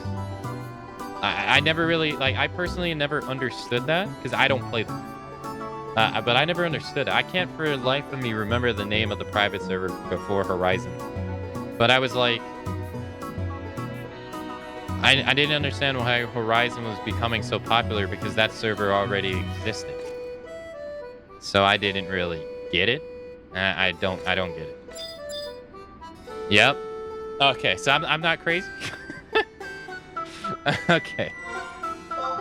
To me, it just didn't make any sense. It doesn't make sense. I'm like, to simulate the old days, you need a lot of people to play the game. So if you have people spread out between private servers, then you're hurting yourself. You're hurting your chances of being able to play it the old way. I thought maybe I was missing something. I guess not.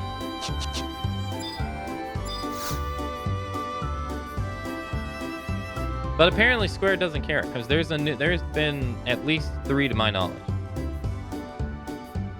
Akane, tell me how goes the pioneering. Good to hear. But since you're here, there's something that's been bothering me.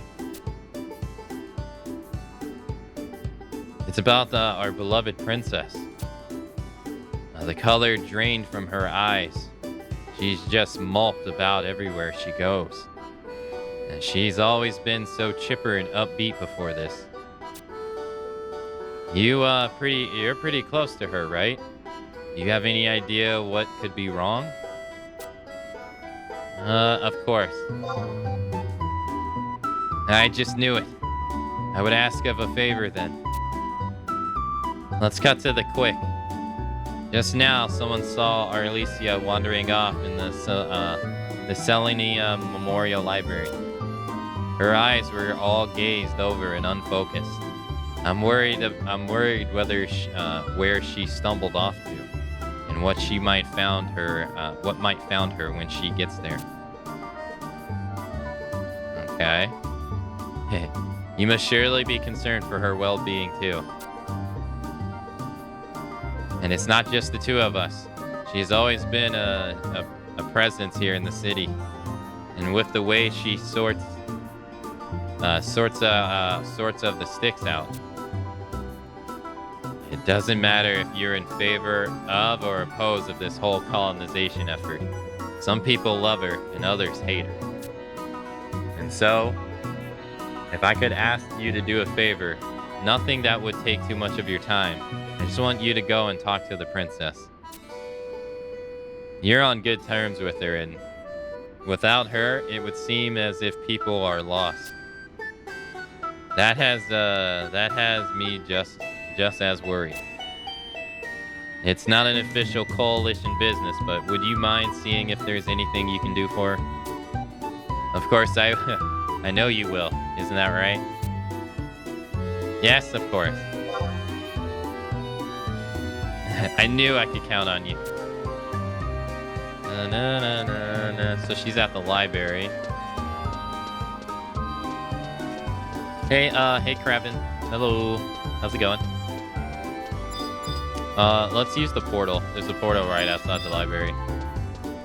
But I guess not. I'm not too knowledgeable on the private server stuff myself. So.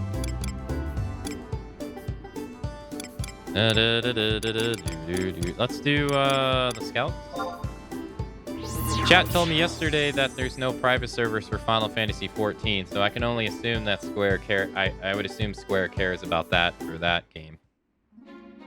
Or maybe there's just been no attempt made. All right, let's grab a coalition quest here.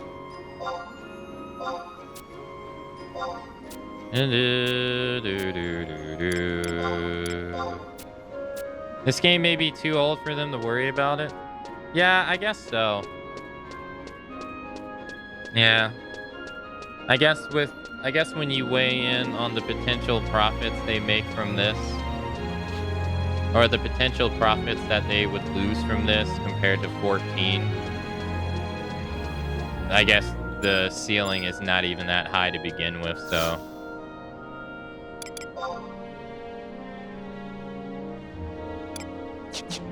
So I would assume that, yeah, there's already like not as many people playing this game anyway. So I guess they're not worried. For 14, nobody wants 1.0, and retail is so good that there's just not a market for them. Yoshi P will not have a Final Fantasy 14 1.0 server. Dude, I want it to happen so I can play it, so I can understand how terrible it was.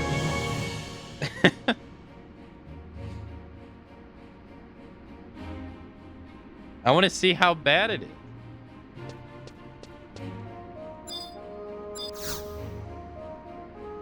I want to play it and experience that. I would honestly be open to do that. But yeah, probably not. That game doesn't want to get any kind of bad press. Even if it is from like an unofficial server. It'll never happen. Yeah, probably not. Akane, are you looking for something here too?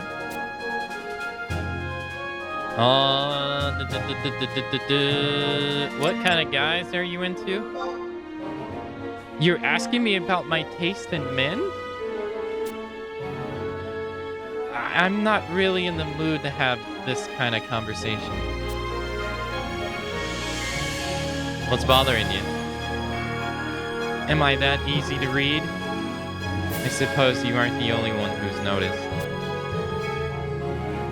What kind of sweets do you like? My what? Sweets? My favorite kind of sweets? Dear princess, please remember that you are in the presence of learning. Oh, please forgive me. I promise to be quieter. Cough. My favorite sweets, right. Maybe chocolate crepes with white honey? Oh, or which? Nougat smothered with maple syrup? Oh, of course. Who can forget the Galactri... I don't even know how you pronounce this. Ga Tilu Alux Phrases? The tartness of the berries is just to die for.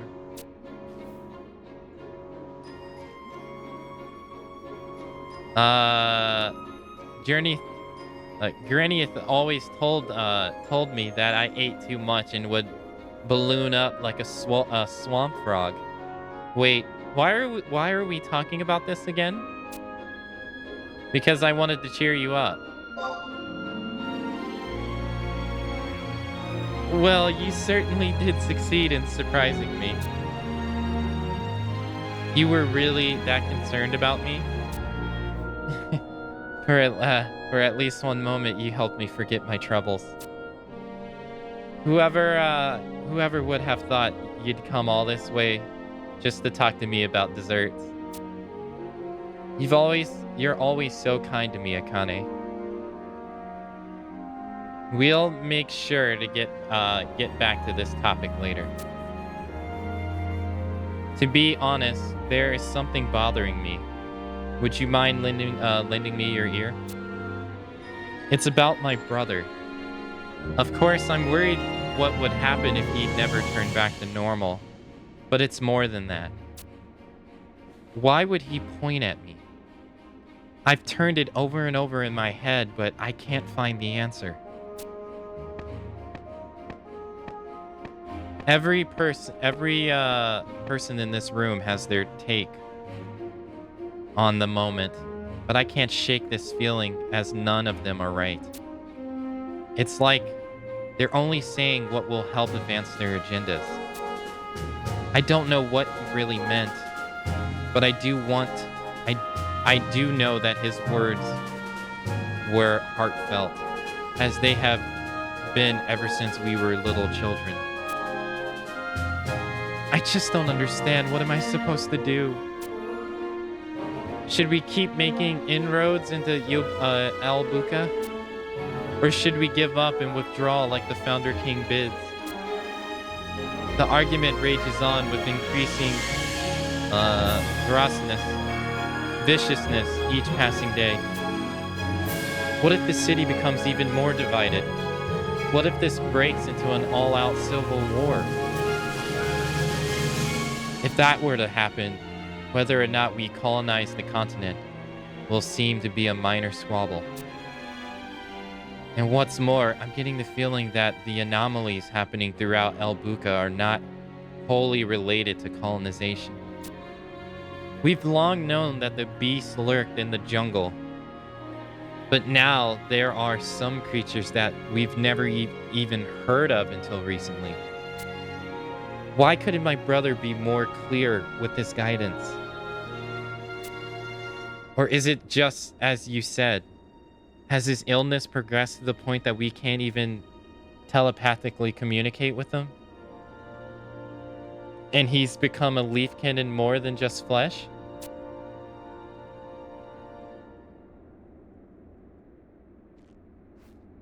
I'm sorry, Akane. All of this is so overwhelming.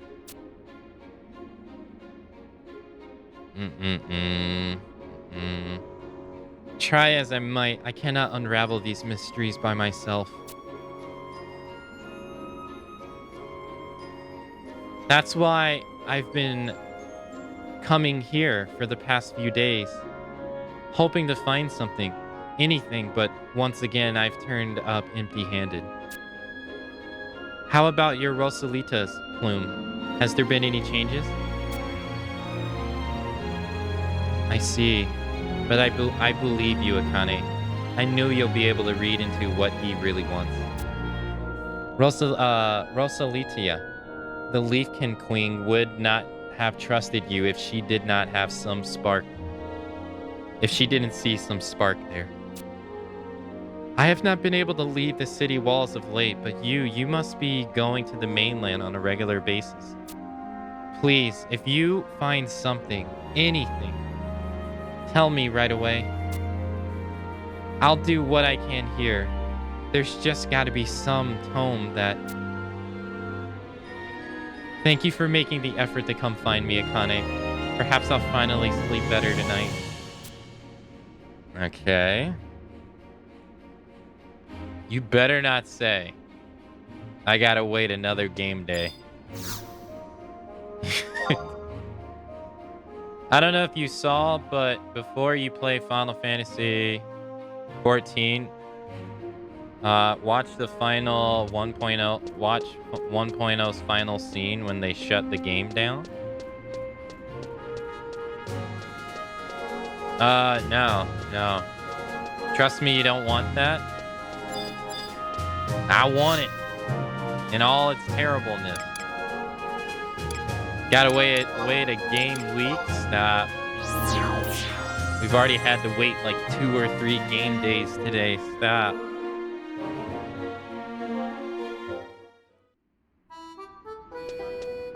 Hey, mister, my butler was driving me to Dunkin' Donuts to get donuts this morning. Therefore, that's why I'm late. Intra. Hello. What were the donuts flavors today?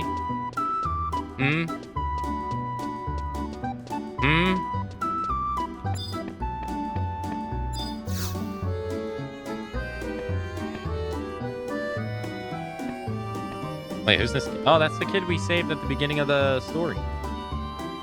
Titsukane! Titsukane! Oh, there you are. And just in the nick of time. This little spirit kept saying she wouldn't leave my side until she met you. And I'm at a wit's end. She tells me you found some of her medicine for her grandfather. Long time no see, Akane. How's my grandpa doing? Thanks to that nice lady and her sharp, what? Her what shape shell stuff? What? It doesn't sound like his coughing. He's coughing up temperament anymore, or temperate. I just wanted to thank you once more in person. Thanks a lot, Akane. Too bad the nice lady isn't here. I wanted to thank her for all the touching things she did for me in those scary woods. I guess I'll never be able to see her though, now that she's a princess. At least that's what my grandpa said. But if you see her, can you please give her my regard? Please, pretty please, with sugar on top. What is that bow?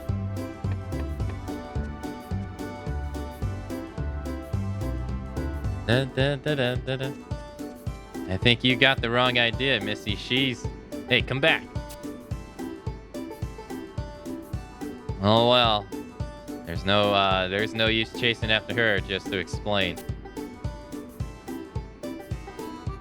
I know we use princess as a term to endearment for her, but I don't think you could even use the phrase constitutional monarchy. to describe Alduin these days. The king himself abolished royal rule long ago. I suppose such concepts soar far above the heads of pixies like her anyway. Now that I don't want to be, now that I won't be interrupted, you and Urcelia found some herbs for her grandfather, correct? Apparently they're harder to come by than an orbong in the basite field. Count your lucky stars that the princess is so knowledgeable about plant life. Come to think of it, I haven't heard about any of her woodland escapades recently. I don't mean to pry, but how's she faring? I spoke with her at the library. She's got a sweet tooth. I asked her about guys and what she's into.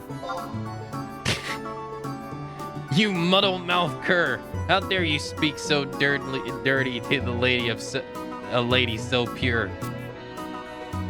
At least it sounds like she was in good spirits. Those in support of the colonization movements have not been kind to Urcelia due to her reserved stance on the matter. On the other hand, her journey into the wilderness do not go over well with her more traditionalist constituents. They fear her much as they would be a witch. Perhaps things would be different if she settled in with a single faction instead of taking the high road and treating everyone as equals. Still, there are peoples in the Pioneer Coalition who think the world of her. Just like that little girl who ran off moments ago. My point is, Urcelia may feel alone, but she's not. As our representative, she's stuck by her through the thick and thin, so she knows just how important she is to this city.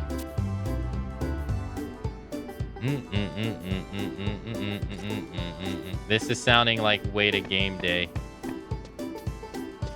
Wait a game day from the last mission. Yeah. Dude, you can get a taste for it. You can literally get a taste for it when it's gonna happen.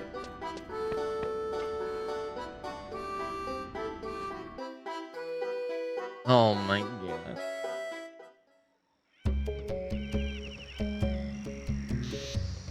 You're like, well, nothing is telling me to go X place. Nothing's like being pressed onward.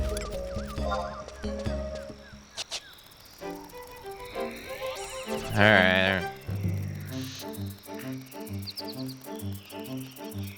I hope you're doing well today, Intra.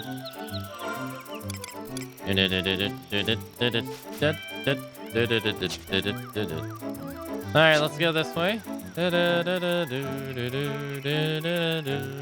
there a layer reeve here? Yes, sir. Might as well go do it while we can. We could go do the other the other dynamic zone.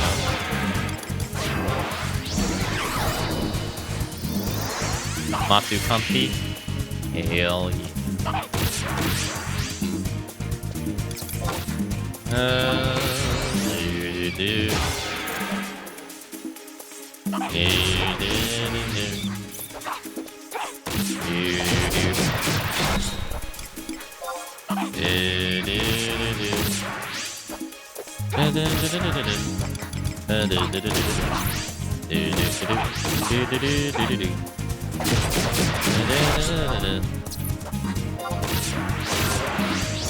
Alright, so this is gonna be the layer reeve right here.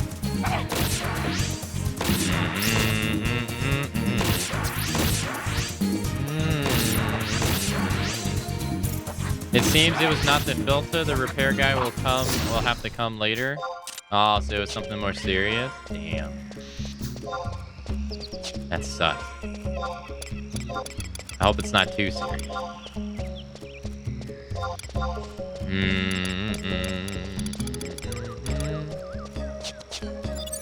Let's go do another one.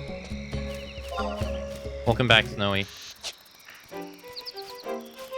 I was going to say thank you all for coming out to the Final Fantasy XI streams.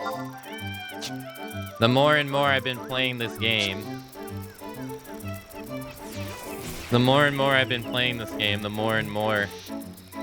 know, my viewership's been going down and all that jazz. So appreciate you all coming out to the 11 stream.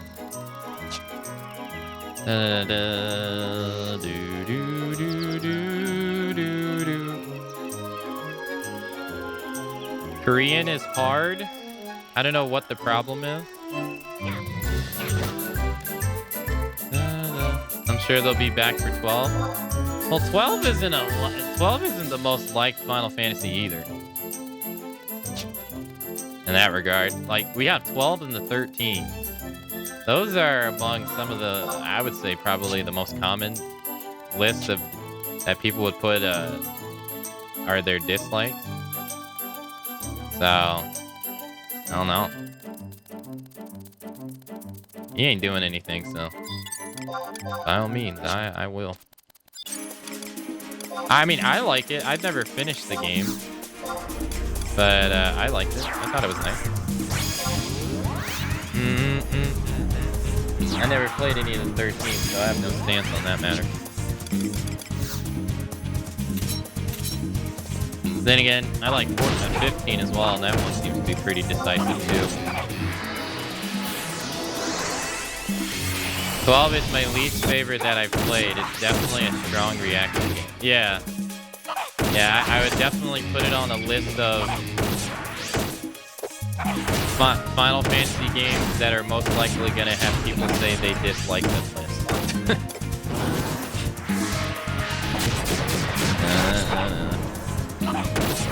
Yeah.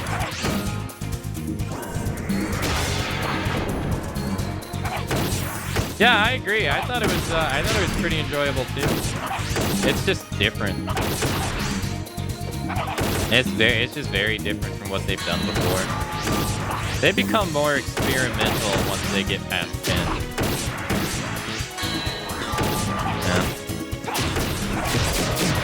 Because I mean, as we've gone through this series,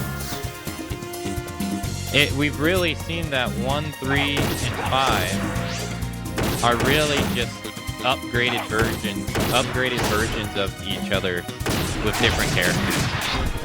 1 starts the job system, 3 redefines it, and then refines it, and then 5 refines it even more. And then 2, 4, and 6 are basically the same idea. Like 2 establishes a much more serious, darker tone, and then 4 does the exact same thing, and then 6 does the exact same thing. And they don't have job systems, so like those games mirror each other really well. But then once we get to like 7, we start seeing less of the job system implemented, or like, you know, you select the job. In fact, this is the first game that you select a job since 5. Really? Like, people have a job identity, but it's not like a job. I'm gonna be playing the Zodiac Age on the PS5. I have it on the. I bought it a long time ago on the PS4, so we're just gonna play that version on the PS5.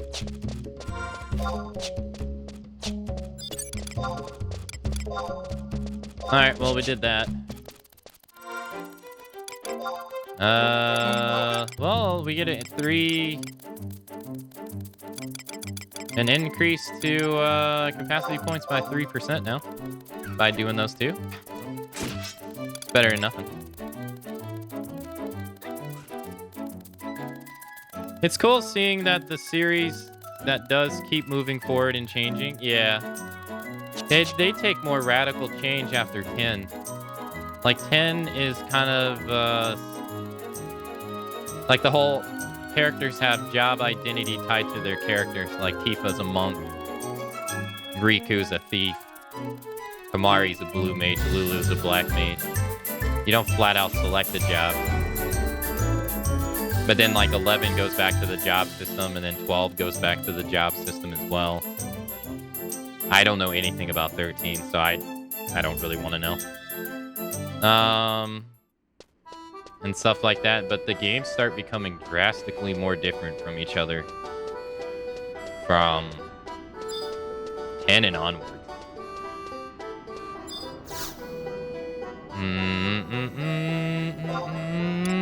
Alright, so let's go to Windy. It's in Walls, but I don't remember where. I remember it's in Walls, though. Is it by the auction house?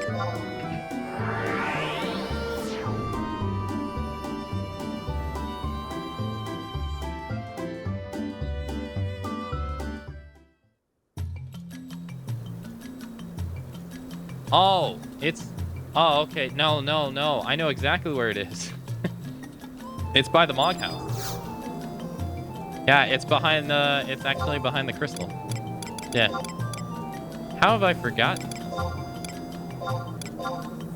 Yeah, Sandy's and Bastux, and they're all really convenient. Yeah, it's literally right here. Right there. Alright, well, we'll go do best Winder's Dynamis.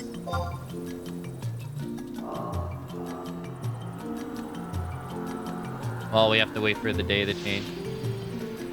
Those who fate is linked to his wound will empower the prismatic hourglass to guide you. So, is it the Taru or the Mithra? It's probably going to be the Taru. Yeah. Our expedition was supposed to have been an ally effort, Taru, but no one of us was interested in the fate of the other nations. In our hastily waste to outdo each other, we failed to see the heart of the matter. Matt Taru, our attitude led to the death of 2 of our members and precipitated the birth of the Shadow Lord. His sins does not belong on Ryogrim's shoulders alone. We all must Taru atone for our actions. Please help him. Help Ryogrim escape from his horrid world of darkness.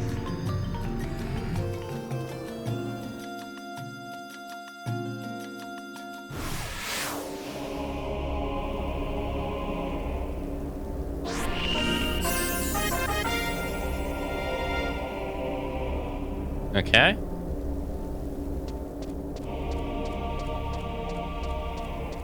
Not you, Intra. You of all people are doing the forbidden combo. I can't believe this. Hey, David. Hello.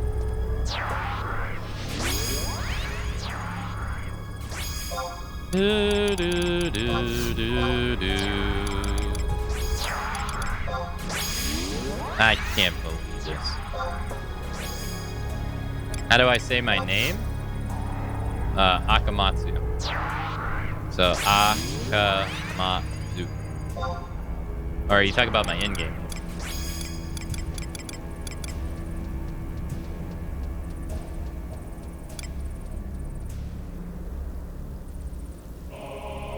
Oh, the in-game name is just Katni.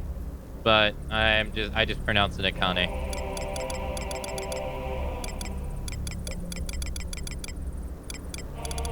Akane is the name of the green-haired girl who's in my emotes. So.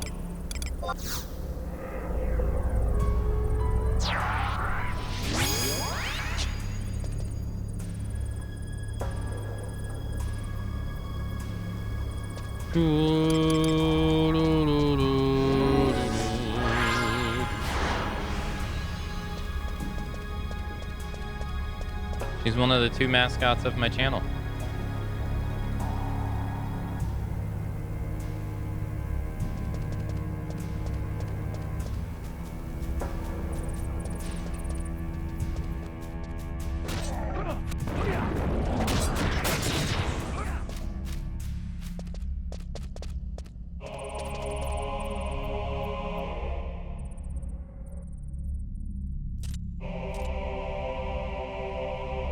We gotta do the idol. Or is he gonna do it? Oh. The respawn's fast enough. Yeah, the mascots have great hair to compensate for Akka being bald. Okay, dude, not even true.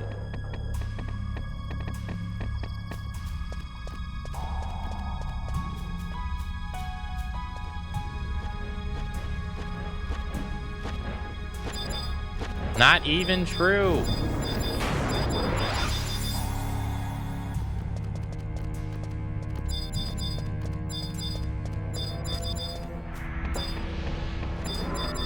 I don't remember where you fight the boss here. Is it here?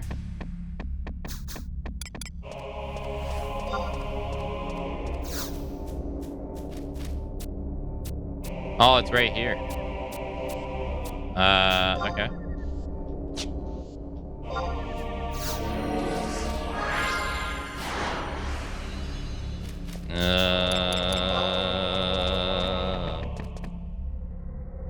I know it's not true. It wouldn't be funny if we would be laughing at an actual bald guy. That would be insensitive.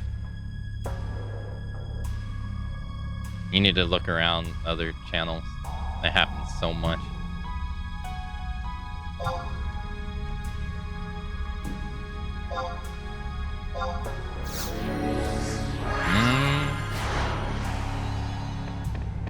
Say it.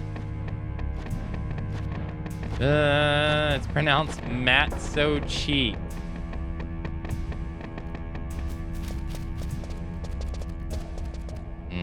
I think the most popular one is probably Barb. Right? Barb, I think, is like one of the most like popular people that's balding. This chat makes fun of them all the time for it.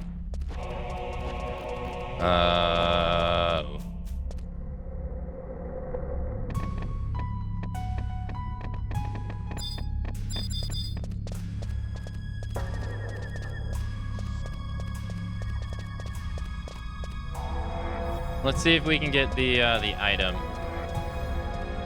I'm here and not in those channels for a reason. That doesn't make any sense. Those channels are more popular. Therefore, they're better streams. Survival of the fittest.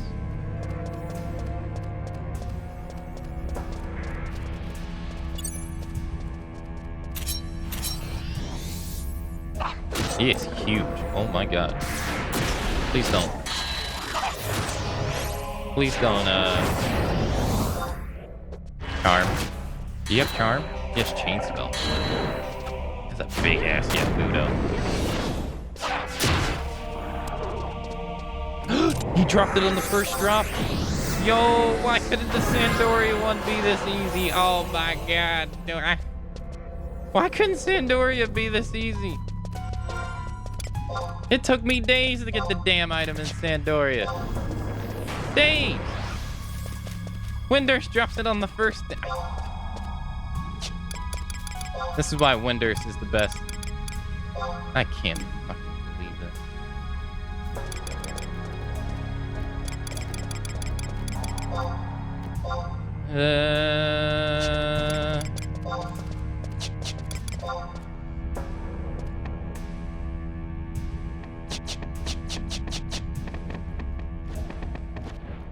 Shut up. Shush. I don't want to hear it.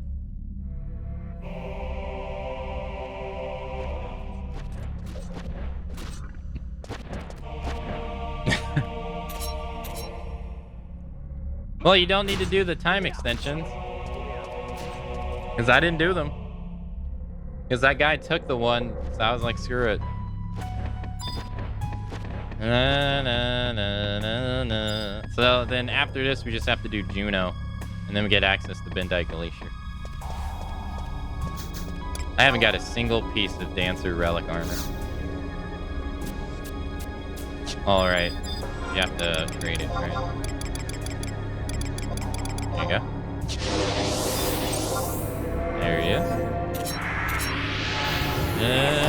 if we defeat him, do these two just despawn?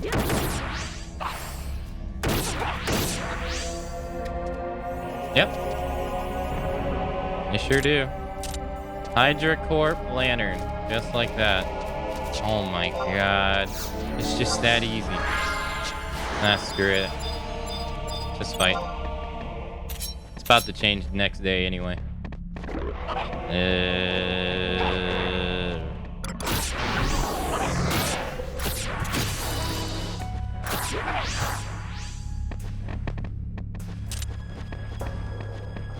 Datadless, am I incorrect in assuming that Vi also doesn't have the 350 subs, right?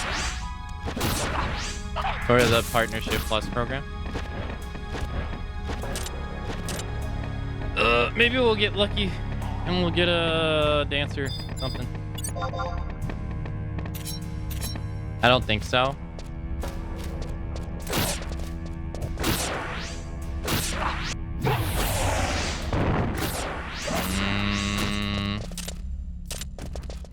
Lance Award.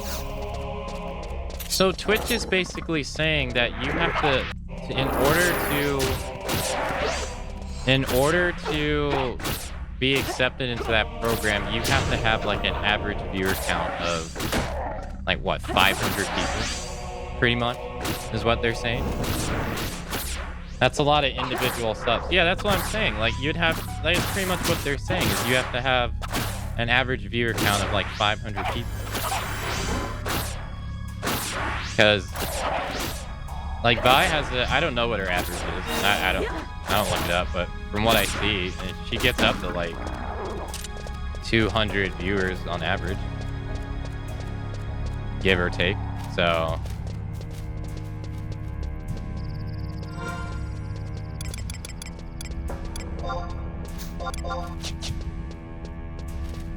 like if she's not making it with that, if she's not making in the requirements for the partnership program with that, then that's like, no, let's just try to use her as like the, an example of like of what it could be. Then you would have to average like 350 to like something. Ffxi might qualify.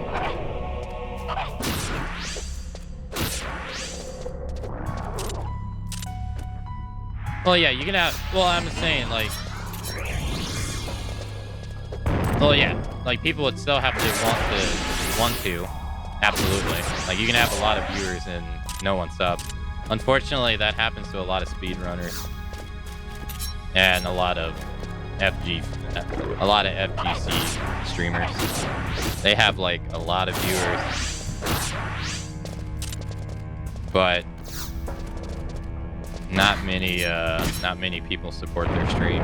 I don't know whether it's pretty synopsis outside of the top like FGC people, unfortunately.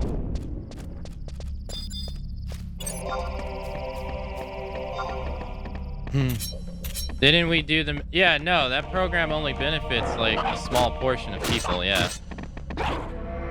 like a really small portion of people.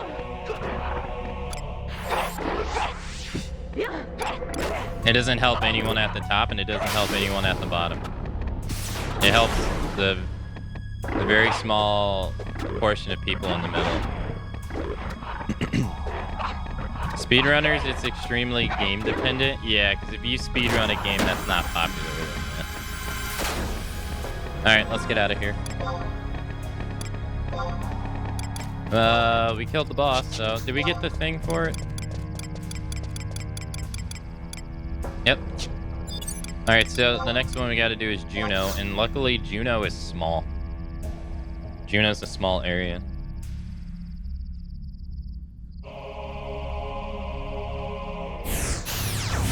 But I've seen streams where they have like 500, 700 viewers average. And I average like 30 to 40. Lower with this Final Fantasy being played, but and there'll be more people subbed here than those streams, and I like scratch my head. I'm like, wow. It's usually like a speedrunner or something. I'm not gonna throw away the relic dagger. So one thing that's so strange is they never added a... So Dancer and Scholar came out with the 4th expansion, and the 4th expansion didn't add any rare weapon tier. So at that point in time, there was only relic weapons and mythic weapons. The mythic weapons were tied to the 3rd expansion, Treasures of Octurgon. But they added mythic weapons for Dancer and Scholar. But for some reason, Square never added a relic weapon for them. So there is no relic weapon for Dancer and Scholar at all. Or Geomacer or Rune Fencer either. I never understood why they didn't do that. Like, as you can see, the relic dagger here, a thief, a bard, and a red mage can use it. I don't know why a red mage can use it. But why they never put Dancer on it for some reason. That to me is like one of their weirdest things they've done. Or haven't done, really, to me.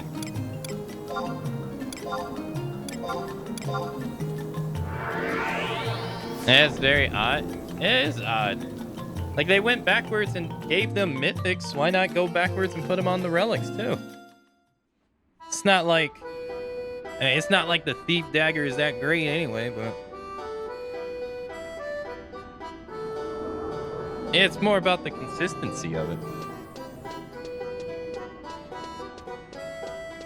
They never put Rune or Geo on Empyrean, too. Yeah, that's true. Yeah, they don't have Empyrean.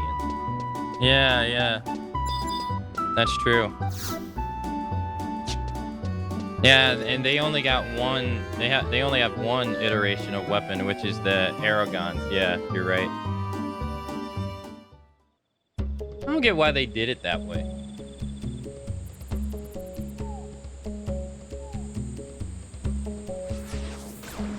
I guess less work for them.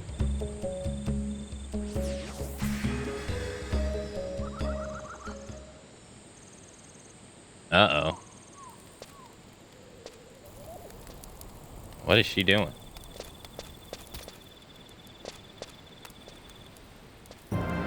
You there. If you value your life, don't step another foot forward in the jungle. Tidor?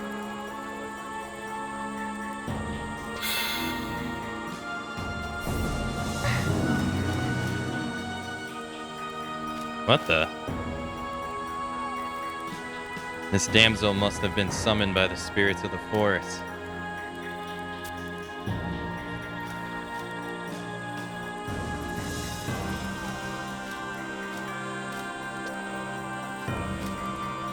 Oh, Akane. How coincidental that we should meet under such an unsavory circumstances.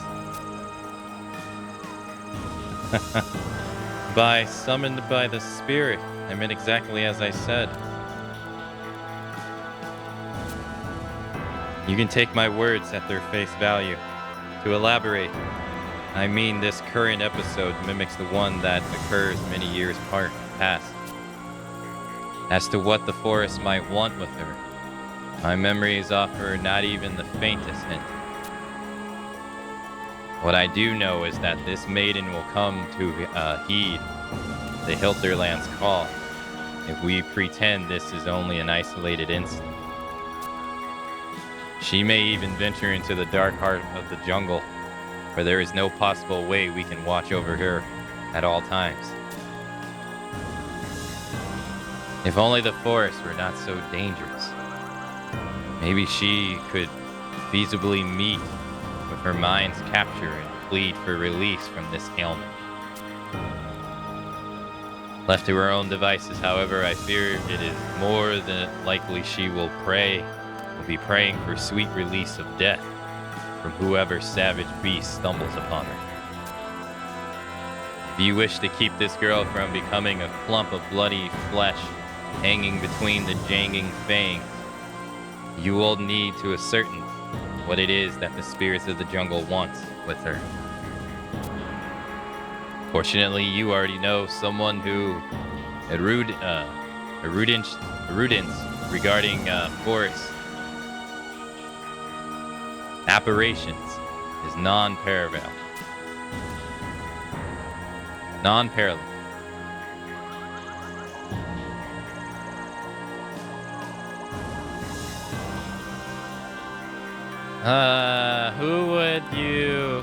Who do you know like that? Theodore. As much as I appreciate your flattery, I must say that you are incorrect. Think long and hard before answering again. Arlesia. Precisely. I am certain you've witnessed it personally, but I have heard many a tale about her. Arlesia is able to commune with those who inhabit the jungle. The way I see it, Akane, you are the woman for the job. You know the right person. More importantly, any adventurer worth their weight in ballad knows that saving citizens in distress is her goddess-given duty.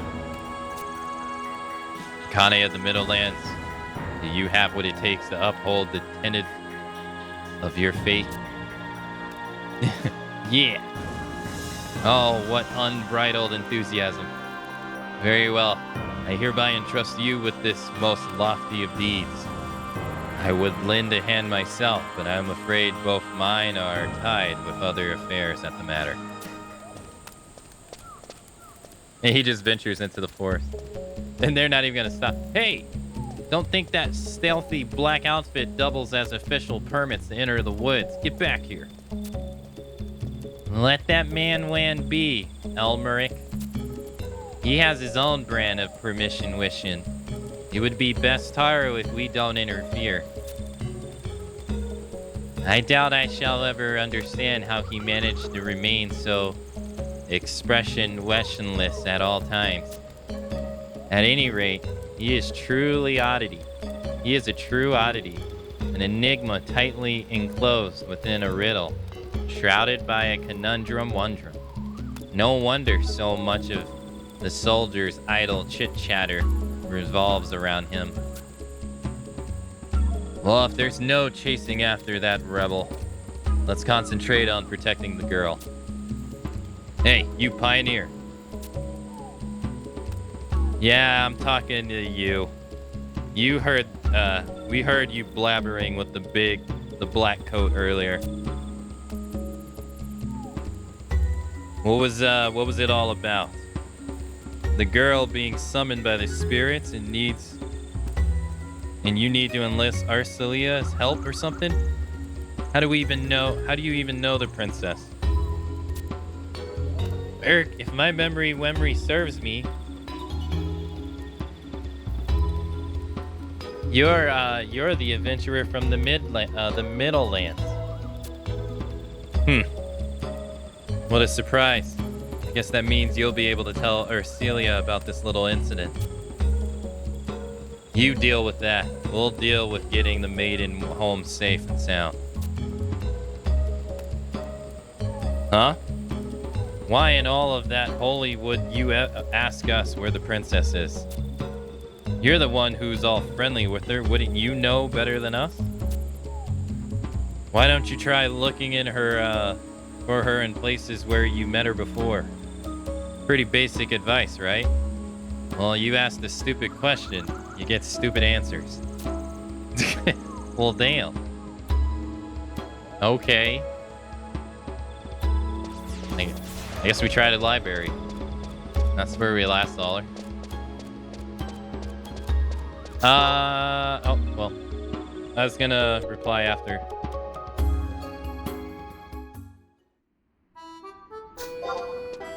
Geo and Rune's weapons are considered mythics as well. They're just mythics called a different name.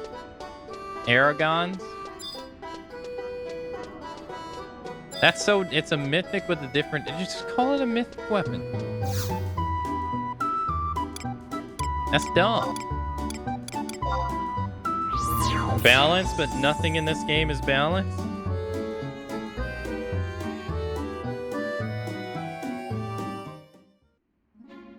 In terms of being able to bring like every job to every event, absolutely not.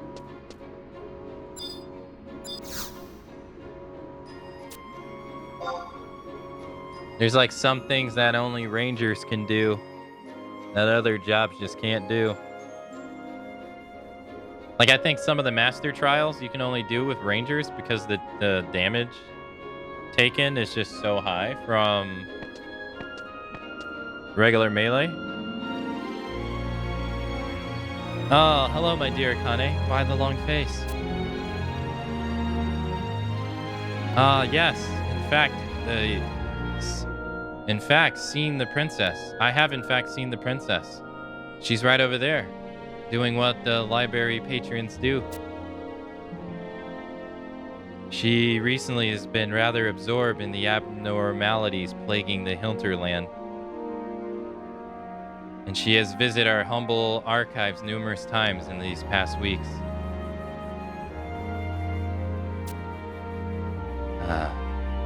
As a side, I believe her current interest lies closer to home.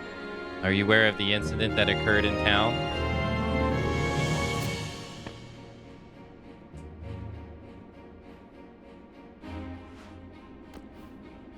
She's hiding the book. Akane, how fortuitous. There's something I wanted to ask you. How I know it seems I'm obsessed with my brother's cryptic message recently, but I absolutely swear it's not about him. Okay. I wanted to talk to you about the recent appearance of evil spirits in the city. That looks like a food book. Maybe an exorcism? Oops. I'm getting ahead of myself, aren't I? Apparently, there's a woman whose behavior has been quite suspicious as of late, to say the least. For example, she's been slipping out of her house in the dead of night that normally wouldn't be much cause for concern, except she looks like she's been walking with a blank stare and gaze over her eyes. What's more, she speaks in tongue whenever she's afflicted. Okay. Her destination seems to be somewhere in the jungle, as she often tries to leave the city. So, you're researching what exactly? You're not actually reading anything. I couldn't tell what because... Oh, that was a joke. Well, it's a rather uncouth one if you ask me. Why am I researching this anyway? Because the woman in question is the daughter of Paul-Emilio, who holds the highest official office in the Pioneers Coalition. He presides over certain aspects of Aldelin's mercantile endeavors and is an outspoken proponent of the colonization movement. I was just about to pay him a visit after I collected the necessary background information here, but you've come at the perfect time. If possible, would you please accompany me? I have a hunch that this could somehow be related to what befell my brother. Okay. What? You've seen something exactly like this?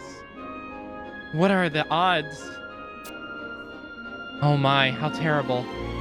Let us make haste to the battlegrounds and find this Elmerich person and check on that poor girl. Okay, so now we go back to where we came from.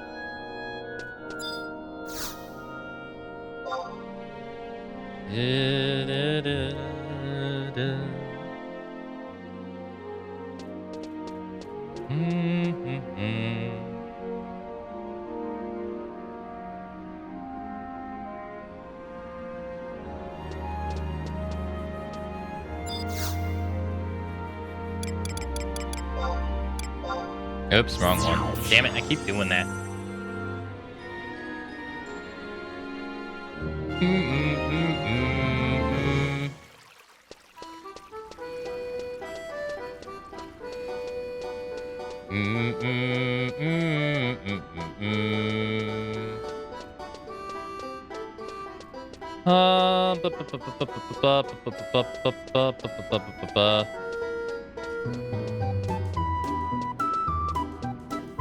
Oh, it's a dancer.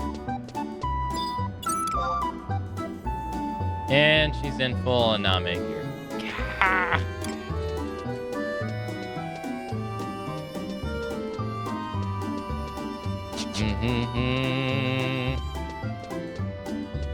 I want to take a look at them here.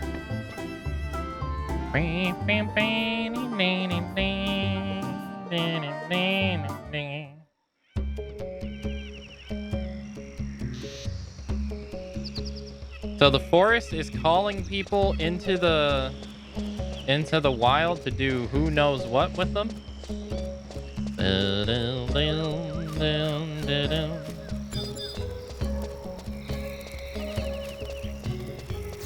If that don't sound like some exorcism stuff.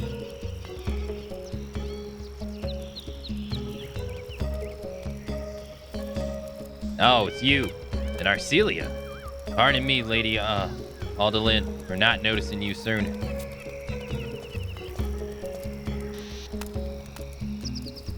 Yeah, and here I thought that adventurers was just blowing smoke. Anyway, what brings you out here?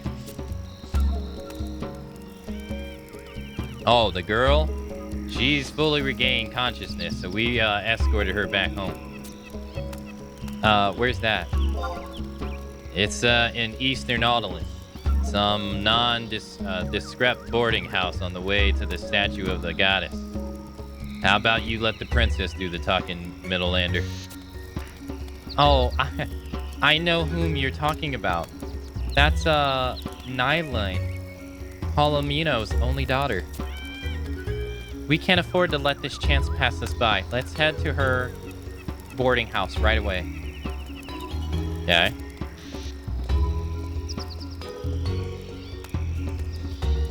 So far we have a conflict of the nation with people supporting colonizing the land and not colonizing the land. We have a brother that has a curse placed on him, who just happens to be the ruling power of the land currently. And now we have the forest trying to call people into it at night. The hell's going on here? Oh, and then an evil entity that the world tree is holding back.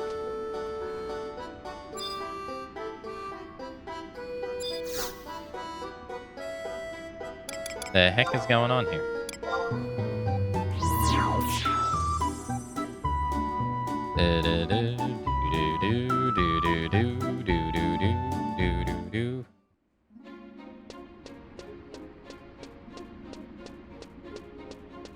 Okay.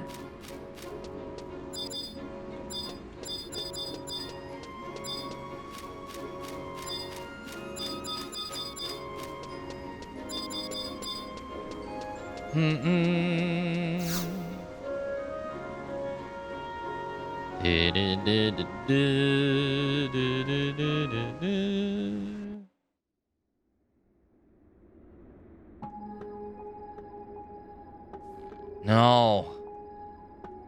How could it come to this? You still don't understand, old fool. This is deserved cagnegation at the hands of nature. Your comeuppance for supporting the forbidden act of colonization and draining the lifeblood of this continent. I agree that her curse is a result of her father's stance on colonization, but I think the agency behind her, milady, belongs to a different source. This is nothing other than a premeditated conspiracy to hinder our colonization of El Buka. And just who is capable of such a heinous act? Why, witches, of course. Witches? Preposterous. Surely you can't think this ilk still exists. Their ilk still exists. They exist without a doubt, and I fear we know them all too well. I'm sure even you can't have forgotten about the destruction wrought by that monstrous coven. No, you can't possibly mean. That is downright absurd. Your obsession with finding evil in every corner has gone too far. You exorcists are worse than zealots. I would stay your tongue if I were you. Let's just say that it would do you well to remember that profession Helibert's right-hand man is. You don't want Lord Veltamir discovering how incompetent you feel he is, do you? Not another fight. I can't go anywhere anymore without seeing people at each other's throats. Confront, comfort, shut the Weatherspoons up. Wait, they're of the same order? And they're arguing? I guess you can be an exorcist and not be in support of colonization, I guess.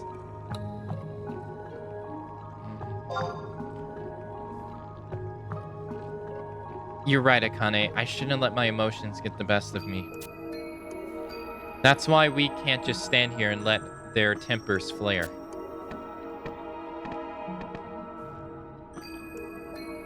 Who in the goddess Alpacis are you? Well, if it isn't the Midlander, and I see you brought the princess with you, I humbly request that you two put this quarrel to rest. Stirring up each other's emotions won't solve anything, especially over something else like this. This isn't merely something, my dear princess. A girl has been cursed. Slow down. Shouldn't we hear what Polymelo has to say before jumping to conclusions? Now, sir, could you please tell us exactly what happened to your daughter, Nyalin? Yes, of course. However, I doubt that what I have to say will offer much insight. I barely understand her condition myself. As I told the Peacekeeper Elite earlier, my daughter has recently begun exhibiting rather strange behavior. She wanders the street night after night as one possessed. If no one is there to stop her, she unfailingly meranders into the wild. Isn't it obvious that she would, it's obvious she would act like that. This is a textbook example of a curse. You are but preaching to the choir, and I tire of having to continually explain that. My apologies, sir and madam. You can ignore their aspirations. If you have anything else to add, we'd be grateful to hear it. Let me think. Well, once she has fallen into that state, her eyes wander as if she's staring at nothing in particular. Engaging in conversation with her own Nai is impossible. But sometimes she will turn and face a certain direction, and then unleash a barrage of incomprehensible gibberish. Like I said before, despite giving off the appearance that her mind is somewhere else, the moment you look away, she vanishes into the woods.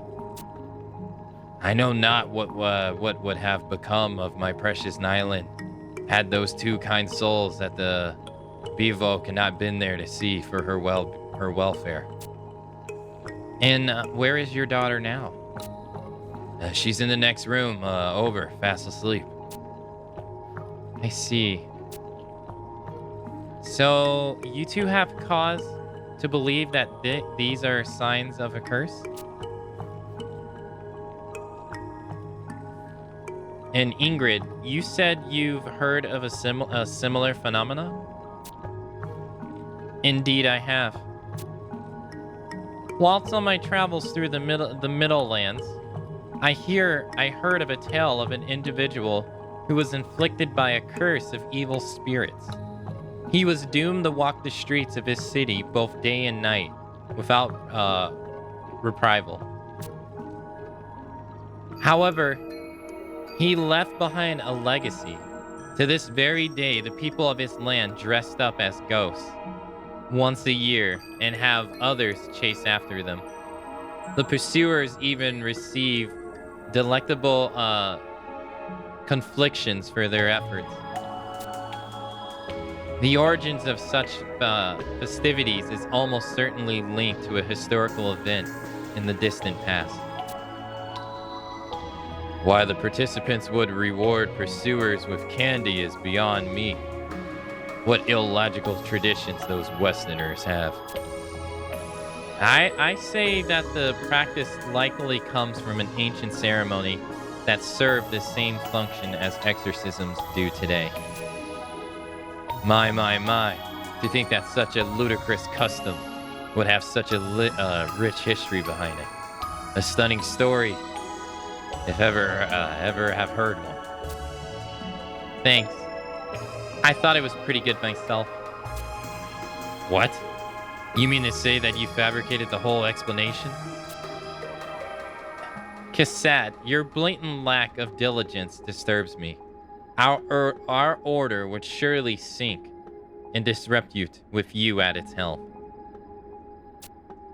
While you have been content to remain snugly with your proverbial El Buchanan washbin, I've explored the seas wider than you could possibly imagine, and returned with a verbal treasure trove of information. For example, did you know that the people in the Middlelands have for years succeeded in communicating with the spirits of ancients with an ancient witch brood? The name of that brood would not happen to be the Dark Lilies, would it? Ah, so you're familiar with them. I can't say I'm surprised, though, as everyone in the Order of Weatherspoon would have heard the name at some point. Let's give you a challenge, then. What about the rumor that that trope of evildoers who sulk about the hinterlands are the Dark Lily's successors? I refuse to believe such trifle. Trope, you say? So there are multiple witches involved? Yes. I can say with full confidence that this is the work of the Blackthorn Coven. The Blackthorn Coven? A tyrannous clan of apocalyptics incarnate. They might as well be joined at the hip with for how often they're seen apart. They've set Eastern Abuka ablaze with their superstitious experiments, single-handedly extinguished the burning passions of numerous pioneers. They somehow continue to evade us, flying back into the forest only to bare their talons at a later date. No wonder they're also known as the heinous harpies. This is that nefarious sisterhood to which your daughter has fallen victim. No, you're wrong. No. Okay. At least that's what I want to believe. I understand that they may be likened to harpies, but I simply don't think they're capable of something like this. What's more, Akane knows something about this Lillian incident that you don't. Go on, tell them. Yes, please indulge us, Akane. It might be the work of the forest spirits. I don't know what she's on about. I don't know what she's on about. You know, fancy yourself a jester of the highest degree, but this isn't the time for japs. Please tell us what you know. It might be the work of the forest spirits. I see. So if she were to be called by forest spirits, then that is far enough, Arcelia. You do not truly believe in this fragrant display of Blanderdash, do you? Does she have any evidence with which supports this outrageous argument? We have enough, in my opinion. For example, I've noticed a spiritual aura in the air ever since we've entered this dwelling. It's undeniably faint, almost like the scent of a far-off flower borne aloft of the morning breeze. However, I can still sense it. The feeling greatly resembles that of what Kane and I experienced when we met with those spirits in Chizadek battlegrounds. We'd have to investigate further before making any definitive statements, but what Akane proposes seems more than plausible. Auras hanging in the air, flowery scents. Fie, I say. You employed fluoride metaphors to divert our attention from your auspicious reasoning. This is none other than the curse of the wilds. Monsieur Pilamore is a leading figure of the colonization movement and has been targeted precisely because of his position. His daughter and the Chancellor have been cursed to show that not even the most influential Alderlands are above the will of the Forest Land. With that, I bid you farewell. I have no more time to squander of symphonies when I'm expected at the Weatherspoon Mansion for Vespers. Polymio, you would do well to leave everything to me. I shall make sure that you receive the full support of Heidi Burke as well. Henceforth, once we lift the curse, all I ask is that you grant us a few minimal favors. I think you mean if you lift the curse, and I honestly don't see you succeeding where your betters have failed.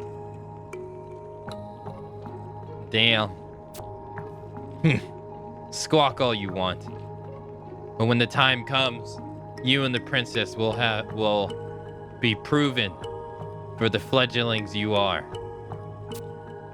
Now, if you would excuse me, I have a citizen to save. If he wants to waste his time praying, that's his prerogative. We all know there's only one way to lift a Coven's curse. Send them back to whence they came. Once this world is no longer defiled by their presence, the girl shall once again be free. Let the fires of divine judgment cleanse them in their equity.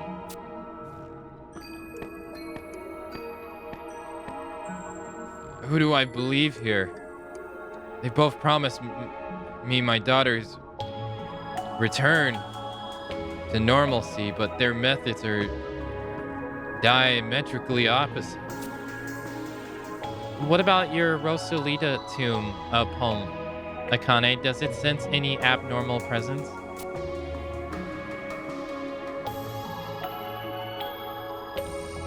It's not even on my hand.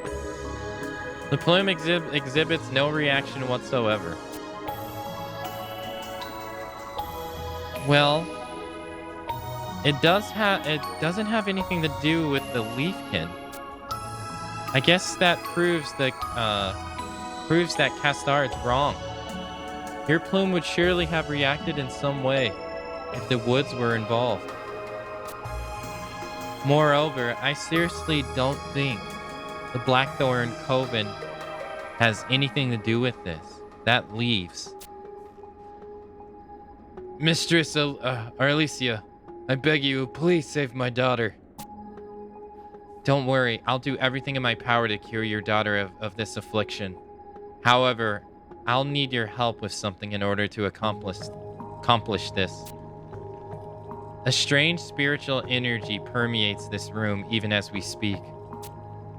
Could either of you or your daughter possibly have brought back any artifacts from the forest?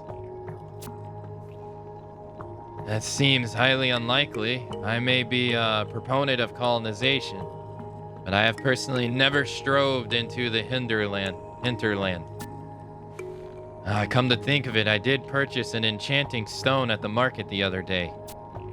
The vendor told me that it comes from deep within El Buchan jungle and resembles no jewel or mineral I've previously seen.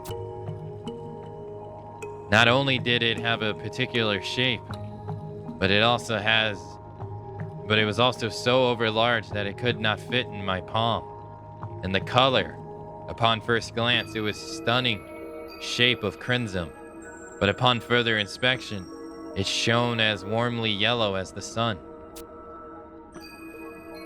I rarely express any interest in expensive jewels, but I simply have had this rare specimen for my collection. It wonderfully complements my Altana-shaped tree root and the rock Shelver dried once slipped upon whilst climbing his eponymous hillslock.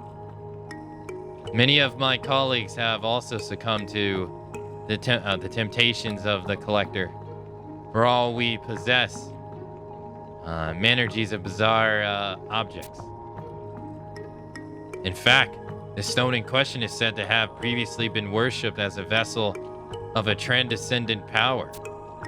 The merchant who sold it to me added that it could very well have been crafted for communion with a creator deity.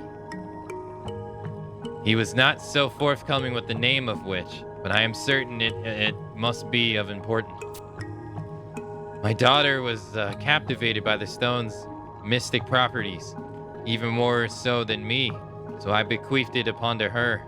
Now that I mention it, her behavior started to change soon after receiving the stone. So the stone's likely the culprit. Polemio, would you mind if I meet with your daughter? I have some questions for her. Of course not. Do as you please. Her room is the next one over.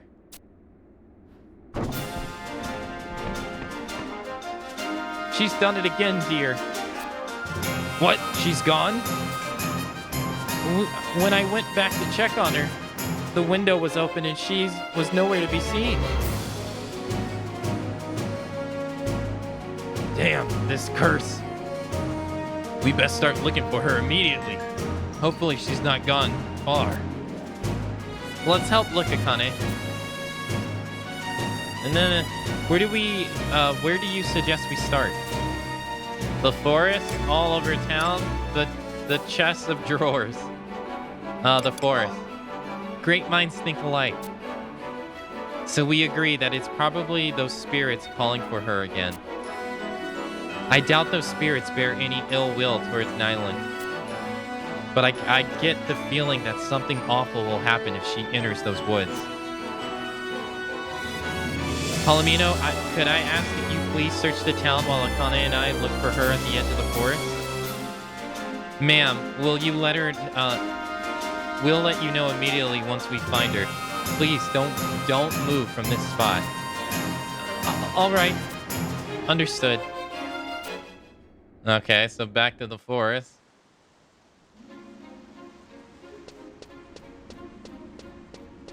Dun, dun, dun, dun.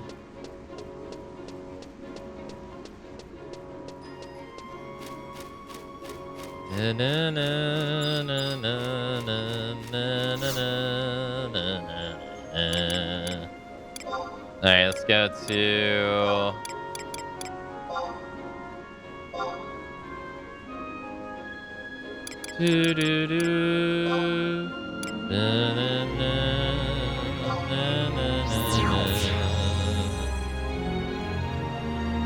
So now, not only is Ignis cursed, but now someone else in the city's cursed. Cast the Racina, where it's so easy. Where it's so easy.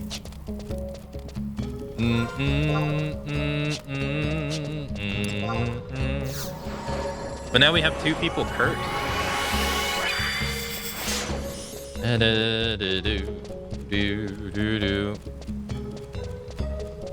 What exactly is going on here?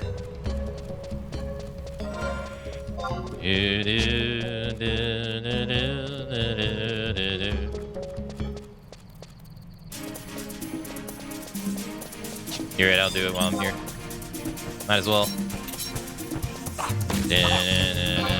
Intro's up to his old witchcraft days. Or warlock days.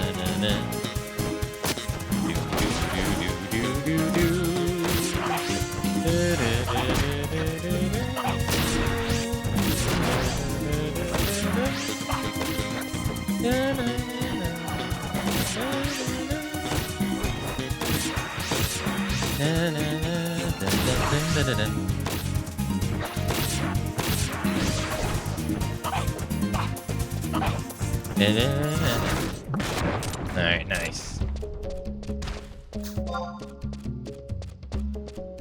Yeah, so like what is going on? You got 2 of your citizens cursed, supposedly? And they can't figure out like who exactly is inflicting the causes and stuff? What is going on?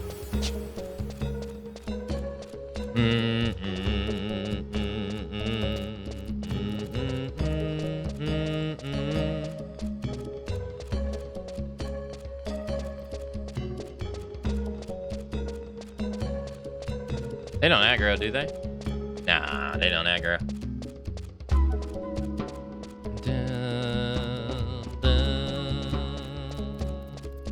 Those crabs, they... Ah, fuck.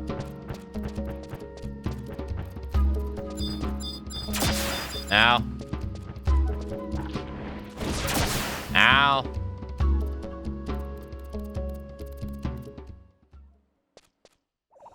There she is. There's the woodland spirits from earlier. Look, Akane. It's those buffoons from before. Oh, she has the rock in her hand. See what's in her hand? The mysterious stone Palami was talking about, right? The spirits must be harbined within. She was probably carrying it with her when you first helped her, too. I bet they just forgot to mark their aura this time. You know how stupid they were when we encountered them before. What the? Looks like I'm right. Chalk one up for all our Armisia. What the? This Hume is agonizingly slow. Such is our lot. I thought I would perish in there. Yeah, we did not. Yet we did not. Enjoy the freedom you have been given. The horror.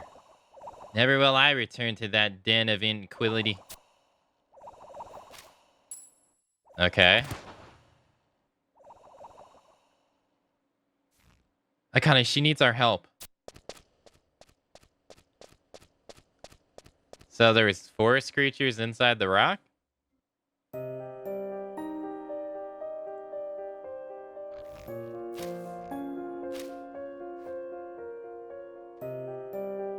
Where am I?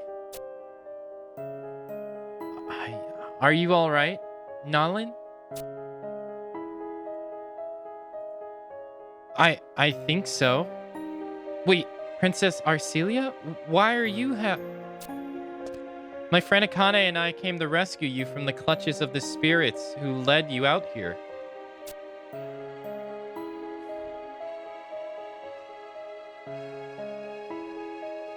They took control of your mind and forced you to trek into the jungle, didn't they?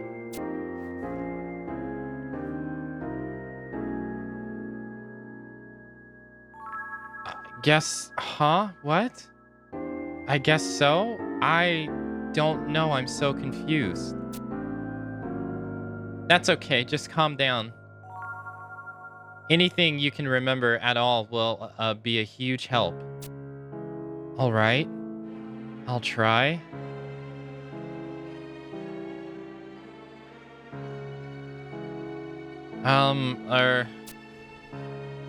At first, I had no idea what was going on. I had no recollection of what I've done during the parts of the days. And those periods eventually got longer and longer until the stone. The light from within Nyalin's mysterious stone fades into oblivion. Yes, the stone. The spirits hid within it and would periodically force their way into my mind, causing me to submit to their every command. At the same time, though, I've gained some incredible insight.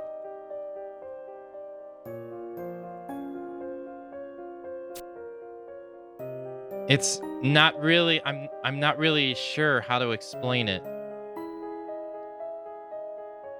Yet, except that I was able to share consciousness with the entities controlling me. Share consciousness? Yes, it was as if our minds were connected. I could hear them simultaneously grieve for their freedom and apologize for their transgressions. The words, "Let us return home," and our deepest apologies would constantly ring in our own head. In my own head.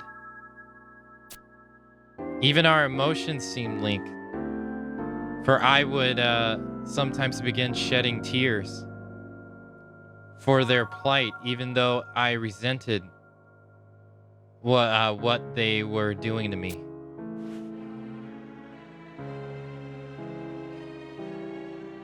It was surreal, like crying in a dream. My heart still aches thinking of what I saw in that state.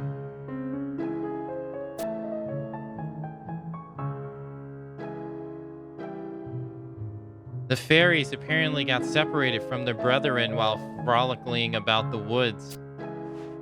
Then a pioneer or someone stumbled upon them, which sent the spirits into a panic, and they hid inside the rock. Okay. You were able to learn all of that because your minds were linked? Yes, though I almost wish I hadn't.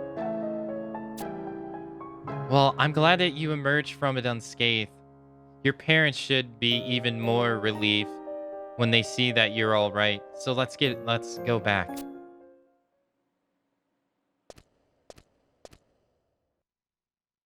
Who knew that we and the spirits of the forest could share memories and feelings?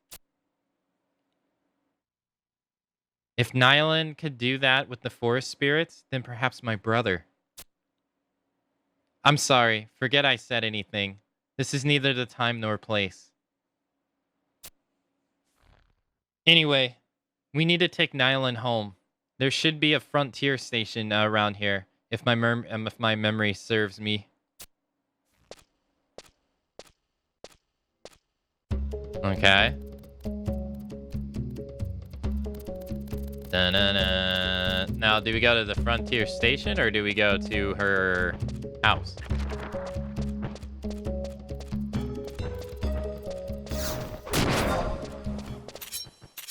He's not gonna let me interact with the thing to get home, so we're gonna have to put him in the ground.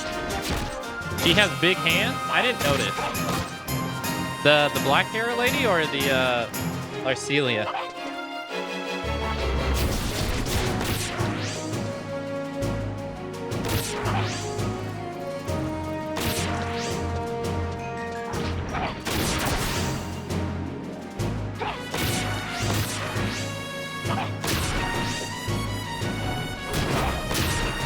The possessed lady? I didn't notice. That's the character model that my mule is on my other account.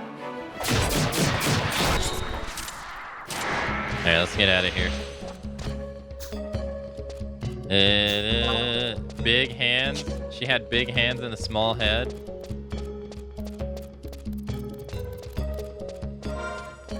Maybe she's secretly a giant.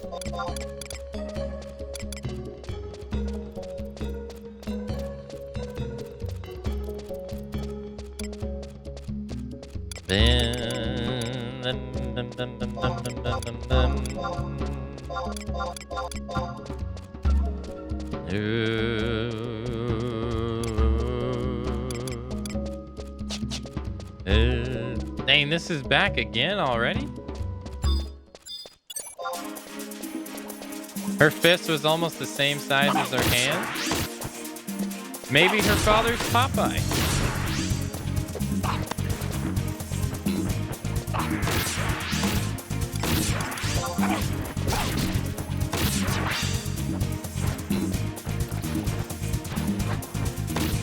Hey, look, if her father's Popeye, hey. Who are we to judge?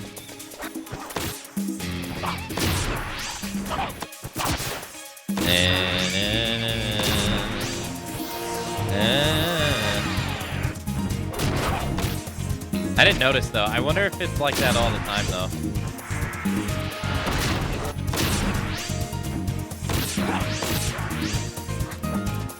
They do say in drawing that hands and feet tends to be the hardest stuff to get right. I wonder if it's one of those cases.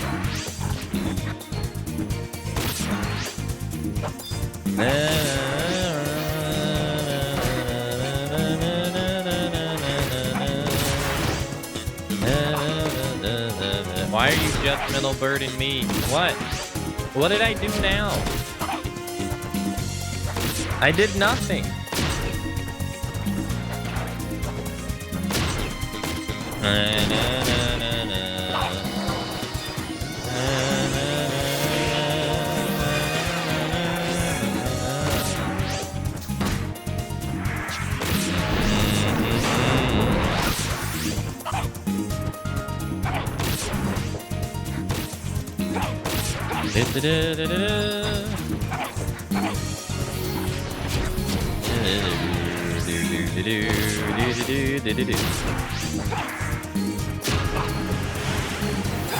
Alright, nice.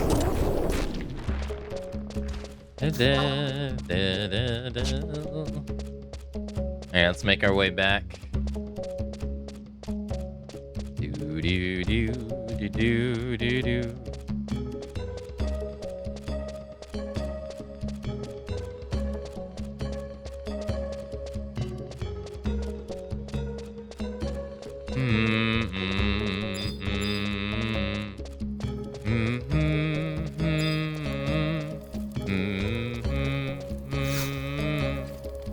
Alright, so she was in Easter Adelon by the statue of the goddess.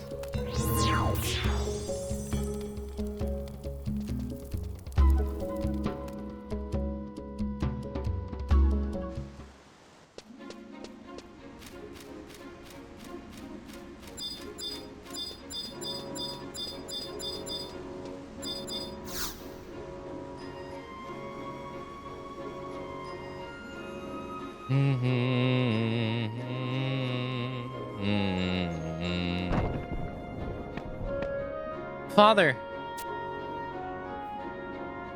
Niley! I'm so happy you're okay. I'll see. Oh, really, Celia? Thank you so much.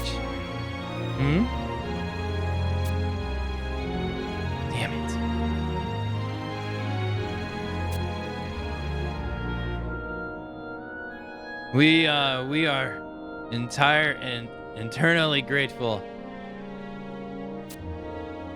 for what you and the frontier friend of yours have done for us, Princess. Oh, I almost forgot that the pioneer friend of yours, Akane. Akane is her name. Thank you as well, Akane. This reward may not may not be commensurate with which you received in the Middlelands, but it is all I have on hand. I apologize for the inconvenience I have caused you two, and may you never have to endure an ordeal such as this again. Now, maybe Father can stop nagging about getting suckered in by shady vendors. Worry not, my love.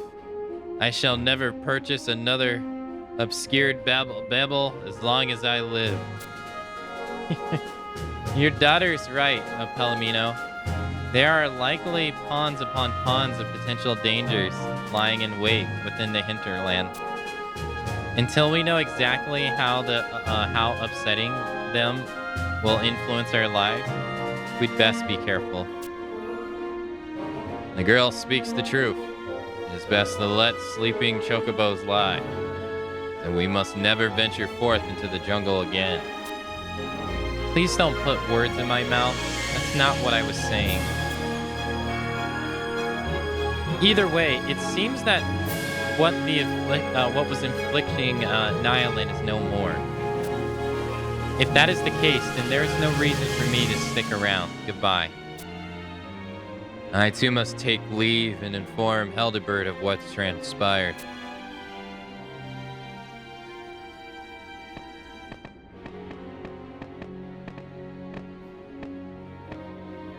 Neither of those two are willing to give an ilm.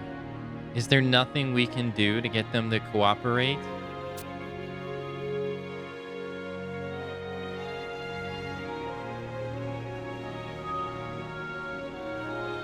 Nevertheless, I can't believe your intuition, Akane. If you hadn't told me she was summoned by the forest spirits, I would never have noticed their aura in the house. Nyalin would also still be alone and confused in the heart of Tili. If we've arrived even a few minutes later, she might have been eaten by the goddess knows what. Got anything to say? I cannot take credit for this. Yeah, you're rather sloppy. I can't take credit for this. What? Why can't you take credit for this? Wait, so someone gave you the idea when you found Nyalin in the battlegrounds? Who could that be, I wonder? He had black hair and a beard. Spindly gray hair and looked decrepit. What's this one? His clothes were white as Velkin slobber. A mysterious mantle. The daintiest skirt I've ever seen. Oh my god, we're describing her, I just realized. A jewel-encrusted staff. A sword that could pierce the heavens. I think you have your facts mixed up, Akane. No one I know in Adelon fits that description. She's talking about you? Let me think. The mysterious guy I know of always wears black and has pitch black personality. Ah, I bet you're thinking of Theodore. That makes sense, seeing as he's lived in Ibuka's mainlands for quite some time. He's sure to know things that we don't. Yes, he would. Hey, Akane, do you think that we should ask him about my brother? Maybe he can shed some light on this situation, on that situation too. English. Akane, I just want to say I believe in you. I know you can figure out what my brother wanted to tell us. I'm not going to pawn off all the responsibilities to you, though. I'll search for Theodore in my spare time as well. Until we meet again.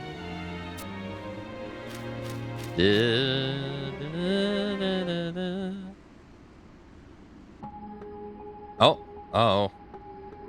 That meddling princess and her adventure pet. I feel as if we have made it, if they have made it their own personal mission to assassinate my character. Nothing good ever comes from being in the same room as them. Ah! All right, Ingrid, calm down. You can't have Voltimir getting wind of what happened. Not after you promised him that you wouldn't make another mistake. Let that Midlander be. When all is said and done, none would lend an ear to a money-grubbing outsider.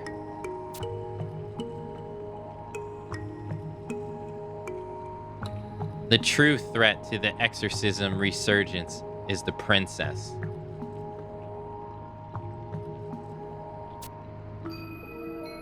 Mark my words, Elisira v. Aldwin. Soon enough, you shall regret ever having crossed Ingrid the Merciless.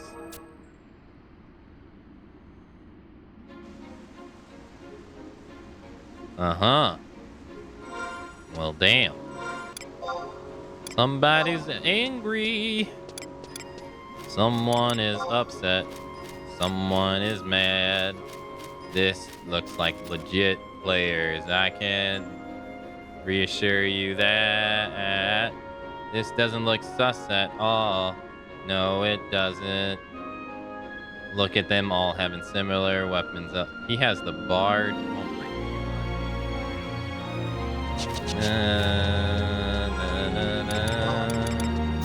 That's not sus.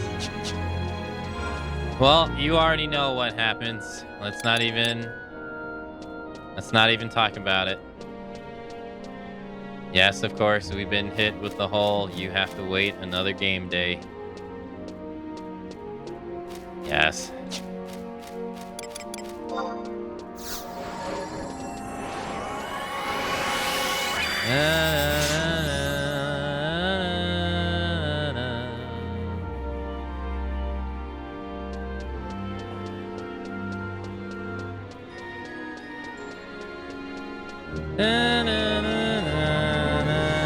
I'm gonna go talk to the NPC we gotta talk to anyway to see if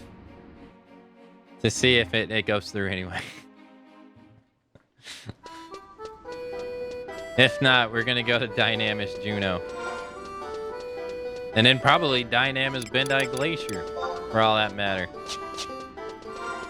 Copium waiting for them days. Dude, this story has so many day waits. So many. You gotta wait for everything. So many.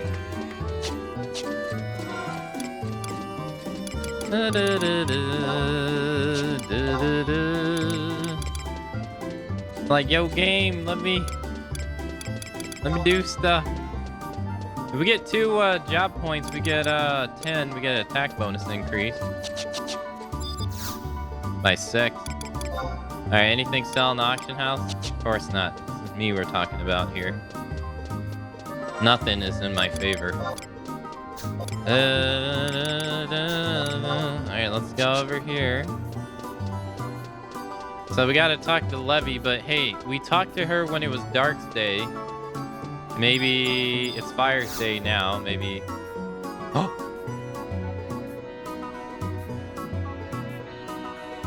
What is this? Well, if it isn't Akane, come looking for more trouble, no doubt. Wish I had something for you, but my slate is as clean as waters of the Frontis Alegria. But wait, you're not really here to see me, are you? Are you here to see him? What? No, I'm looking for someone. Yes, I came to give my regards.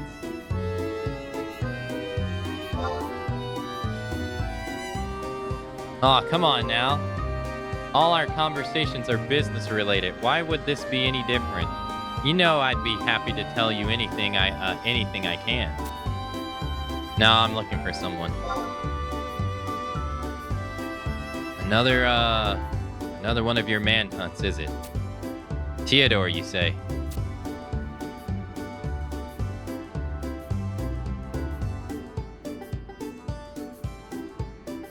Sorry, I had to sneeze.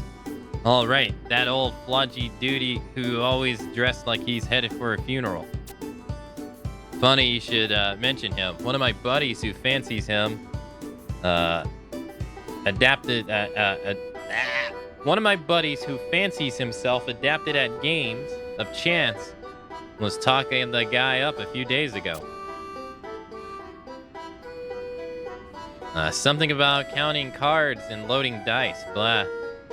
I turned him out, but if you're looking for Theodore, I'd check out the Murmurs Coalition. Besides, with that dour look plastered on your face,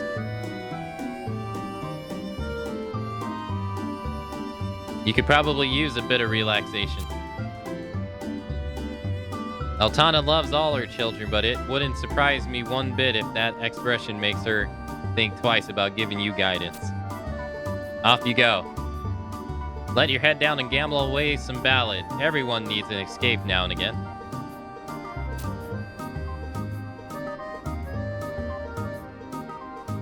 I'll even give you a little bit so that you don't have to worry about spending your hard-earned ballad. I don't get enough time off here, so I'm counting on you to have enough fun for the both of us.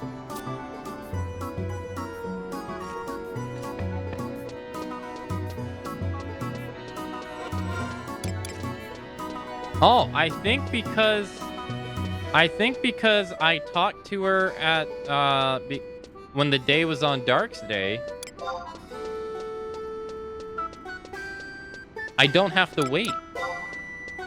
I don't have to wait the game day. Hallelujah. Hallelujah. Na, na, na, na, na, na.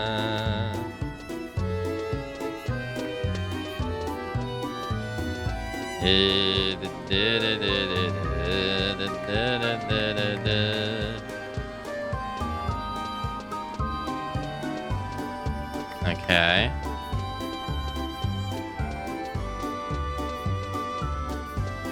The Murmurs Coalition is right here. Nice. There's only one wait quest at 14 that I can think of, except it's like once a week. Yeah, I don't know. They got a lot of wait stuff in this. I feel that, like, I try to think of some reason why they would have it. Can you even come up with any reason? Obviously, it's because I would assume it's because they don't want you to go through the content too quickly. But, I don't know.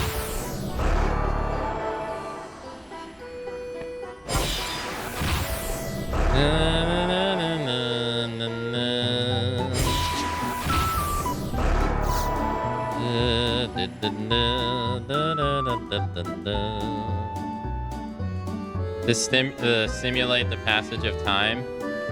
Yeah, I think so too.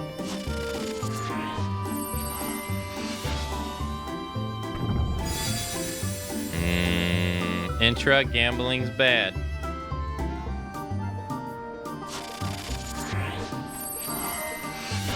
You'll lose all your money. Stop while you're ahead.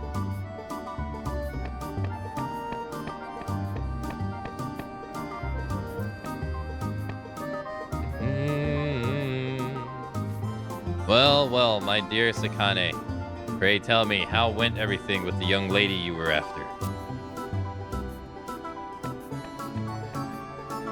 Oh, You two teamed up with so you teamed up with our fair princess. The two of you have been seeing a lot of each other lately. Enough small talk. What can I do for you today? I presume you did not approach me simply to stare at my impeccably groomed mustache.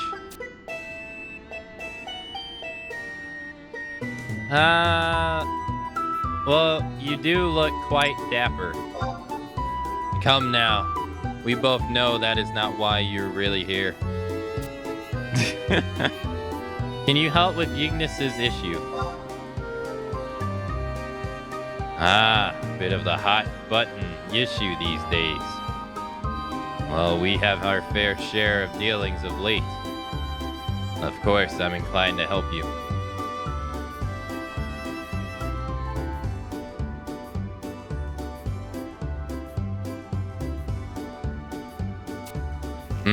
To be frank, I have grown bored with my lot of late.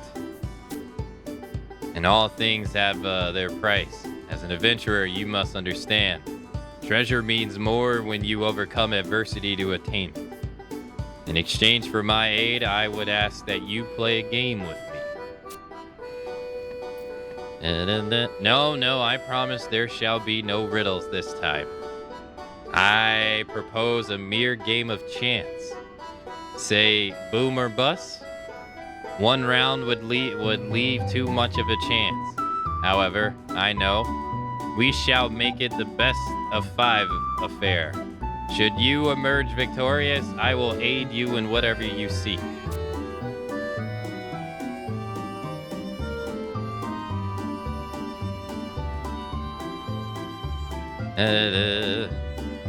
Okay. Take him up on his offer. Lady Luck smiles on me. Not when I come up snake eyes. What's boom or bust? Lady Luck smiling on me.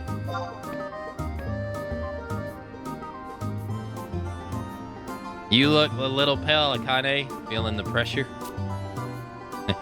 I jest. This is just a game between friends, so there's no need for you to stiffen up like a day-old loaf of bread.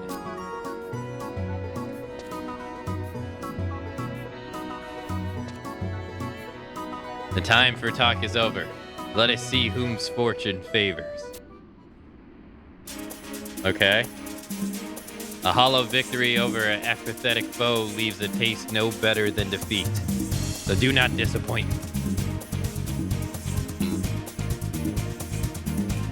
Okay. It's now turn 1 for your opponent. Your opponent shot. Okay.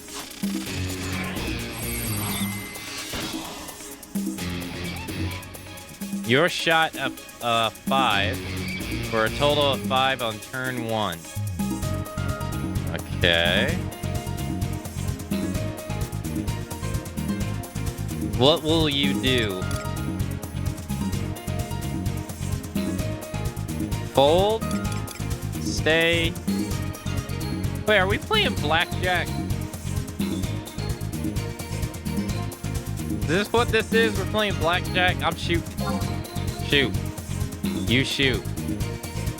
To advance or retreat, may fate decide.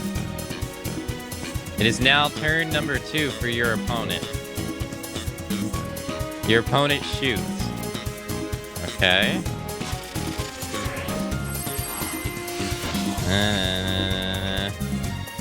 You shoot 5 for a total of 10 on number 2.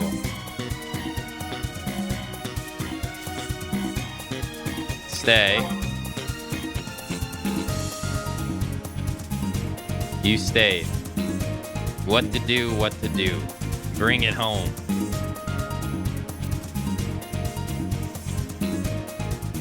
It is now turn number 3 for your opponent. Your opponent shoots. The battle has just begun. Okay. Try this on for size. Theodore forces you to shoot again. Your shot... Whoa. Your shot for turn 1 is now 3. And your total is now 8. Wait. Oh, he changed the number of my...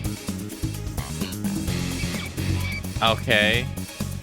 He changed my draw number. Okay, makes sense. You stayed.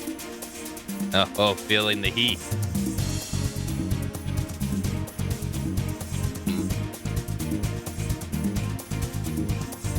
It is now turn number 4 for your opponent. Your opponent stayed. Okay. Your opponent totaled 10. Your total is 8. No! What? You cheap ass. Don't go throwing your dice just because you lost, alright? Your record for this match is currently 0-1-0. A ton of smiles on me this round. For a moment, I thought I might break a sweat. Okay. So it's like blackjack, but you can change one of your opponent's hands. That's cool.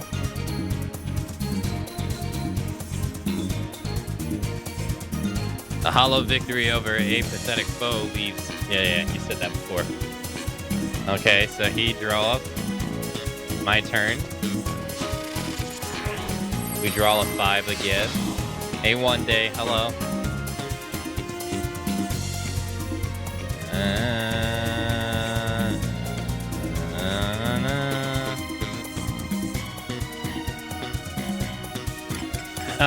Shoot again.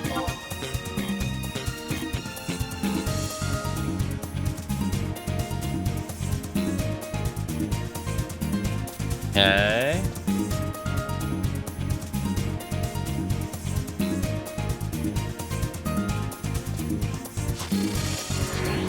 We draw a 6. That's an 11. Okay. The battle has just begun. Try this on for size. He changed the outcome of your number 2 shot is now 5, so now I have a total of 10. Alright, I have to stay, right? And all part of the plan. It's now turn number 3 for your opponent.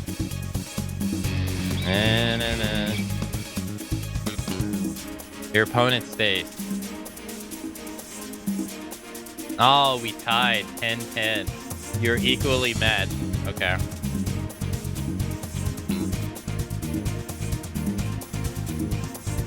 It appears we have battled to a standstill. And to think, victory was within my grasp. On to the next one.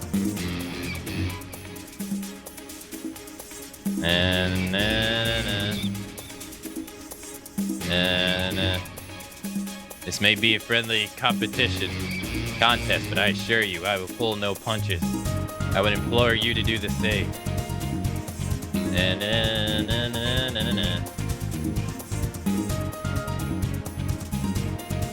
Okay. Your opponent shoots. I shoot too. Oh my god, we draw a 1, really? Shoot again.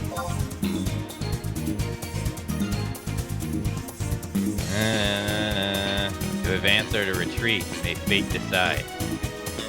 It's now turn number 2 for your opponent. Okay. He shoots. Are you serious? 4? Really? Shoot again. What to do? Bring it home. He's gonna shoot again, isn't he? Okay. If we draw a 9, we're screwed. Oh my god. 6. We have to draw a 5 or lower. What are the chances that we draw a 5 or lower? It's in our favor, right? If we draw a 5 or lower statistically? Or no? You can't draw... Can you draw an 11? I don't think you can draw an 11. Shoot.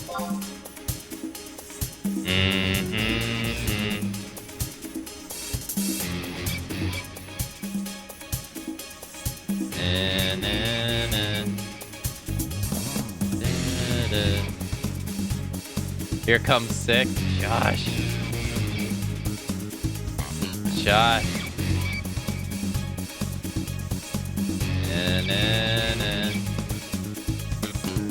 Alright, here we go. What is he doing? He stayed. Okay. No, we drew a 2, so we have 8. Let's use a trick. Sneak peek, switcheroo, crooked die. Let's do crooked die. Choose your opponent's die and make him shoot again. No. How about switcheroo? Your die, choose a die and exchange it.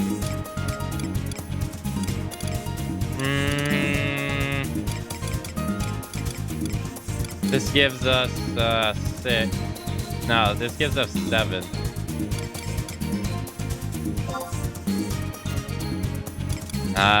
If we draw any, let's do 1. Let's switch. Okay. No! I bust. No! 12's a bust. What? Stay. You stayed. Ah. Turn number 5.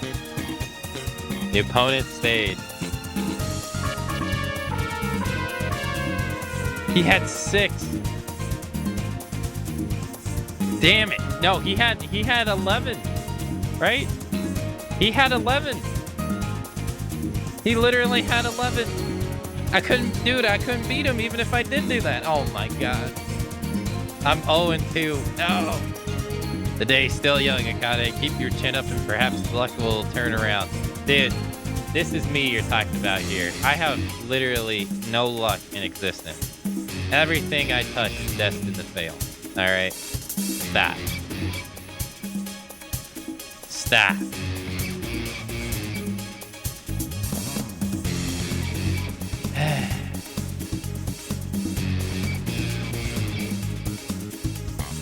Bad.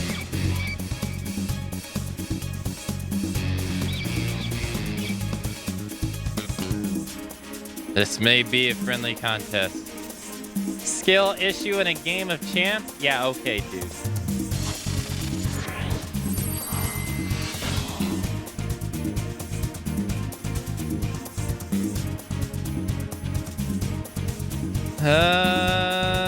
Alright, we drew a 3.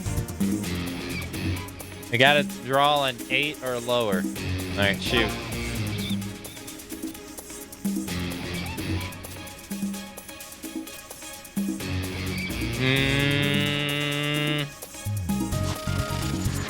We drew a 6. That gives us 7.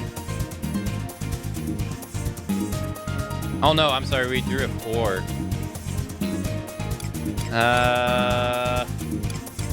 That means we can only draw a 4 or lower. That's not in our advantage. We have more of a chance of drawing a higher card than a lower card.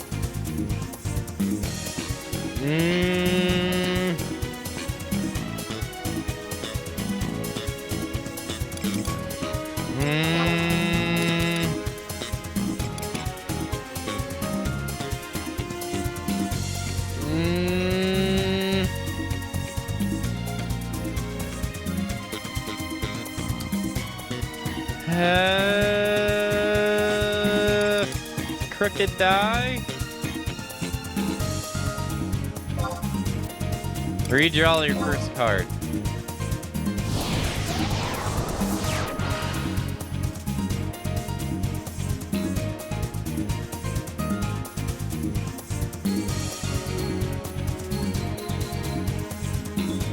Shoot again. It has to be 4 or lower.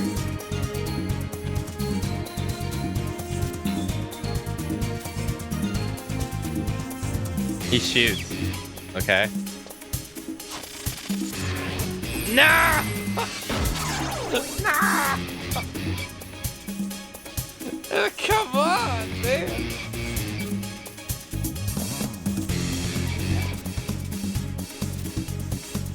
I fold. I fold. Come now, Akane. It is wholly unlike you to throw in the towel so easily. No need to rush your way to defeat. I will be here when you're ready to try your hand. What do you mean, try my hand?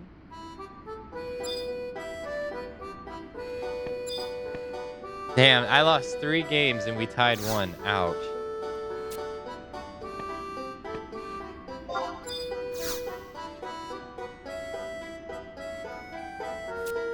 Feel better now that you've gotten accustomed to the dice? I can't fault you for wanting to try your hand first. Alright, let's do this again.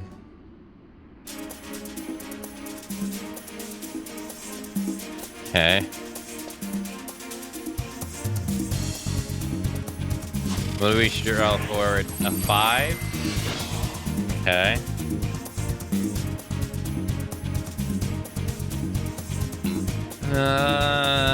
Shoot. Draw a 6. Draw a 6. Draw a 6.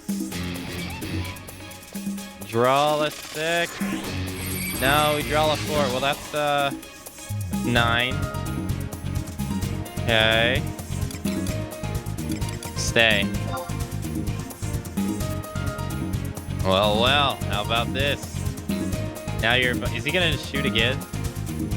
He shot again. Okay.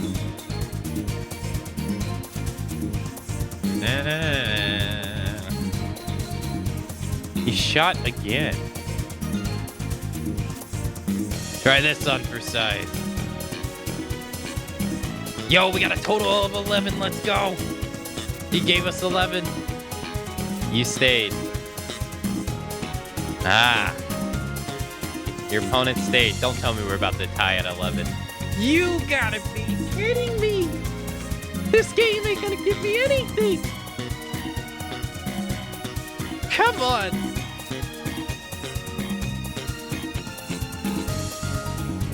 Literally the best number you got and we tied? That's so bogus. Oh my god. Alright, come on. Alright, we threw 3. Shoot. Come on, 8. Wait, can you only do... I think you can only do 5. 1 through 5, I think are the only cards you can draw. Right? Okay, so now we got... Alright. Try this on for size. It's the same outcome. He just gave us the same outcome. Okay. He stayed? We drew a 1. That gives us 6. Shoot again.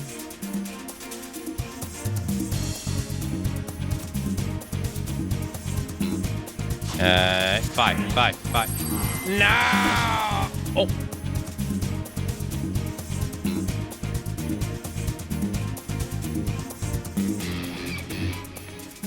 Nice. I read it backwards. It was a 4, not a 6. I got confused. Alright. Trick under my sleeve. Crooked die. Force him to reshoot his number 1. We have 10. What? Stay. You stayed. Feeling the heat? What is he gonna do? He stayed too. Alright, what do we got? Yeah, buddy, let's go! Finally won a game. Let's go. One tie, one win. Nice. I wonder what he had though. Because he stayed at two cards drawn. He must have drew he either had a high first card or he drew a high second card. One or the other. Okay, he shot. 5 again. Do it again. Okay.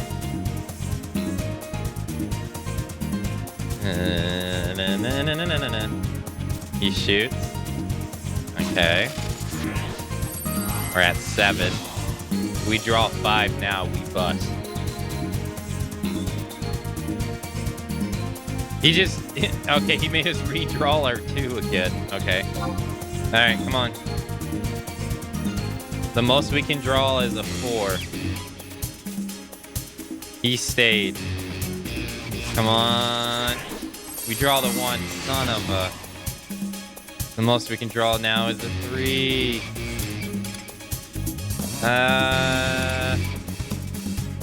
Gamble. Go again. Come on.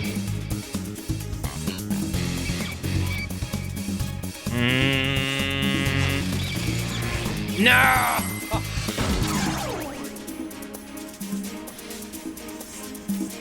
2 of 13. Alright, trick up your sleeve.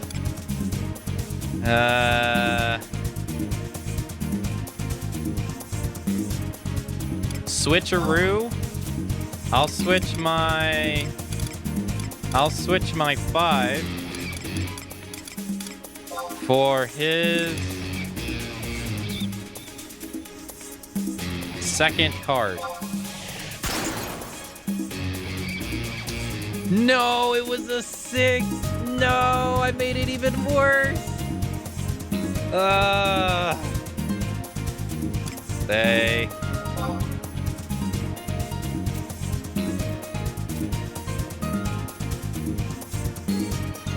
Stayed. What does he have? He has 8. Ah, dude. If I would have drawn the first card, it would have worked. He had a 2. I would have been at 11. He had a 2. No. No. All right, we're 1-1-1. I lost 1-1-1, tied 1. Shit, even Steven. That is what they call it. Darn it. All right. Yet we remain spurred on the promise of victory. Our hearts race at the thought of agonizing defeat. Could you think of a better way to spend your time, Akane? All right, come on. Your opponent? Okay, he shot. So we got 5. We drew a 4. Okay.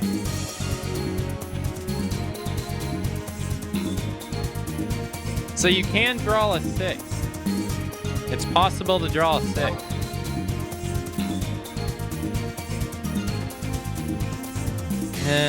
Come on, come on. Daddy needs a new pair of sabotage.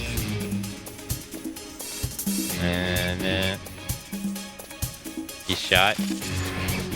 We draw a 1 for a 5. Okay.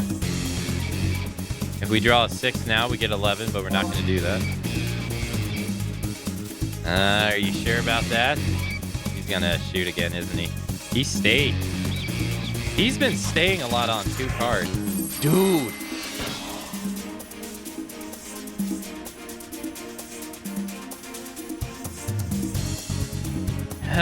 Shoot. Come on, 4. Come on, 4. Stop giving me 1s. Stop.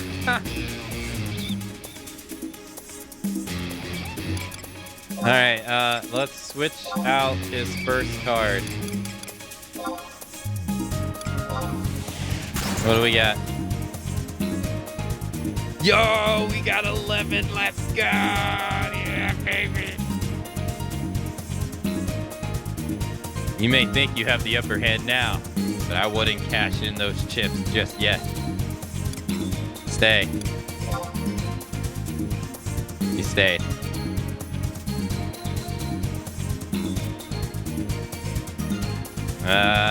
He stayed too. Yeah, let's go. Second dub. Second dub. 2-1-1. The record is 2-1-1. Oof. You may have the edge now, but you're not expected to last long. Hey, enjoy your lunch, Daedalus. Close your eyes for a second. The tables turn inexorably against you. Okay.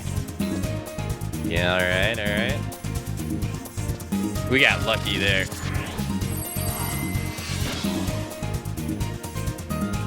Alright, we got a 3.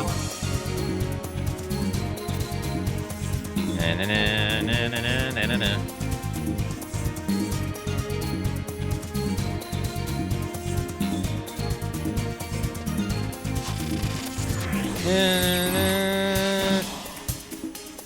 We drew a 6 for a 9. We have a total of 9. Let's stay. You stayed. To advance or retreat, may fate decide. And he shoots. You stayed. Alright. He shoots again. The battle has just begun. Try this on for size. No! His 6 has been exchanged with your 3, and you total now for 12. What? You have to stay even if I lose?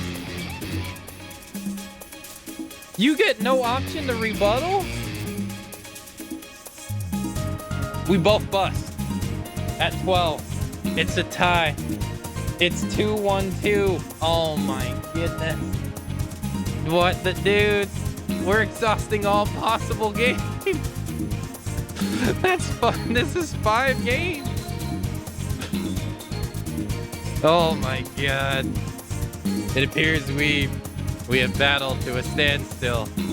Even the friendliest of games demand honest competition. On to the next one. What, do I lose the next one and we do 2-2-2? Oh god. Close your eyes for a second. Alright, let's go. Na-na-na-na-na-na-na. Give me a 6. Oh, alright, that's a 4. Oh, we got a 6. Let's go. Let's go. Alright, shoot.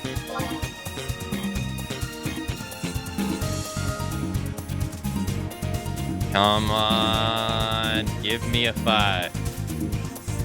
Give me a 5. Give me a 3. Take this 9.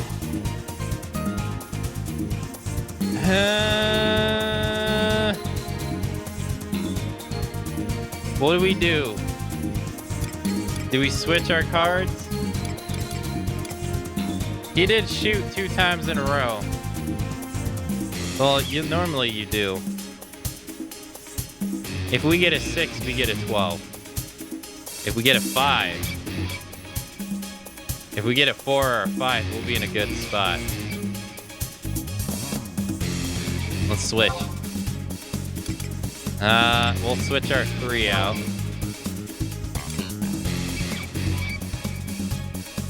It's a 50-50 chance. We need a 4 or a 5. Let's do 2. What we got? Yo, he had a 4. We now got 10. Nice, nice. Whoa. Alright, stay. Stay. Come on, come on. Daddy needs a new pair of sabotage. What is he gonna do? He shoots. Okay, I stay. All part of the plan. What are you gonna do? He stayed? Ah, shit. Are you serious? Another tie. Come on, dude. What? 2, 1, 3. What is this? Oh my god. It is all skill and a little luck. Who does Altana favor this day? Alright. We draw another 6. No, 4. 4. Okay. Shoot. Na, na, na, na, na, na, na, na, na, na.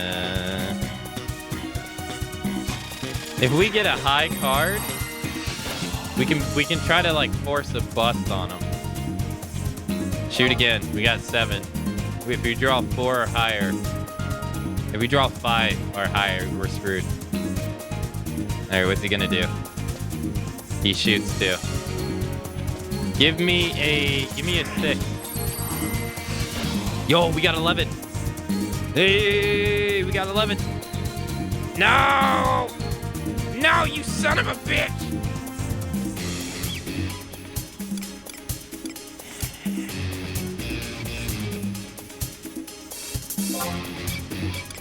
Switcheroo. We got 4, 4, 3, 4. What do we do here?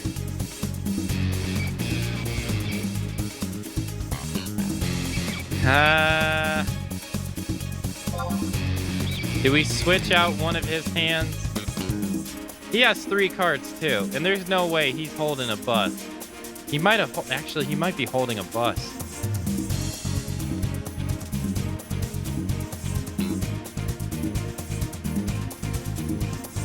Let's switch out 4 with his 3.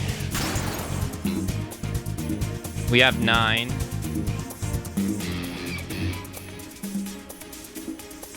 If we draw a 3,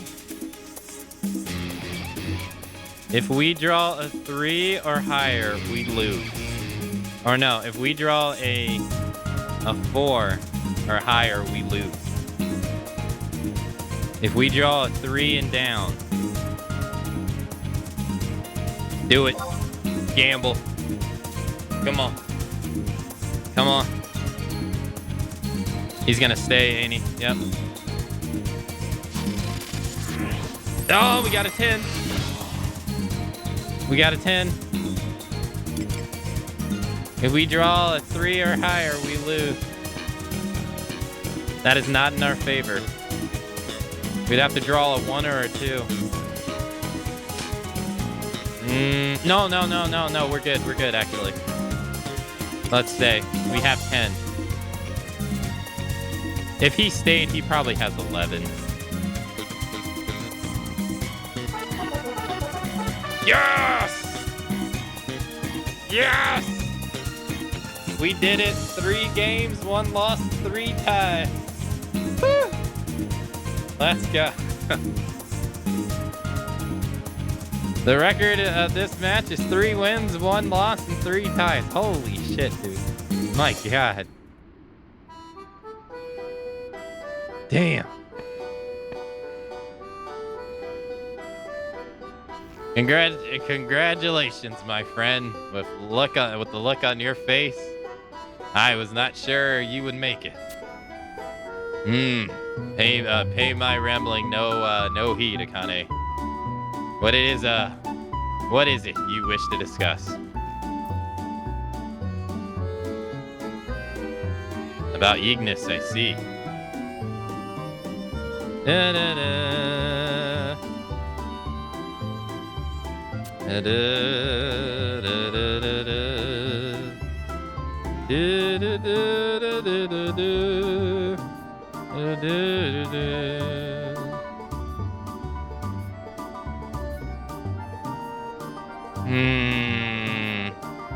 I think it is so. I think, Is that so? I think I understand.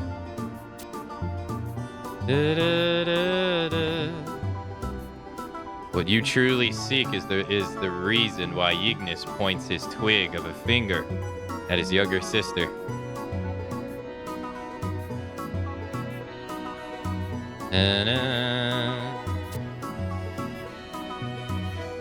Why?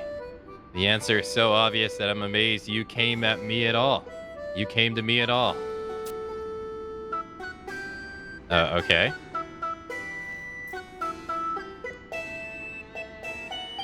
Akane?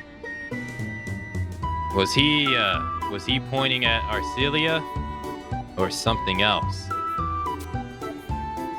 I'm sure he would have be loath to point at another, as it goes against the very basics of etiquette.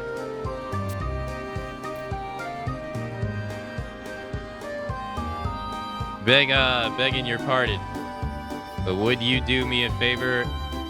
Do me the favor of pointing at me?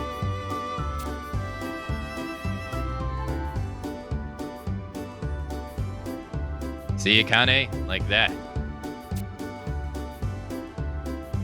When one points at another, he instinctively goes for the chest. So let me ask you to think carefully. Where was Ignis pointing? I don't remember.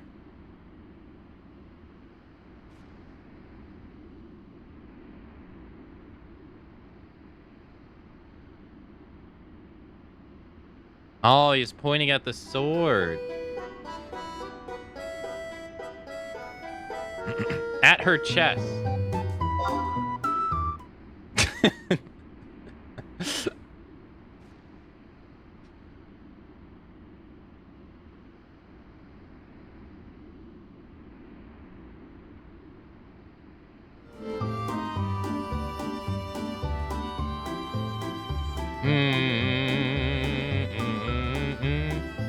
Are you quite certain? Reflect, Akane, and tell me what it is. Tell me if that is truly the right answer. At her waist.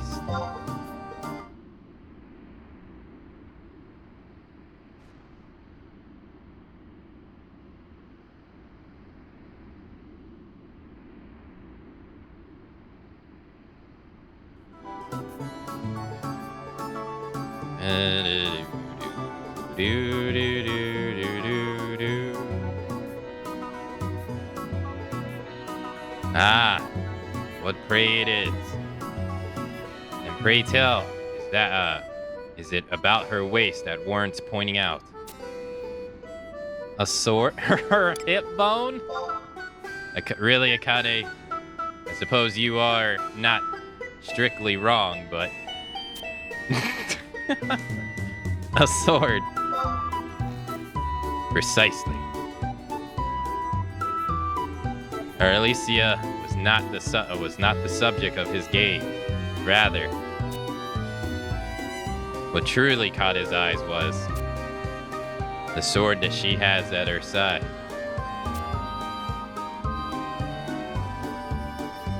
Now, the question you must ask yourself is, what does this all mean?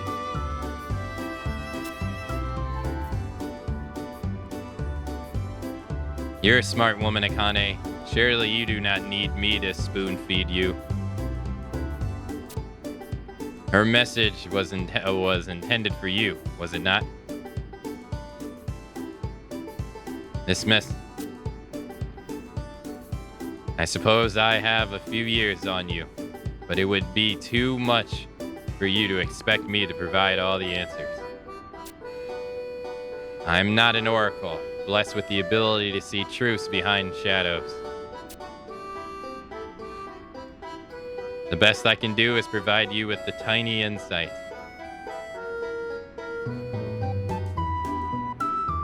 Into the realm of possibilities.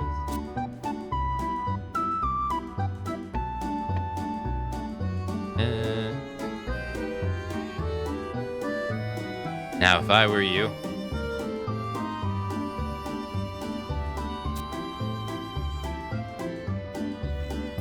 I would start by finding out all I could about Arcelia's blade.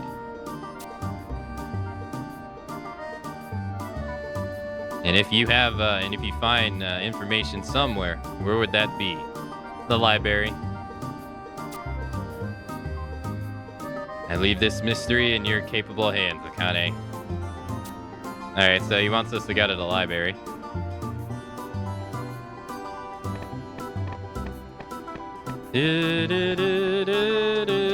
Alright, at least I assume the library.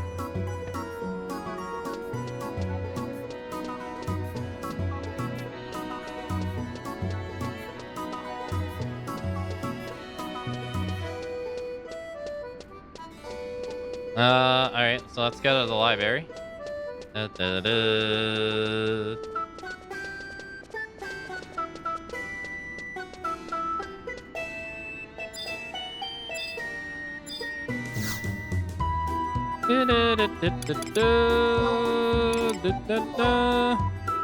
So there's actually a mini game that you can buy to skip, or an item you can buy to skip past that mini game. But why on earth would you ever do that is beyond me.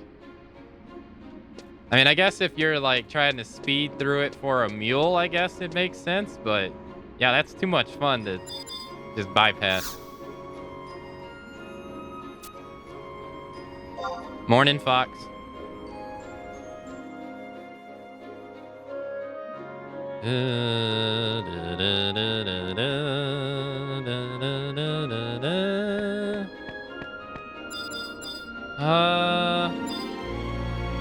No, institutions? That wouldn't be it. Personages? No. Geography wouldn't make sense. History, maybe? Matsuchi? I did that fair and square. It's not history. It shouldn't be monsters. It wouldn't be institutions. No.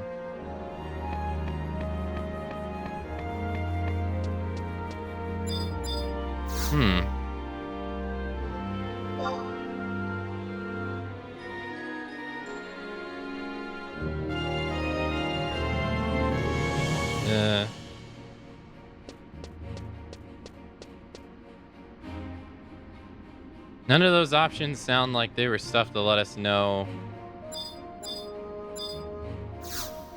what we would need.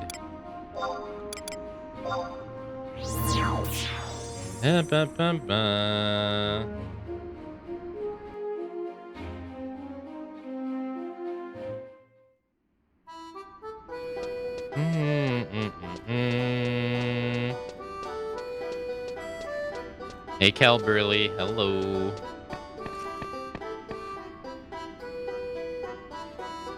Good morning.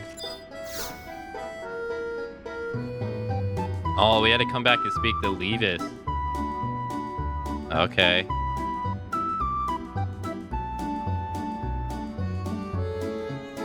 Oh, Akane. Oh, it's Akane again. What do I owe the honor this time?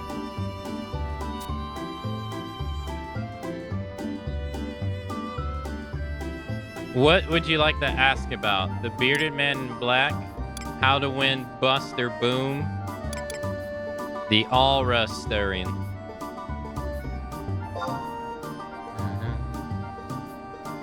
Huh? You mean the mysterious blade of hers she always kept buckled at her waist? Halverston, you called it. You called it? It must be something special to have such a enigmatic monarch. I wish I could help you, but my specialty lies in pioneering and colonization. Afraid I won't be much of use.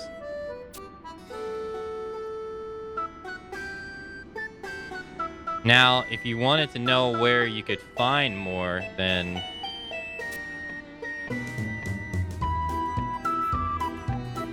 well, look who the cat dragged in. If it isn't Akane in the flesh. What a coincidence. Let me give you a piece of advice. Not a maester, not as a maester, but as a person. Don't rely on whispers and rumors for information. Look, read, feel, and find things out on your own.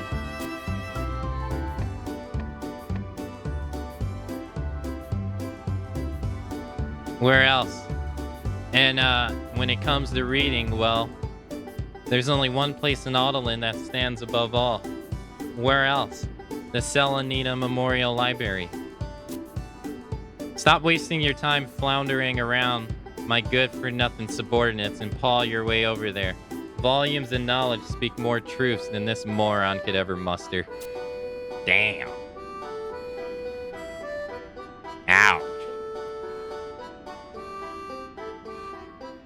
And since I'm already berating you, Levy, stop sticking your nose where it doesn't belong.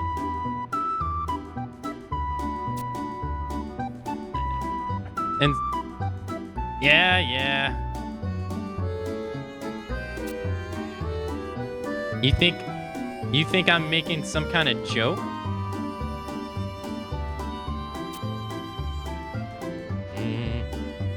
We'll see how much energy you have when you mock me after I double your shifts. Damn, that sucks.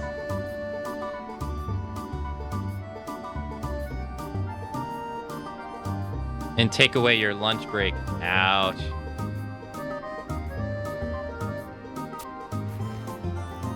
But my boiled tomatoes will rot. So today we've learned that someone cherishes his meal more than his job. No, it's not like that at all. And providing guidance helps my day shine brighter than the statue of Altana. Then let me bring a little more life in your light in your life by having you come in this lights day. Gotta save me.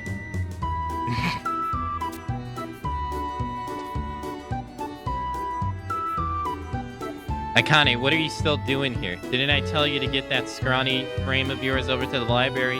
Hut.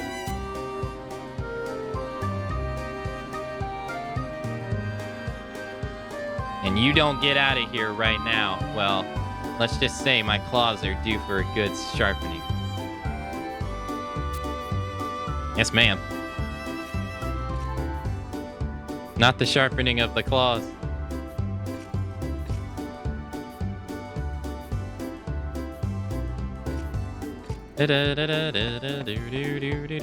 So we prematurely went to the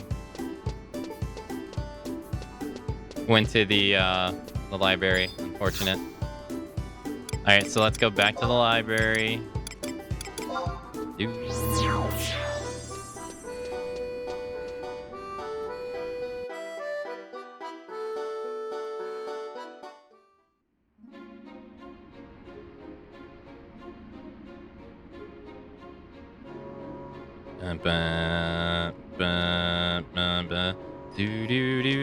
But what are we gonna pick? Oh. Yeah, what are we gonna pick though?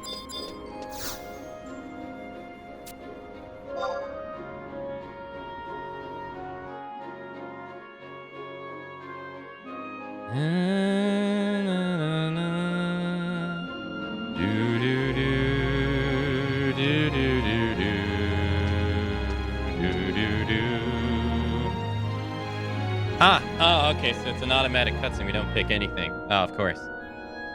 Akane, always a pleasure to have you come pay us a visit. Our fair princess is not here today. But I would be glad to assist you in any way I am able. The Authorcene.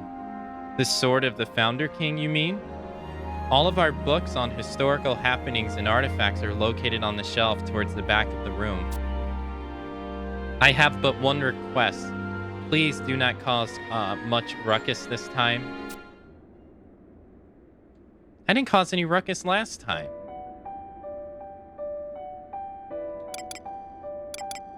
Take a look at which book.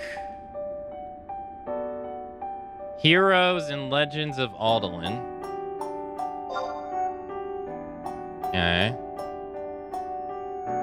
You carefully removed Heroes and Legends of Alduin from the shelf.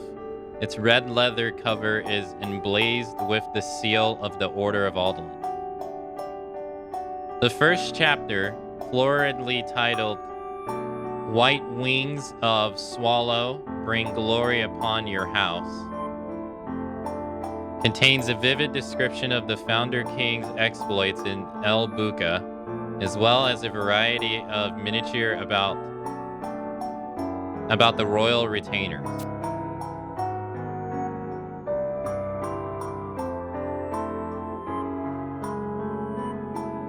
Okay, royal retainers.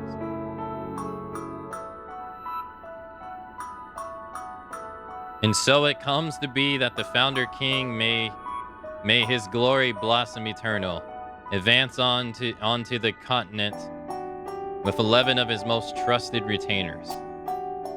In one fell swoop, he severed the heads of 100 beasts, and the very trees parted before his noble visage, their limbs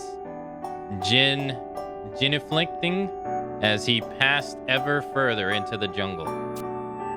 Genuflecting? Genuflecting? I've never heard that word. But the innermost reaches refused to yield to even one so steadfast of will and righteous of spirit as His Majesty. He could not breach the veil.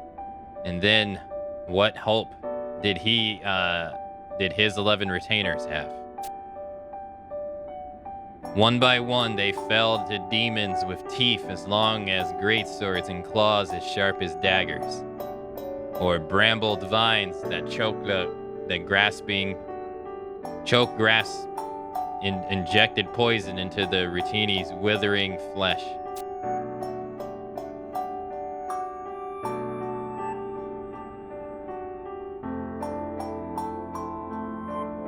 Only one remains resolute in the face of impending doom. The unwavering Morimar of the Order of the Shindiak, whose axe cleave foe after foe, entwined the name of our king. And then the continent began to turn on them. What happened to them that day was lost to the ages. Yet the Founder King surely stared into the cold gaze of death as he laid beneath the shrouded Kapani.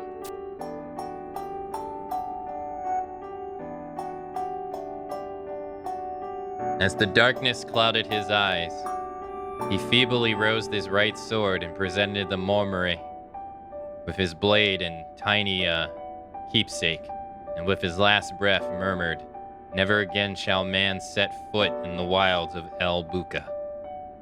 Mormore solemnly accepted these gifts as the Founder King bid him return to Alduin in his stead. Mormore hurled back to the city, spreading the Founder King's dying words to all. His duty fulfilled, he marched back into the wilds, never to be heard from again. Also, the Founder King didn't die in the city, he died in the wild. I always assumed he died in the city. Take a look at Treasures of the Royal Family, His Majesty and the Golden Beast.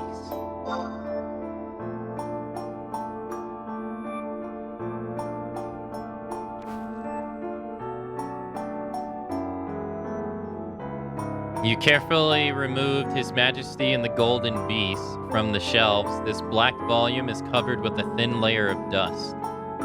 A colorful illustration meant for a younger audience depicts a 3-arm tall beast, unknown species, rearing up on its hind legs to confront a battered ready Founder King.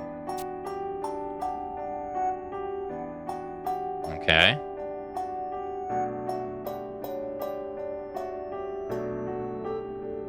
And the biggest monster Alduin ever did see rose and bore its fangs at the king. How big was it? Why, it made even the biggest mountains look like the tiniest vermin nest. The Founder King's head nearly fell from his shoulders, straining to look up at its face. Its fur sparkled in light to the bright sun above. Okay. Its claws were bigger and sharper than even the king's sword.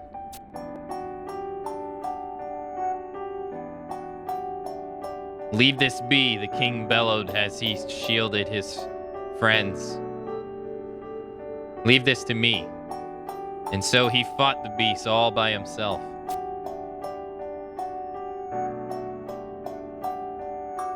They fought for 7 days and 7 nights, until the beast finally apologized for making the king mad.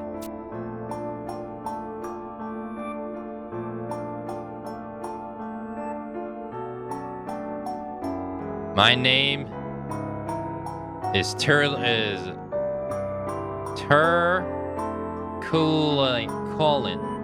the beast replied. So Turkulin, what is it? You lost, which means you must obey me. Of course, master.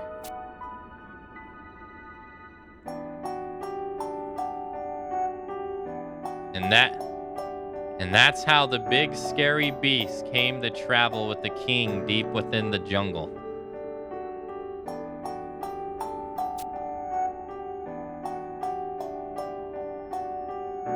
Okay.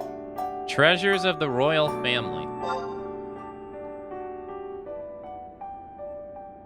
You carefully remove treasures of the royal family from the shelf. Its spine has grown soft. A musty smell wafts into from its blue cover. Depictions of various jewels, paintings, earthenware, and more adorn tomes faded yellow pages.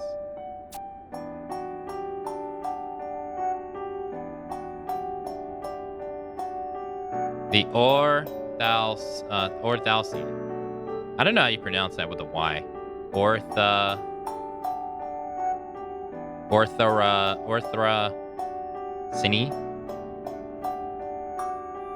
This blade specifically, upon air, was wielded by the late Founder King from the age of 6 until his untimely demise in the wilds of El Buka.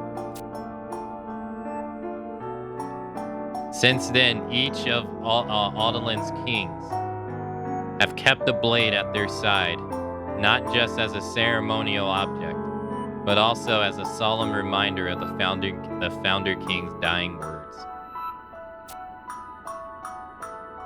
In more recent history, the dissolution of the monarchy meant that no one man has ruling authority over the city. Yet each Grand Chancellor has continued to uphold this most ancient of customs. Owing in large part to the circumstances of the legendary pioneer returning to Alduin after the Founder King's fall, rumor abound that the blade holds the latent potential within it. Yet none have seen it do anything more than hang at its wearer's waist.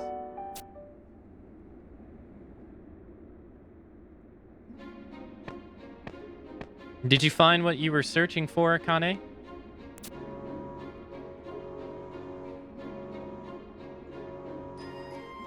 All volumes, tomes, and treaties ever published in Alduin find their way into our shelves.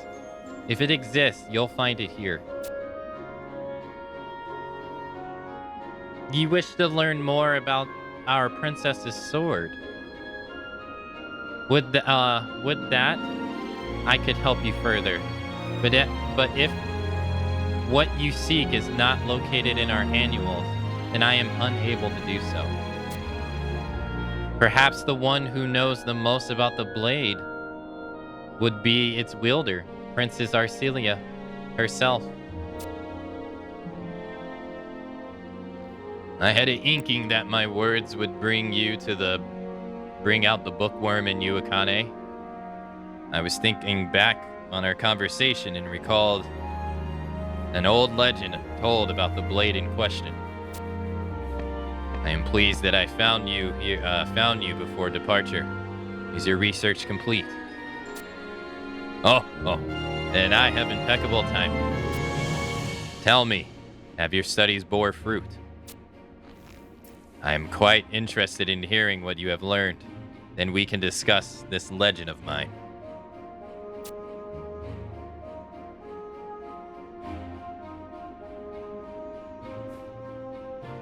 The Selenia Memorial Library shines once more. A veritable treasure trove of information. To be sure, and your discoveries will help you put this in proper context. Let me regale you with a tale I have heard, though they may differ slightly from what other sources tell. In an age whence shrouded in this land, the warrants of the forest shall flock neon the limbs of the Mariki blade. Yet only the one, but only with the oar of the swallow's with word. Hence, one of the white feather shall fluorescent the Shrouder's sec. Shredder's sec? You seem perplexed, Akane. Like most legends of old, the words themselves are quite tangled. Wouldn't you agree? I have faith that you can puzzle it out. Think of it as a mental exercise that may aid you in your quest. Fare thee well, Akane, as my task for the day is done. And my games of chance await. He's giving Dracula. Are you saying that's what he was talking about? Or are you saying what he looks like?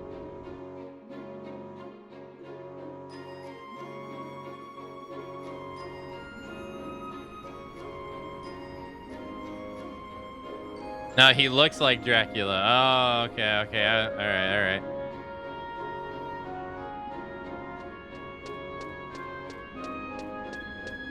Yeah, I can see that. Yeah, I totally can see that. Yep.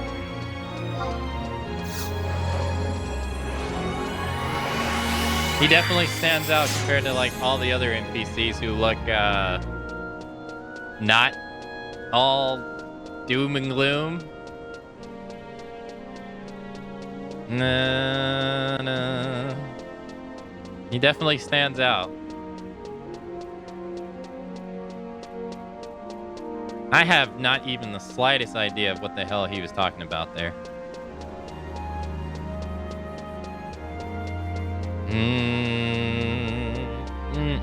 At least like the thing he mentioned. It's like its language. In Ig, whence shade in this land?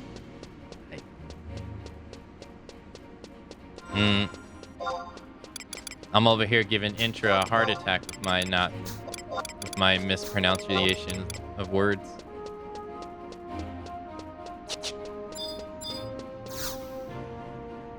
Da, da, da, da.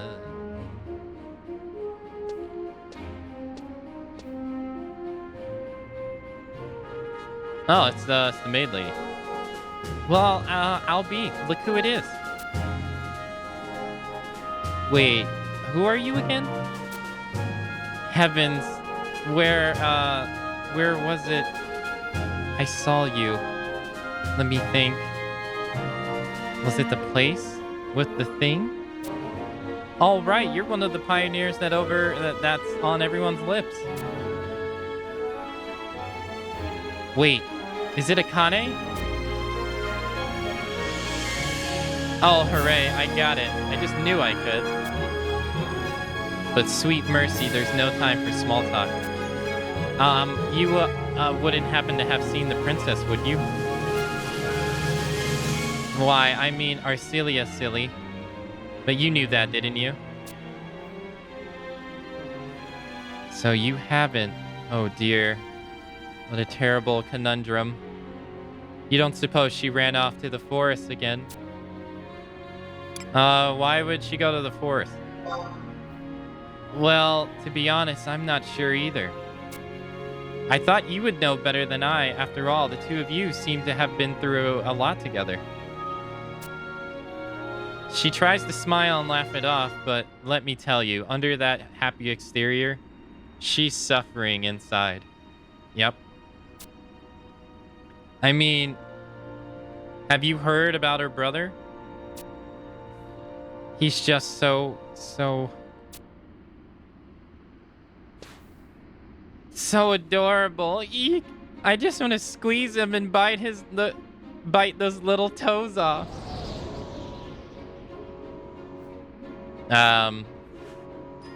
Oh dear. I didn't say that, and no one can prove that I did. Be that it as it may, Arlesia is stricken with worry. And not just for her brother, mind you. You should hear all the ruckus when the pro and anti-colonization factions happen to meet in the halls.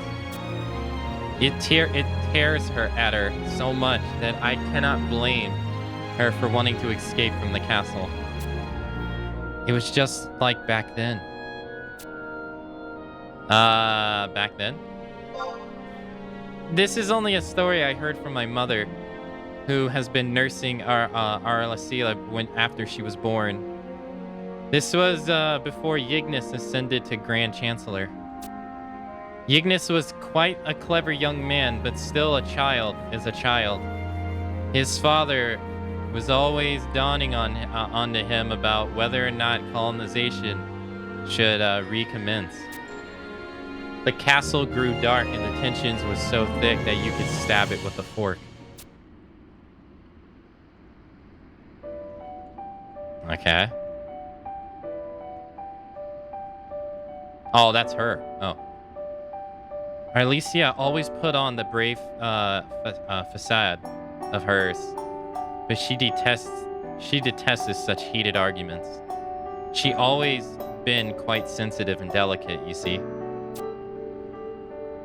So one day she said enough is enough and left the castle for the wildlands.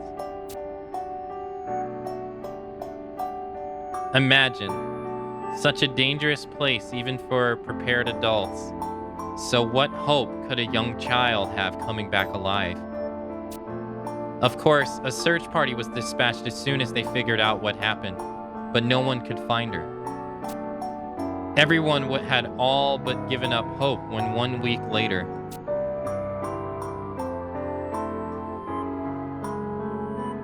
one of the soldiers found her sound asleep in the grassy meadows, one of few places where light shone through the forest floor.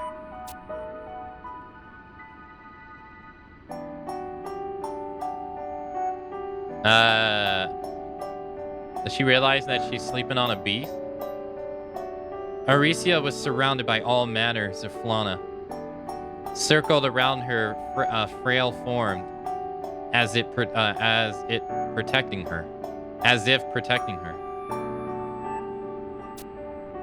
The tale goes that when the party approached her, the beast did not attack, but instead slowly left one by one, receding back into the tree line. So she was lost for a week. But it gets stranger. 1 week she had been in the forest, yet there was not a single scratch on her pale skin. And her tummy gave not much of a single rumble. And what's more, Arlesia had not a single memory of what she had been doing during that time. Well, that's weird. The only clue we had was a torn piece of cloth marked with a peculiar sigil that she clutched tightly in her left hand. Okay. The sigil. The sigil, why? It was just a sweet young... Why? I was just a sweet, young, sweet, innocent young girl, barely about to blossom into the stunning young woman. Why would I know about that? And will you please stop making that face? Well, when we saw the sigil embroidered on that piece of cloth, the head of the 12 orders stood straight up in their chairs, or so I've heard. Hildebert said in his usual scruffy voice, to think that he would bring such a shadow upon our fair city. In other words, all those bigwigs felt that this man, whoever he was at Arcelia's side. All too mysterious, don't you agree?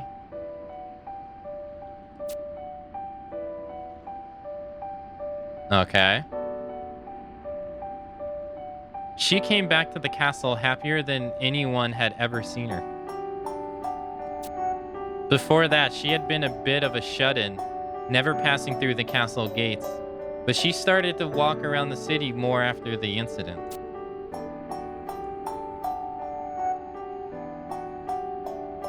And when Yignis took the mantle of Grand Chancellor, she started venturing to El Buka more often. And you know what?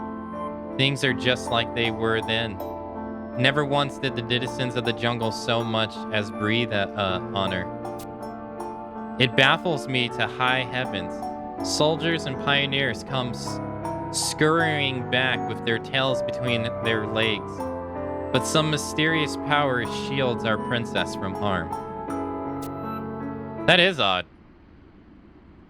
Yeah, she's able to move through the jungle unimpeded.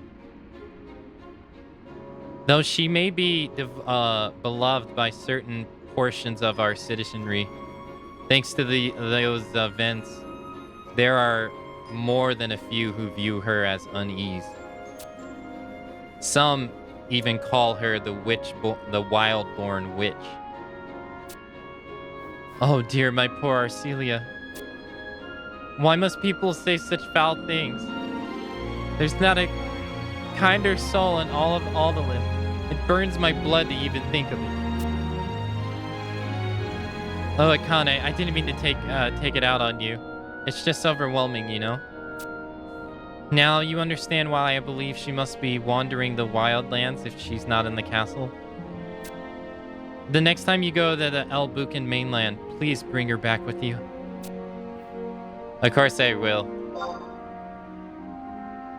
I'm so glad to hear that. I worry about her so. After all, we live in troubling times. Her brother needs her perhaps more than any of us do. So I again... Uh-oh. Oh. By Altana, what's going on? It's Arcelia. She... What's wrong? Out with it. She's been abducted by monsters.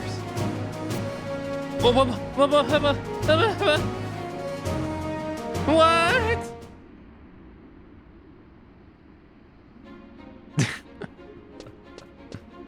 Oh my god. Wait, but where do we go? Can we get the maid as a no, you can't get the maid as a trust, unfortunately. I think that's actually one of the higher demands in the game, actually.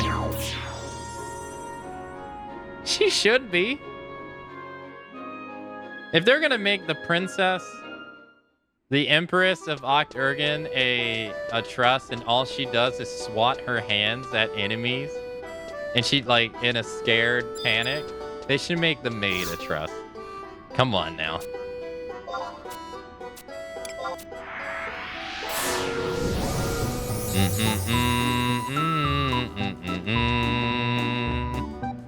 What is a trust NPC? I can show you. Like, is actually perfect timing for that question.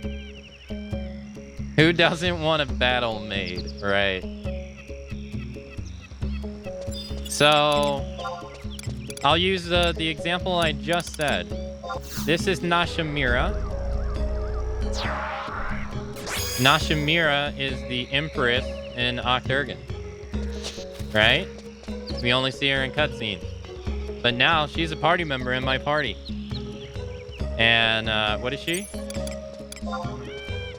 She's a combatant. So, but not. What's better than one Nashimira? You can only have two. You can only have one Nashimira available. You can't have them both. So, you can. She's an NPC to help you in your adventures. So the same can go for Geshu. Remember, Geshu is a cutscene NPC in Treasures of Octurgon. He's also a trust, but he's a ninja tank. So he'll take the role of a tank in your party. So yeah, like Zero said, this stuff is, it's basically to simulate party. Because since the population was dwindling and people were having a harder time to do stuff in a party, what they did was they went and they made the NPCs into various different jobs. So you can even get the flamboyant dancer guy from the past.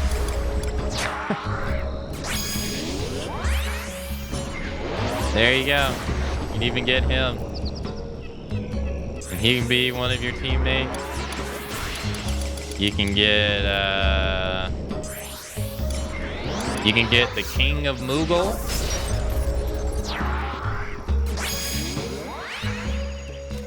Bow down to his royalty and majesty. Koopel Fried the King, who's actually been mentioned in. He's been mentioned in conversation by other Moogles. So he's actually the king. Or you can get, you just get a lot of people.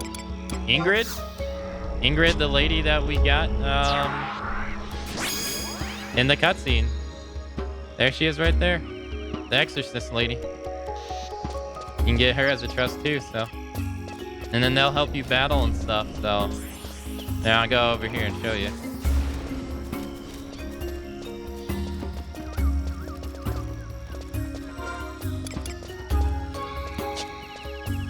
I love all the outfits in this game. I think they're all really nice. Even though the actual fidelity of the game is low res because it's PlayStation 2. I mean, I still think they look really nice. You know? Like, I think she looks really good in her exorcism outfit. I can't say I really like the pajamas, but I think the dancer outfit looks great on him too. But let's go over here real quick, so I'll show you what it looks like in action. So like I said, they're all party members. So they'll all fight alongside you. So if we go over here to this rabbit. Now granted, you have to swing a first hit. They won't do anything unless you swing. So, and now they're all doing stuff too. Ingrid cast Haste on me. She's now casting Banish 3. Geshu is now taken. King Kupo's doing absolutely nothing. Now Ingrid's coming in the fight because stuff like that. So they all have different components too. So they all have different abilities and stuff. As you see, Mayoko, he just did Haste Samba. So if I wasn't playing Dancer and I wanted Haste Samba, I can get Haste Samba this way. As long as he uses it, right? he has to use it first. Look, she just literally pushed it to death. She just did 2,427 damage with a push. What the fuck? So, they all have different attributes. They all have different battle plans and stuff like that too. So like King Koopfry, he does nothing. He does absolutely nothing. He can't die either. But all he does is give you a 20% bonus to experience points. That's all he does. Can't be harmed. Doesn't do anything else. And then they all have different battle plans and stuff. There's some clear winners over some other ones. So like for instance, Val here is the best tank in the game, bar none. No one even comes close. So. Da, da, da.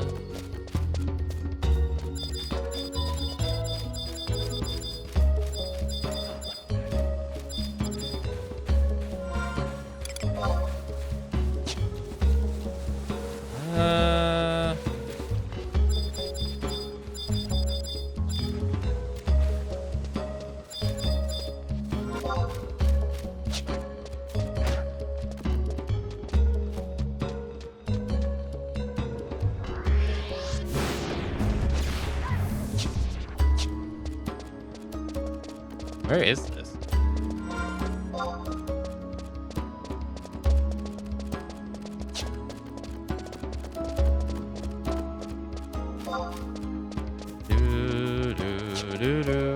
I think we were actually headed the right way, even though I wasn't intending to go this way.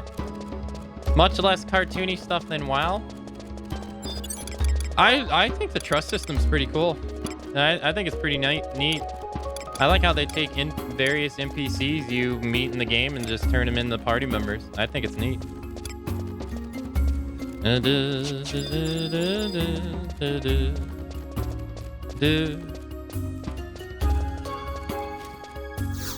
It makes, like, you know, certain characters that say that are old more relevant, right? Because you'd be like, oh, I remember that guy. It's been so long since I did that story and stuff. Oh, Ingrid's here. What is she doing here? Why did you of all people have to show your unseemingly cratered face around me? What is more unsettling, though, is that a creature so base and primitive could possess such unbridled power. What happened?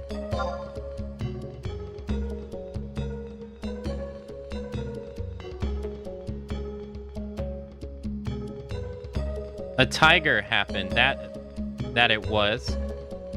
A gargantuan feline with fur, as repeatedly all recreated as gill dropped. Unedited, as gill dropped in a gutter, carried her off in its somber jaw. Its slobbering jaw. The thing towered 3 full persons above us. Never have I seen a grotesquely of such cloud-cleavering proportions. Not only that, but its deafening roar shook every tree and stone in sight. Okay. A single glance into its beady eyes was all I needed to know that this monstrosity would shred Alduin's entire populace to bits to satisfy its uncanny thirst for blood. I swear on my life that I could see those fierce teeth puncture the princess's fair skin as it whiskered her into the jungle, and it was all I could do to stay conscious when I caught wind of its breath.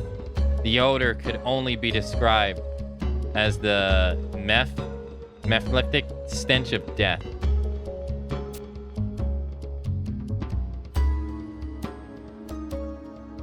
Why are you here?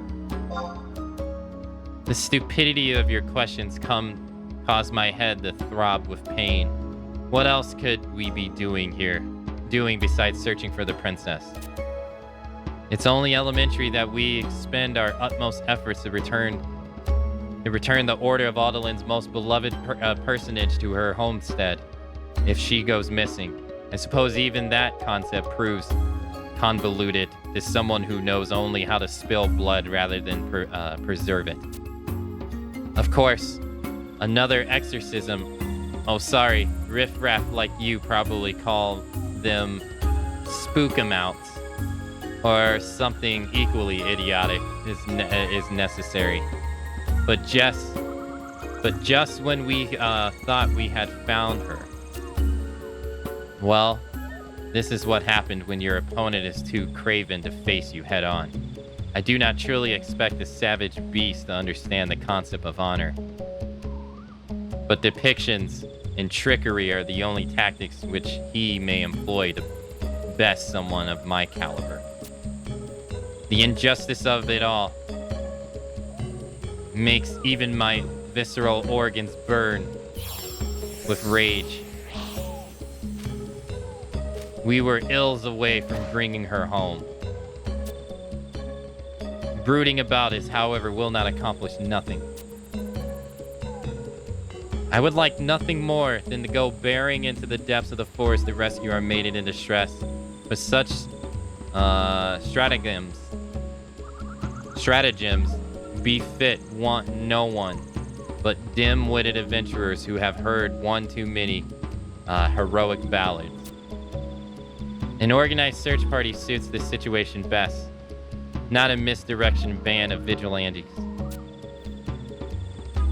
Feel free to play your little games of sword and spell all you want, but we competent adults will return to Castle Aldelin and devise a full, thought-out plan.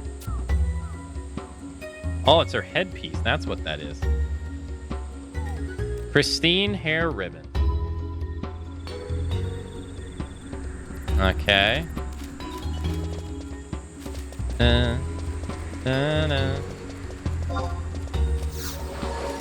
So a beast came and snagged her up.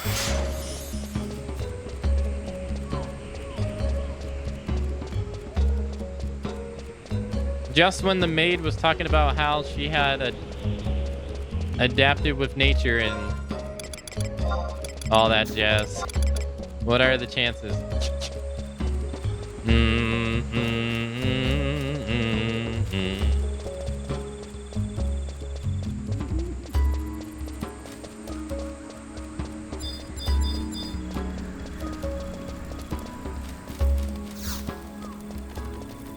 All right, let's go back to the castle.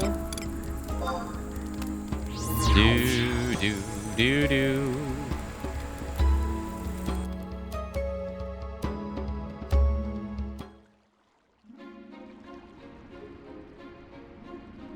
Oh, wow.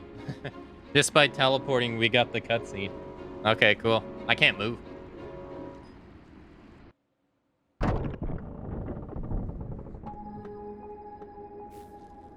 Is it true that our Arlesia was spirited away? That poor girl. If the latest reports are to be believed, then it is indeed true. Apparently a behemoth creature snatched her up in its jaws and fled to the jungle's inner recesses. Perhaps snatched up is a tad euphemistic. From what I've heard, gulped down would be much more appropriate. If that is the case, then maybe she should swallow her pride and relinquish the title of wild-born witch. Melvin, do you understand how inappropriate that was? My pardons, Gratzig. Still, I get Mitaro of his argument. She wanders off into the forest hundreds of times and emerges without even a scratch. Didn't she sleep weep amongst the flora all by her lonesome too? She should be fine even if we make like the trees and leave her alone. Plus, maybe the best Taro just mistook her for The beast Taro just mistook her for one of its cubs and carried her back to its den. It is completely absurd to even entertain such an idea. I never knew how true rang the phrase, wise men speak because they have something to say. Fools speak because they have something, they have to say something until now. And would you care to impart us with your wisdom regarding this incident, Ingrid? I witnessed the whole thing, and I must profess that the walking atrocities in question had nothing more on its mind than to tear our dear princess limb from. I propose that we send a search party for Arcia, which I will command as soon as possible. We cannot lose even a moment of superficialist debate simply for the sake of following procedures. You nominate yourself as commander? I thought that went without question. I wholeheartedly approve this measure. After what has befallen Ignis, Eurecia is the last descendant of the founder king who has led our nation to glory. There is no time to waste on mustering troops. The exorcists will be happy to send their unit of elites, which can mobilize immediately. How weird. I never would have thought I'd live to see Lord Verdomy volunteer to help Arlesia, let alone put his most valued troops at risk on her behalf. Being part of the Founder King's lineage must be even more important than I thought. We would be ever so grateful for your help, Voltimir. I, for one, place the fate of our nation in your capable hands. Thank you for the vote of confidence, Sevininga. We shall not betray your trust. Well, it's red now. Why is it red? Your Rosalita plume glows brightly, grabbing your attention. Its deep red hue can only be interpreted as a warning of ominous events to come.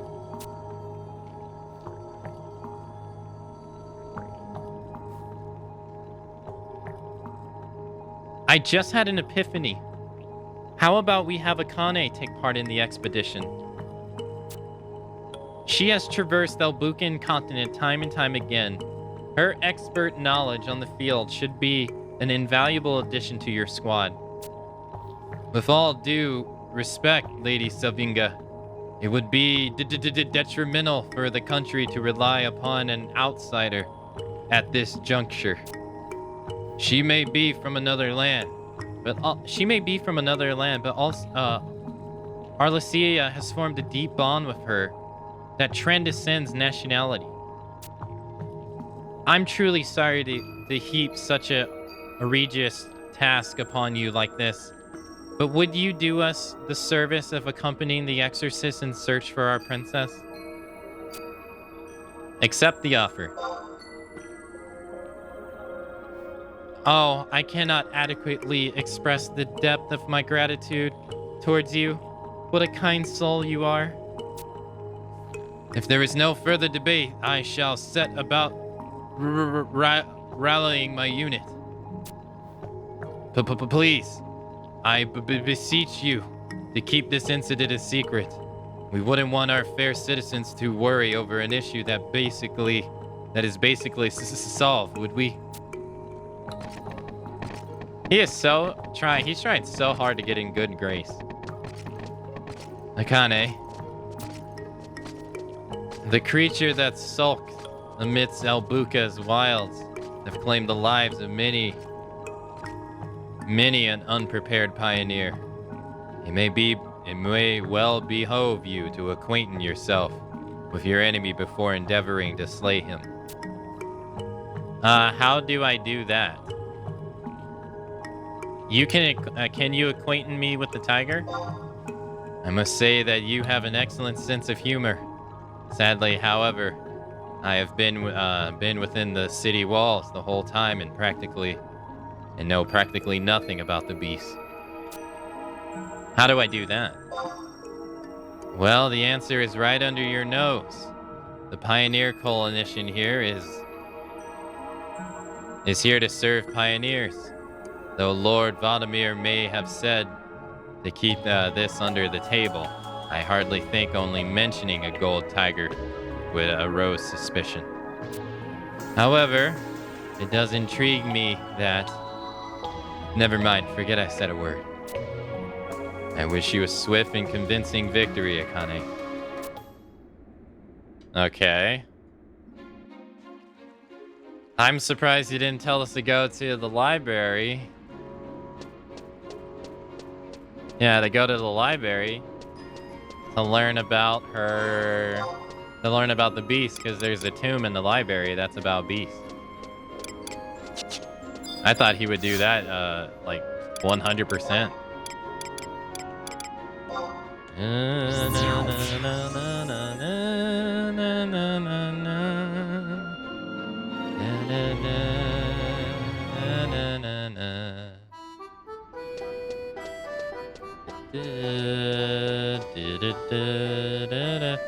So a beast has snagged her and taken her away to some place we have no idea. I wonder where that could be.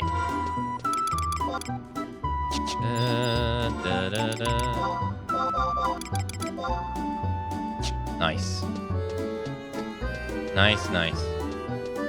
Alright, let's put... No, I don't have anything in the locker. Don't I have... Yeah, I thought so. Oh, it's full though. There we go. When the hell did I get this Lamia key? I have no idea, and these high potions can go too. We're gonna need to be holding this stuff. No. And this high potion tank can go too. We don't need to be holding that. But, either which way,